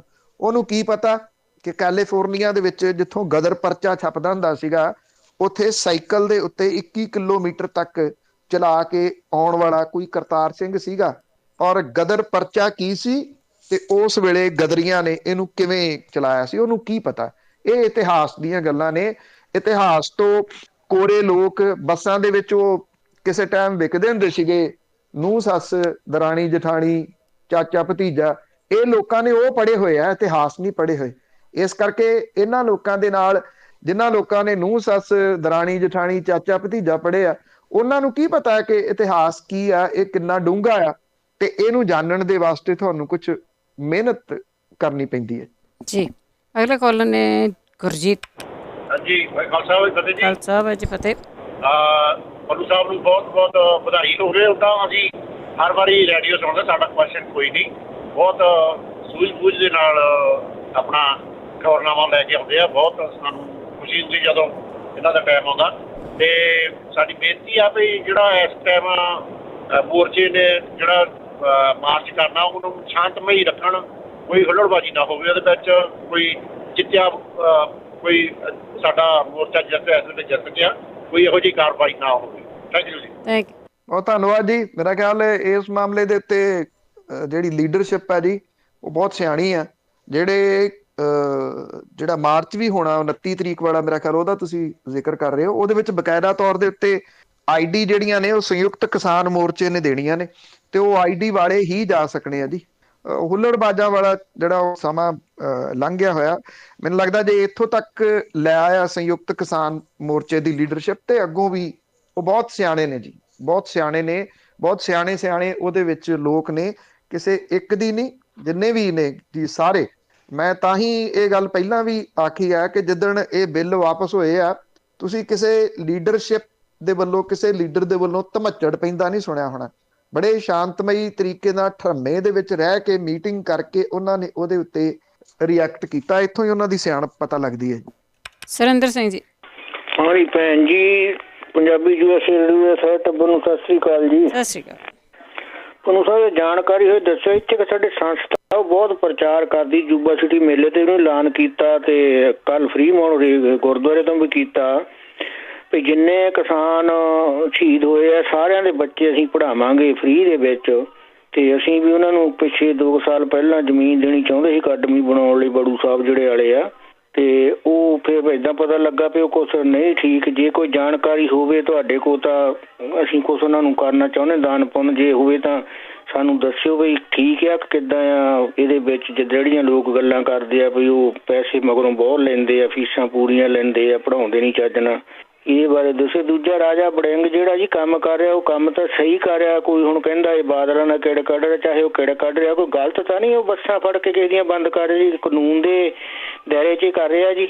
ਇਹਦੇ ਬਾਰੇ ਦੱਸੋ। Thank you.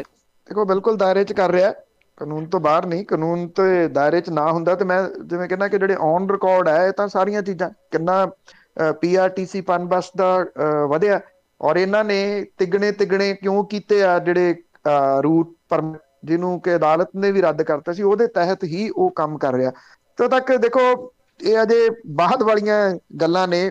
ਮੈਨੂੰ ਨਹੀਂ ਲੱਗਦਾ ਕਿ ਅਜੇ ਕਿਸੇ ਕੋਲੇ ਇਹ ਵੀ ਜਾਣਕਾਰੀ ਹੋਊਗੀ ਵਿਸਤਾਰ ਦੇ ਵਿੱਚ ਕਿ ਕਿਹੜੇ ਪਿੰਡ ਦੇ ਕਿੱਥੋਂ ਲੋਕ ਸ਼ਹੀਦ ਹੋਏ ਆ, ਤੇ ਉਹਨਾਂ ਦੇ ਬੱਚੇ ਐਜੂਕੇਸ਼ਨ ਲੈਣ ਵਾਲੇ ਵੀ ਹੈਗੇ ਆ। ਅੱਗੇ ਲੈਣ ਵਾਲੇ ਤੋਂ ਭਾਵ ਕਿ ਉਹ ਇਸ ਏਜ ਦੇ ਵਿੱਚ ਹੈਗੇ ਆ ਕਿ ਕਿਸੇ ਦੇ ਜਿਹੜੀ ਰਹਿ ਜਾਏ, ਤੇ ਉਹ ਕਿੰਨੇ ਨੇ, ਉਹ ਕਿੰਨੇ ਪਰਿਵਾਰ ਨੇ ਜਿਨ੍ਹਾਂ ਦੇ ਵਿੱਚ ਐਜੂਕੇਸ਼ਨ ਦੀ ਜਿਹੜੀ ਉਹ ਜ਼ਰੂਰਤ ਹੈ।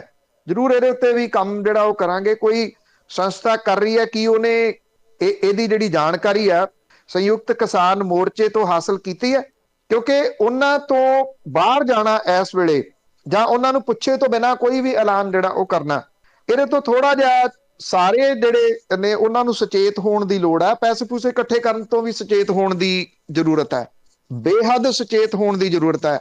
ਮੈਂ ਫੇਰ ਕਹੂੰਗਾ, ਜਿਹੜੀ ਇਹ ਗੱਲ ਇੱਥੇ ਵੀ ਭੈਣ ਜੀ ਹੋਰੀ ਵੀ ਗਵਾਹ ਨੇ ਇਸ ਚੀਜ਼ ਦੇ, ਬੜੇ ਉਦੋਂ ਉਹਨਾਂ ਦਿਨਾਂ ਦੇ ਵਿੱਚ ਆਉਂਦੇ ਰਹੇ ਕਿ ਸਾਨੂੰ ਇਹ ਦੱਸੋ ਕਿ ਅਸੀਂ ਕਿਹੜੀ ਜਿਹੜੀ ਕਿਸਾਨ ਜਥੇਬੰਦੀ ਆ ਉਹਨੂੰ ਪੈਸੇ ਭੇਜੀਏ। ਮੈਂ ਉਦੋਂ ਵੀ ਇਹ ਗੱਲ ਕਹੀ ਸੀਗੀ ਕਿ ਆਪੋ ਆਪਣੇ ਪਿੰਡਾਂ ਦੇ ਉੱਤੇ ਕੇਂਦਰਿਤ ਰਹੋ।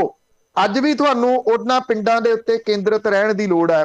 ਜਦੋਂ ਤੁਸੀਂ ਆਪਣੇ ਪਿੰਡਾਂ ਥਾਵਾਂ ਦੇ ਉੱਤੇ ਪਤਾ ਕਰੋਗੇ ਕਿ ਆਪਣੇ ਪਿੰਡੋਂ ਕੋਈ ਸ਼ਹੀਦ ਹੋਇਆ ਕਿਸਾਨ ਮੋਰਚੇ ਤੇ ਉਹਨੂੰ ਉਹਦੇ ਬੱਚਿਆਂ ਨੂੰ ਪੜ੍ਹਾਈ ਦੀ ਲੋੜ ਹੈ, ਤੇ ਕਾਈਂਡਲੀ ਉੱਥੇ ਮਦਦ ਕਰ ਦੇਣਾ, ਪਿੰਡ ਵਾਲੇ ਇਕੱਠੇ ਹੋ ਕੇ ਮਦਦ ਕਰ ਦੇਣਾ। ਤੁਹਾਨੂੰ ਫਿਰ ਕਿਸੇ ਦੀ ਜ਼ਰੂਰਤ ਨਹੀਂ ਰਹੂਗੀ, ਕਿਸੇ ਮੇਰੇ ਵਰਗੇ ਦੀ ਵੀ ਜ਼ਰੂਰਤ ਨਹੀਂ ਰਹੂਗੀ ਪੁੱਛਣ ਦੀ ਕਿ ਕੌਣ ਕੌਣ ਨੇ। ਤੁਸੀਂ ਸਹੀ ਜਾਣਕਾਰੀ ਜਿਹੜੀ ਆਪਣੇ ਪਿੰਡ ਦੇ ਵਿੱਚੋਂ 100% ਫਸਟ ਹੈਂਡ ਇਨਫੋਰਮੇਸ਼ਨ ਹਾਸਲ ਕਰ ਸਕਦੇ ਹੋ। ਤੁਸੀਂ ਸਾਰੇ ਪਿੰਡਾਂ ਤੋਂ ਆਏ ਹੋ, ਜੇ ਨਹੀਂ ਉੱਥੇ ਕਿਸੇ ਨੂੰ ਲੋੜ ਤੇ ਉਹ ਮਦਦ ਸਾਂਭ ਲੈਣਾ, ਅੱਗੋਂ ਕਿਸੇ ਬੱਚੇ ਨੂੰ ਜ਼ਰੂਰਤ ਪੈ ਸਕਦੀ ਹੈ। ਉਹ ਸਭ ਤੋਂ ਬੈਸਟ ਆਈਡੀਆ ਹੈ ਕਿਸੇ ਵੀ ਇਹੋ ਜਿਹੇ ਪਰਿਵਾਰ ਦੀ ਮਦਦ ਕਰਨ ਦਾ। ਇੱਕ ਗੱਲ ਯਾਦ ਰੱਖਣਾ, ਬੀਬੀ ਮਹਿੰਦਰ ਕੌਰ ਹੈ, ਬੇਬੇ ਮਹਿੰਦਰ ਕੌਰ, ਜਿਹਦੇ ਉੱਤੇ ਕੰਗਨਾ ਰਣੌਤ ਨੇ ਟਿੱਪਣੀਆਂ ਕੀਤੀਆਂ ਸੀ, ਇਹਦੇ ਵਿੱਚ ਉਹੋ ਜਿਹੇ ਲੋਕ ਨੇ ਇਸ ਮੋਰਚੇ 'ਚ ਸ਼ਾਮਲ। ਇਹ ਕਹਿੰਦੀ ਸੀ 100 ਰੁਪਏ ਦਿਹਾੜੀ ਤੇ ਆ ਜਾਂਦੀਆਂ ਇਹੋ ਜਿਹੀਆਂ ਔਰਤਾਂ। ਉਹ ਕਹਿੰਦੀ ਆ ਮੈਂ ਤੈਨੂੰ 1000 ਰੁਪਇਆ ਦਿਹਾੜੀ ਦਿੰਨੀ ਆ ਤੇ ਮੇਰੇ ਨਾਲ ਇੱਕ ਦਿਨ ਲਵਾ ਕੇ ਵਿਖਾ ਭਲਾ ਵੀ ਤੇਰੇ ਕੋਲ ਕੰਮ ਹੋਊਗਾ। ਇਹ ਉਹੋ ਜਿਹੇ ਲੋਕ ਨੇ ਜਿਹੜੇ ਮੋਰਚੇ 'ਚ ਡਟੇ ਰਹੇ ਨੇ ਅਖੀਰ ਤੱਕ। ਇਹ ਕਦੇ ਵੀ ਹੱਥ ਨਹੀਂ ਅੱਡਣਗੇ ਕਿਸੇ ਦੇ ਮੂਹਰੇ, ਤੰਗ ਹੋ ਜਾਣਗੇ। ਜੇ ਇਹਨਾਂ ਲੋਕਾਂ ਦੇ ਅੰਦਰ ਇੰਨਾ ਸਿਦਕ ਨਾ ਹੁੰਦਾ ਤੇ ਇੰਨੀ ਦੇਰ ਤੱਕ ਇਹ ਨਿਭਾ ਨਹੀਂ ਸਕਦੇ ਸੀਗੇ। ਇੱਕ ਇੰਗਲੈਂਡ ਦੇ ਵੱਡੇ ਚੈਨਲ ਨੇ, ਬਹੁਤ ਨਾਮਵਰ ਚੈਨਲ ਨੇ, ਇੱਕ ਵੀਡੀਓ ਕੀਤੀ ਆ ਵੀਡੀਓ ਦੇ ਰੂਪ ਦੇ ਵਿੱਚ ਵੀ ਜਿਹੜਾ ਦੁੱਧ ਦੇਣ ਆਉਂਦਾ ਟੈਂਕਰ, ਉਹ ਦੁੱਧ ਪਾਉਂਦਾ ਤੇ ਉਹ ਕਹਿੰਦਾ ਵੀ ਕਿਲੋ ਦੁੱਧ, ਉਹ ਕਹਿੰਦੇ ਨਹੀਂ ਅੱਜ ਸਾਡੇ 2 ਜੀ ਵਾਪਸ ਗਏ ਹੋਏ ਆ ਪਿੰਡ ਕੱਪੜੇ ਕੁਪੜੇ ਬਦਲਣ, ਇਸ ਕਰਕੇ ਸਾਨੂੰ ਅੱਧਾ ਕਿਲੋ ਹੀ ਚਾਹੀਦਾ। ਇਹ ਸਿਦਕੀ ਲੋਕ ਨੇ, ਇਹ ਹੱਥ ਅੱਡਣ ਵਾਲੇ ਲੋਕ ਨਹੀਂ ਹੈਗੇ। ਹੱਥ ਅੱਡਣ ਵਾਲੇ ਲੋਕ ਹੁੰਦੇ ਤੇ ਵਿਕ ਗਏ ਹੁੰਦੇ। ਇਸ ਗੱਲ ਨੂੰ ਧਿਆਨ ਦੇ ਵਿੱਚ ਰੱਖਣਾ। ਇਹਨਾਂ ਸਿਦਕੀ ਲੋਕਾਂ ਦੇ ਸਿਦਕ ਦੀ ਕਹਾਣੀ ਪਾਉਣਾ, ਪੈਸਿਆਂ ਦੀ ਕਹਾਣੀ ਨਾ ਪਾਉਣਾ ਜੀ। ਅੱਗੇ ਜਿਹੜੀ ਉਹਨਾਂ ਨੇ ਉਹ ਪੈਸੇ ਇਕੱਠੇ ਕਰਨ ਵਾਲੀ ਗੱਲ ਕੀਤੀ ਆ, ਉਹਨਾਂ ਦੀ ਫੇਰੀ ਸੀਗੀ ਜੀ ਕੈਲੀਫੋਰਨੀਆ ਦੀ। ਉੱਥੇ ਕਈਆਂ ਨੂੰ ਸਪਾਂਸਰ ਕਰਾ ਗਏ ਹੋਣੇ ਆ, ਬੱਚੇ ਹੈ ਜਾਂ ਨਹੀਂ ਹੈ ਤੁਸੀਂ ਆਪ ਪਤਾ ਕਰਨਾ। ਜੋਗਾ ਸਿੰਘ ਭੈਣ ਜੀ ਸਤਿ ਸ਼੍ਰੀ ਅਕਾਲ ਜੀ। ਸਤਿ ਸ਼੍ਰੀ ਅਕਾਲ। ਮੇਰਾ ਸਵਾਲ ਇਹ ਆ ਜੀ, ਕਹਿਣ ਦਾ ਮਤਲਬ ਇਹ ਨਵੇਂ ਲੋਲੋ ਬਾਬ ਦੇ ਜਾਂਦੇ ਆ। ਸੁਖਵੀਰ ਸਿੰਘ ਬਾਦਲ ਜਿਹੜਾ ਹੈ ਜੀ, ਇਹਨੇ ਪਹਿਲੇ ਟਾਈਮ 'ਚ ਸਕੂਲਾਂ ਦੇ ਖਰਚ ਕਿੰਨੇ ਪਰਸੈਂਟ ਕੀਤਾ ਜੀ। ਜੇ ਦੂਜੀ ਵਾਰੀ ਬਣਿਆ ਤਾਂ ਉਹਨੇ ਕਿੰਨਾ ਪਰਸੈਂਟ ਬਣ ਕੇ ਹਸਪਤਾਲ 'ਤੇ ਖਰਚ ਕੀਤਾ। ਚੰਨੀ ਹੁਣ ਬਣ ਰਿਹਾ ਹੈ ਜੀ, ਇਹ ਸਕੂਲਾਂ ਲਈ ਕੀ ਬਜਟ ਰੱਖੂਗਾ ਜੀ, ਜਾਂ ਕਹਿਣ ਦਾ ਮਤਲਬ ਹੈਗਾ ਇਹ ਹਸਪਤਾਲ ਮੈਡੀਕਲ ਲਈ ਕੀ ਸਹੂਲਤ ਦੇਊਗਾ ਜੀ। ਇਹਦੇ ਲਈ ਕੋਈ ਬਾਰੇ ਲੋਕਾਂ ਦੀਆਂ ਗੱਲਾਂ ਕਹਾਂਗੇ, ਲੋਕਾਂ ਦਾ ਘਰ ਪੂਰਾ ਕਰੀ ਜਾਂਦਾ ਜੀ। ਇਹ ਸਵਾਲ ਹੈ ਜੀ। ਥੈਂਕ ਯੂ ਜੀ। ਐਕਚੁਅਲੀ ਇਹਦੇ ਉੱਤੇ ਹੀ ਸਾਰੀ ਤਕਰੀਬਨ ਗੱਲ ਕੇਂਦਰਿਤ ਜਿਹੜੀ ਉਹ ਰਹੀ ਆ। ਸਵਾਲ ਤਾਂ ਉਹੀ ਨੇ ਜਿਹੜੇ ਖੜੇ ਨੇ ਤੇ ਸਵਾਲ ਇਹ ਕਰਦੇ ਰਹਾਂਗੇ ਜੀ। ਜਦੋਂ ਸਿਆਸੀ ਧਿਰਾਂ ਅਜਿਹੇ ਕਿਸੇ ਵੀ ਕੋਈ ਵੀ ਸਿਆਸੀ ਧਿਰ ਕਿਸੇ ਵੀ ਚੀਜ਼ ਦਾ ਮੁਫਤ ਐਲਾਨ ਕਰੂਗੀ ਤੇ ਉਹਨੂੰ ਸਵਾਲ ਕਰਾਂਗੇ ਜੀ, ਡਟ ਕੇ ਕਰਾਂਗੇ ਇਹਨਾਂ ਗੱਲਾਂ ਦੇ ਤਾਂ ਕਿ ਜਵਾਬ ਮਿਲ ਸਕਣ ਜੀ। ਅਗਲੇ ਕਾਲਰ ਸਤਨਾਮ ਸਿੰਘ। ਸਤਿ ਸ਼੍ਰੀ ਅਕਾਲ ਜੀ ਬਲਦੇਵ ਭਾਈ। ਸਤਿ ਸ਼੍ਰੀ ਅਕਾਲ ਜੀ। ਹਾਂਜੀ ਭਾਜੀ, ਜਿਸ ਤਰ੍ਹਾਂ ਇਹ ਆਪਣੇ ਪ੍ਰਧਾਨ ਮੰਤਰੀ ਜੀ ਪਟਾਰੀ ਜਦੋਂ ਮਾਰੀ ਖੋਲ ਕੇ ਮਤਲਬ ਇਹ ਚੀਜ਼ਾਂ ਦਿਖਾ ਦਿੰਦੇ, ਪਹਿਲਾਂ ਤਾਂ ਕਾਲਾ ਧਨ ਲੈ ਆਂਦਾ, ਫਿਰ 15 ਲੱਖ ਅਕਾਊਂਟਾਂ 'ਚ ਵੀ ਆ ਗਿਆ।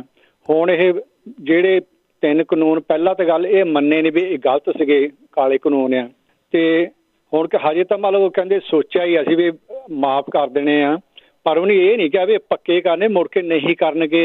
ਇਹ ਕੀ ਗਰੰਟੀ ਹੈ ਜੀ ਮੁੜ ਕੇ ਨਾ ਲਾਉਣਗੇ।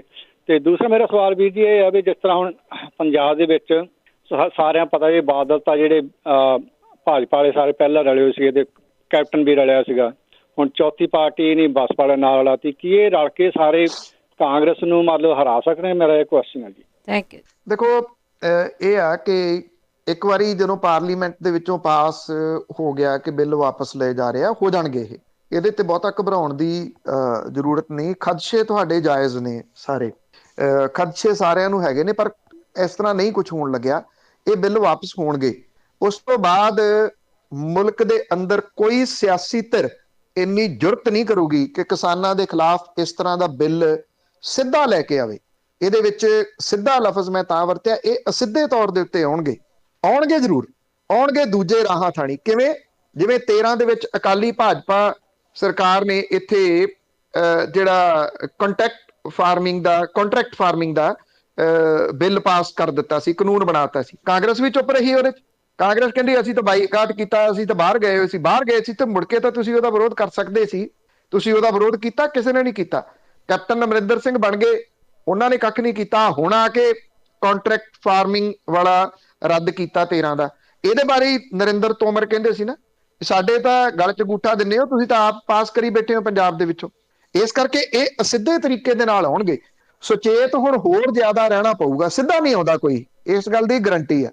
ਸਿੱਧਾ ਨਹੀਂ ਆਉਂਦਾ ਕੋਈ, ਸੈਂਟਰ ਦੀ ਸਰਕਾਰ ਤੋਂ ਕੋਈ ਡਾਇਰੈਕਟ ਨਹੀਂ ਆਊਗਾ, ਸੂਬਿਆਂ ਦੇ ਰਾਹੀਂ ਆਉਣਗੇ ਜ਼ਰੂਰ। ਉਹਦੇ ਵਾਸਤੇ ਜਿਹੜਾ ਉਹ ਬਹੁਤ ਸੁਚੇਤ ਰਹਿਣਾ ਪਊਗਾ। ਅਖੀਰਲੇ ਕਾਲਰ ਸਤਨਾਮ ਸਿੰਘ ਜੀ। ਸਤਨਾਮ ਸਿੰਘ, ਸੁਰਿੰਦਰ ਸਿੰਘ ਜੀ। ਵਾਹਿਗੁਰੂ ਜੀ ਕਾ ਖਾਲਸਾ, ਵਾਹਿਗੁਰੂ ਜੀ ਕੀ ਫਤਿਹ। ਗੁਰਮੁਖ ਪਿਆਰਿਓ, ਸਭ ਤੋਂ ਪਹਿਲਾਂ ਆਪ ਜੀ ਨੂੰ ਵਧਾਈਆਂ ਵੀ ਆ ਤੇ ਅਰਦਾਸ ਆ ਸੱਚੇ ਪਾਤਸ਼ਾਹ ਅੱਗੇ ਕਿ ਕਿਸਾਨ ਮੋਰਚਾ ਇਹ ਤੋਂ ਜਿਸ ਦਿਨ ਸ਼ੁਰੂ ਹੋਇਆ ਸੀ ਉਸ ਦਿਨ ਤੋਂ ਹੀ ਆਪ ਜੀ ਆਪਣਾ ਫਰਜ਼ ਵੀ ਪੂਰਾ ਕਰਦੇ ਆ, ਰੁਜ਼ਗਾਰ ਦੇ ਲਈ ਵੀ ਕਰਦੇ ਆ ਤੇ ਨਾਲ ਸੇਵਾ ਵੀ ਕਰ ਰਹੇ ਆ। ਹੁਣ ਇਹ ਸਵਾਲ ਪੈਦਾ ਹੁੰਦਾ ਆ ਕਿ ਆਪ ਜੀ ਨੂੰ ਨਾ ਸਾਰੇ ਜਿੰਨੇ ਵੀ ਸੁਣਨ ਵਾਲੇ ਆ ਨਾ, ਇਹਨਾਂ ਅੱਗੇ ਬੇਨਤੀ ਆ ਕਿ ਬਿਲਕੁਲ ਇਸੇ ਤਰ੍ਹਾਂ ਸਹਿਯੋਗ ਦੇਣ ਤੇ ਲੱਗੇ ਰਹਿਣ। ਬਾਕੀ ਦੂਸਰੀ ਗੱਲ ਜਿਹੜੀ ਆ ਉਹ ਇੰਨੀ ਸੀਰੀਅਸ ਆ ਜਾਂ ਵੱਡੀ ਆ, ਉਹਦੇ ਲਈ ਅਰਦਾਸ ਹੀ ਆ। ਜਿਹੜਾ ਕਾਰਪੋਰੇਟ ਵਰਡ ਆ ਨਾ, ਇਹਨੇ ਨਾ ਸੋਸ਼ਲਿਸਟਿਕ ਸੁਸਾਇਟੀ ਛੱਡੀ ਆ, ਨਾ ਕੈਪੀਟਲਿਸਟਿਕ ਸੁਸਾਇਟੀ ਛੱਡੀ ਆ, ਨਾ ਰਿਲੀਜੀਅਸ ਸੁਸਾਇਟੀ ਛੱਡੀ ਆ। ਉਹ ਇਹਦਾ ਐਡੇ ਬੱਦਲ ਇਹਦੇ ਇੰਨੇ ਜ਼ਿਆਦਾ ਇਸ ਵੇਲੇ ਸਿਰ ਦੇ ਉੱਤੇ ਸਾਰੀ ਦੁਨੀਆ ਦੇ ਛਾਏ ਹੋਏ ਆ ਕਿ ਉਹਨਾਂ ਦੇ ਵਿੱਚੋਂ ਨਿਕਲਣਾ ਜਿਹੜਾ ਆ ਨਾ, ਉਹ ਆਪ ਜੀ ਵਰਗੇ ਜਿਹੜੇ ਮਿਹਨਤ ਕਰ ਰਹੇ ਆ, ਹੋਪ ਸਟੇਨਸ ਲਾਈਫ, ਸਾਰੇ ਜਾਣੇ ਇਕੱਠੇ ਹੋ ਕੇ ਆਪਾਂ ਇਸ ਚੀਜ਼ ਨੂੰ ਅੰਡਰਸਟੈਂਡ ਕਰੀਏ, ਨਾ ਕਿ ਇਹਨਾਂ ਗੱਲਾਂ ਦੇ ਵਿੱਚ ਬਈ ਕੀ ਹੋਊਗਾ। ਬਿਲਕੁਲ ਉਹ ਦੂਸਰੀਆਂ ਗੱਲਾਂ ਵੀ ਠੀਕ ਆ, ਡਰ ਆ, ਇਨਸਾਨ ਨੂੰ ਡਰ ਹਮੇਸ਼ਾ ਹੀ ਰਿਹਾ, ਨਹੀਂ ਤਾਂ ਭਗਵਾਨ ਹੀ ਬਣ ਜਾਂਦਾ। ਸੋ ਇਸ ਕਰਕੇ ਨਾ ਇਹ ਹੀ ਆ ਆਪ ਜੀ ਦੇ ਲਈ ਅਰਦਾਸ, ਤੇ ਬਾਕੀ ਸਾਰੇ ਜਿੰਨੇ ਹੀ ਅਸੀਂ ਸੁਣ ਰਹੇ ਹਾਂ ਨਾ, ਆਪਾਂ ਇਕੱਠੇ ਹੋ ਕੇ ਜਿਹੜਾ ਇਹ ਮੋਰਚਾ ਸੀਗਾ ਨਾ, ਇਹ ਇੱਕ ਬਹੁਤ ਹੀ ਕਾਮਯਾਬੀ ਦਾ ਆ ਜਿਹੜਾ ਹੁਣ ਤਾਈਂ ਪਹੁੰਚ ਗਿਆ ਆ। ਤੇ ਇਸੇ ਤਰ੍ਹਾਂ ਇਹ ਅਸੀਂ ਸਾਰੇ ਜਾਣੇ ਰਲ ਕੇ ਆਪਣਾ ਆਪਣਾ ਯੋਗਦਾਨ ਪਾਉਣਾ ਆ, ਤਾਂ ਕਿ ਨਾ ਇਹ ਜਿਹੜੀ ਕੈਪੀਟਲਿਸਟਿਕ ਸੁਸਾਇਟੀ ਆ ਤੇ ਉਹਨੇ ਜਨਮ ਦਿੱਤਾ ਹੈਗਾ ਆ ਕਾਰਪੋਰੇਟ ਵਰਲਡ ਨੂੰ, ਇਹਦਾ ਕਿਸੇ ਨਾ ਕਿਸੇ ਤਰ੍ਹਾਂ ਨਾ, ਕਹਿਣ ਦਾ ਮਤਲਬ ਜਿਹੜਾ ਹੈਗਾ ਆ ਗ੍ਰਿਪ ਆ ਸਾਡੇ ਉੱਪਰ ਸਾਰਿਆਂ ਤੇ ਛਾਇਆ ਆ, ਉਹਨੂੰ ਤੋੜ ਸਕੀਏ। ਉਹ ਟੁੱਟੂਗਾ ਜ਼ਰੂਰ ਜੇ ਅਸੀਂ ਆਪਣੇ ਆਪ ਤੇ ਯਕੀਨ ਰੱਖ ਕੇ ਆਪਣੇ ਗੁਰੂ ਸਾਹਿਬ ਦੇ ਅੱਗੇ ਸਿਰ ਨਿਭਾ ਕੇ ਚੱਲਾਂਗੇ ਤੇ ਜ਼ਰੂਰ ਕਾਮਯਾਬੀ ਹੋਊਗੀ। ਵਾਹਿਗੁਰੂ ਜੀ ਕਾ ਖਾਲਸਾ, ਵਾਹਿਗੁਰੂ ਜੀ ਕੀ। ਧੰਨਵਾਦ ਜੀ। ਕਿਉਂਕਿ ਜਦੋਂ ਵੀ ਤੁਸੀਂ ਕਿਤੇ ਆਏ ਹੋ ਤੇ ਤੁਹਾਡੀ ਜਿਹੜੀ ਗੱਲਬਾਤ ਹੁੰਦੀ ਹੈ ਨਾ, ਉਹ ਮੈਨੂੰ ਹਮੇਸ਼ਾ ਉਹ ਅਰਦਾਸ ਵਰਗੀ ਹੀ ਲੱਗਦੀ ਹੈ, ਕਿਉਂਕਿ ਅਰਦਾਸ ਦੀ ਗੱਲ ਤੁਸੀਂ ਕਰਦੇ ਹੋ। ਪੋਜ਼ਿਟਿਵ ਤੁਸੀਂ, ਤੁਹਾਡੇ ਵਰਗੇ ਪੋਜ਼ਿਟਿਵ ਲੋਕਾਂ ਦੀ ਅੱਜ ਸਮਾਜ ਨੂੰ ਬਹੁਤ ਜ਼ਰੂਰਤ ਆ ਜੀ, ਔਰ ਵਿਸ਼ਵਾਸ ਰੱਖਣ ਵਾਲੇ ਲੋਕਾਂ ਦੀ। ਕਿਉਂਕਿ ਜੇ ਵਿਸ਼ਵਾਸ ਹੀ ਨਹੀਂ ਆਪਾਂ ਰੱਖਾਂਗੇ, ਇੱਕ ਗੱਲ ਜਿਹੜੀ ਇੱਥੇ ਵੀ ਚੱਲਦੀ ਰਹੀ ਨਾ ਪਿਛਲੇ ਸਮੇਂ ਤੋਂ, ਇਹ ਗੱਲ ਮੈਂ ਵੀ ਕਹਿੰਦਾ ਰਿਹਾ ਜੀ। ਮੈਂ ਨਹੀਂ ਇਹ ਕਹਿੰਦਾ ਕਿ ਮੈਂ ਕਹੀ ਤੇ ਤਾਂ ਉਹ ਹੋਈ, ਪਰ ਇਹ ਗੱਲ ਤਾਂ ਬਾਰ-ਬਾਰ ਕਹੀ ਨਾ ਕਿ ਤੁਹਾਨੂੰ ਵਿਸ਼ਵਾਸ ਕਰਨਾ ਪਊਗਾ, ਤੁਹਾਨੂੰ ਲੀਡਰਸ਼ਿਪ ਦੇ ਉੱਤੇ ਵਿਸ਼ਵਾਸ ਰੱਖਣਾ ਪਊਗਾ। ਆਪਾਂ ਵਿਸ਼ਵਾਸ ਰੱਖਾਂਗੇ, ਹਾਂ। ਜੇ ਉਹ ਵਿਸ਼ਵਾਸ ਘਾਤ ਕਰਨਗੇ, ਵਿਸ਼ਵਾਸ ਤੋੜਨਗੇ, ਫਿਰ ਪੁੱਛਣ ਵਾਲੇ ਬੈਠੇ ਆ, ਤੇ ਇਹ ਤਾਂ ਨਹੀਂ ਨਾ ਹੈ ਕਿ ਫਿਰ ਬੋਲਾਂਗੇ ਨਹੀਂ, ਪਰ ਉਹ ਵਿਸ਼ਵਾਸ ਰੱਖਣਾ ਪਊਗਾ ਜਿਹੋ ਜਿਹਾ ਵਿਸ਼ਵਾਸ ਤੁਸੀਂ ਰੱਖ ਰਹੇ ਹੋ ਫਿਊਚਰ ਦੇ ਉੱਤੇ ਵੀ, ਭਵਿੱਖ ਦੇ ਉੱਤੇ ਵੀ। ਕਿਉਂਕਿ ਜੇ ਸਾਡਾ ਅੱਜ ਸਹੀ ਰਹਿੰਦਾ ਤੇ ਕੱਲ ਵੀ ਜਿਹੜਾ ਉਹ ਸਹੀ ਹੀ ਹੋਊਗਾ। ਇਸ ਕਰਕੇ ਇਹ ਕੋਈ ਛੋਟੀ ਗੱਲ ਨਹੀਂ ਗੀ ਜਿਹੜੇ ਵਿਸ਼ਵਾਸ ਦੇ ਤਹਿਤ ਇੰਨਾ ਕੁਛ ਹੋ ਗਿਆ। ਮਤਲਬ ਕਿ ਕਿੱਥੋਂ ਚੱਲ ਕੇ ਕਿੱਥੇ ਤੱਕ ਤੁਸੀਂ ਆ ਗਏ, ਇਹ ਕੋਈ ਛੋਟੀ ਗੱਲ ਨਹੀਂ ਗੀ, ਇਹ ਬਹੁਤ ਵੱਡੀ ਗੱਲ ਹੈ। ਇਸ ਕਰਕੇ ਇਸ ਵਿਸ਼ਵਾਸ ਨੂੰ ਕਾਇਮ ਰੱਖਣਾ, ਪਰ ਤੁਹਾਡੀ ਜਿਹੜੀ ਇਹ ਗੱਲਬਾਤ ਅਰਦਾਸ ਰੂਪੀ ਸੀਗੀ, ਮੇਰੀ ਜੱਜ ਸਭ ਤੋਂ ਵੱਡਾ ਵਿਸ਼ਵਾਸ ਇਹ ਹੈ ਜੀ। ਥੈਂਕ ਯੂ ਬਲਤੇਜ ਪੰਨੂ ਜੀ, ਮਿਹਰਬਾਨੀ ਜੀ, ਧੰਨਵਾਦ ਜੀ, ਸਤਿ ਸ਼੍ਰੀ ਅਕਾਲ। ਸਤਿ ਸ਼੍ਰੀ ਅਕਾਲ ਜੀ। ਤੇ ਸਰੋਤੇ ਸਨ ਬਲਤੇਜ ਪੰਨੂ ਸਾਡੇ ਨਾਲ ਜੁੜਦੇ ਨੇ, ਕਰਦੇ ਨੇ ਖਬਰਾਂ। ਇਸ ਦੇ ਨਾਲ ਸਾਡਾ ਅੱਜ ਦਾ ਬੁਲਟਨ ਇੱਥੇ ਹੀ ਸਮਾਪਤ। ਹੁਣ ਬਲਵਿੰਦਰ ਕੌਰ ਵੱਲੋਂ ਆਪ ਸਭ ਨੂੰ ਹੀ ਪਿਆਰ ਭਰੀ ਸਤਿ ਸ਼੍ਰੀ ਅਕਾਲ।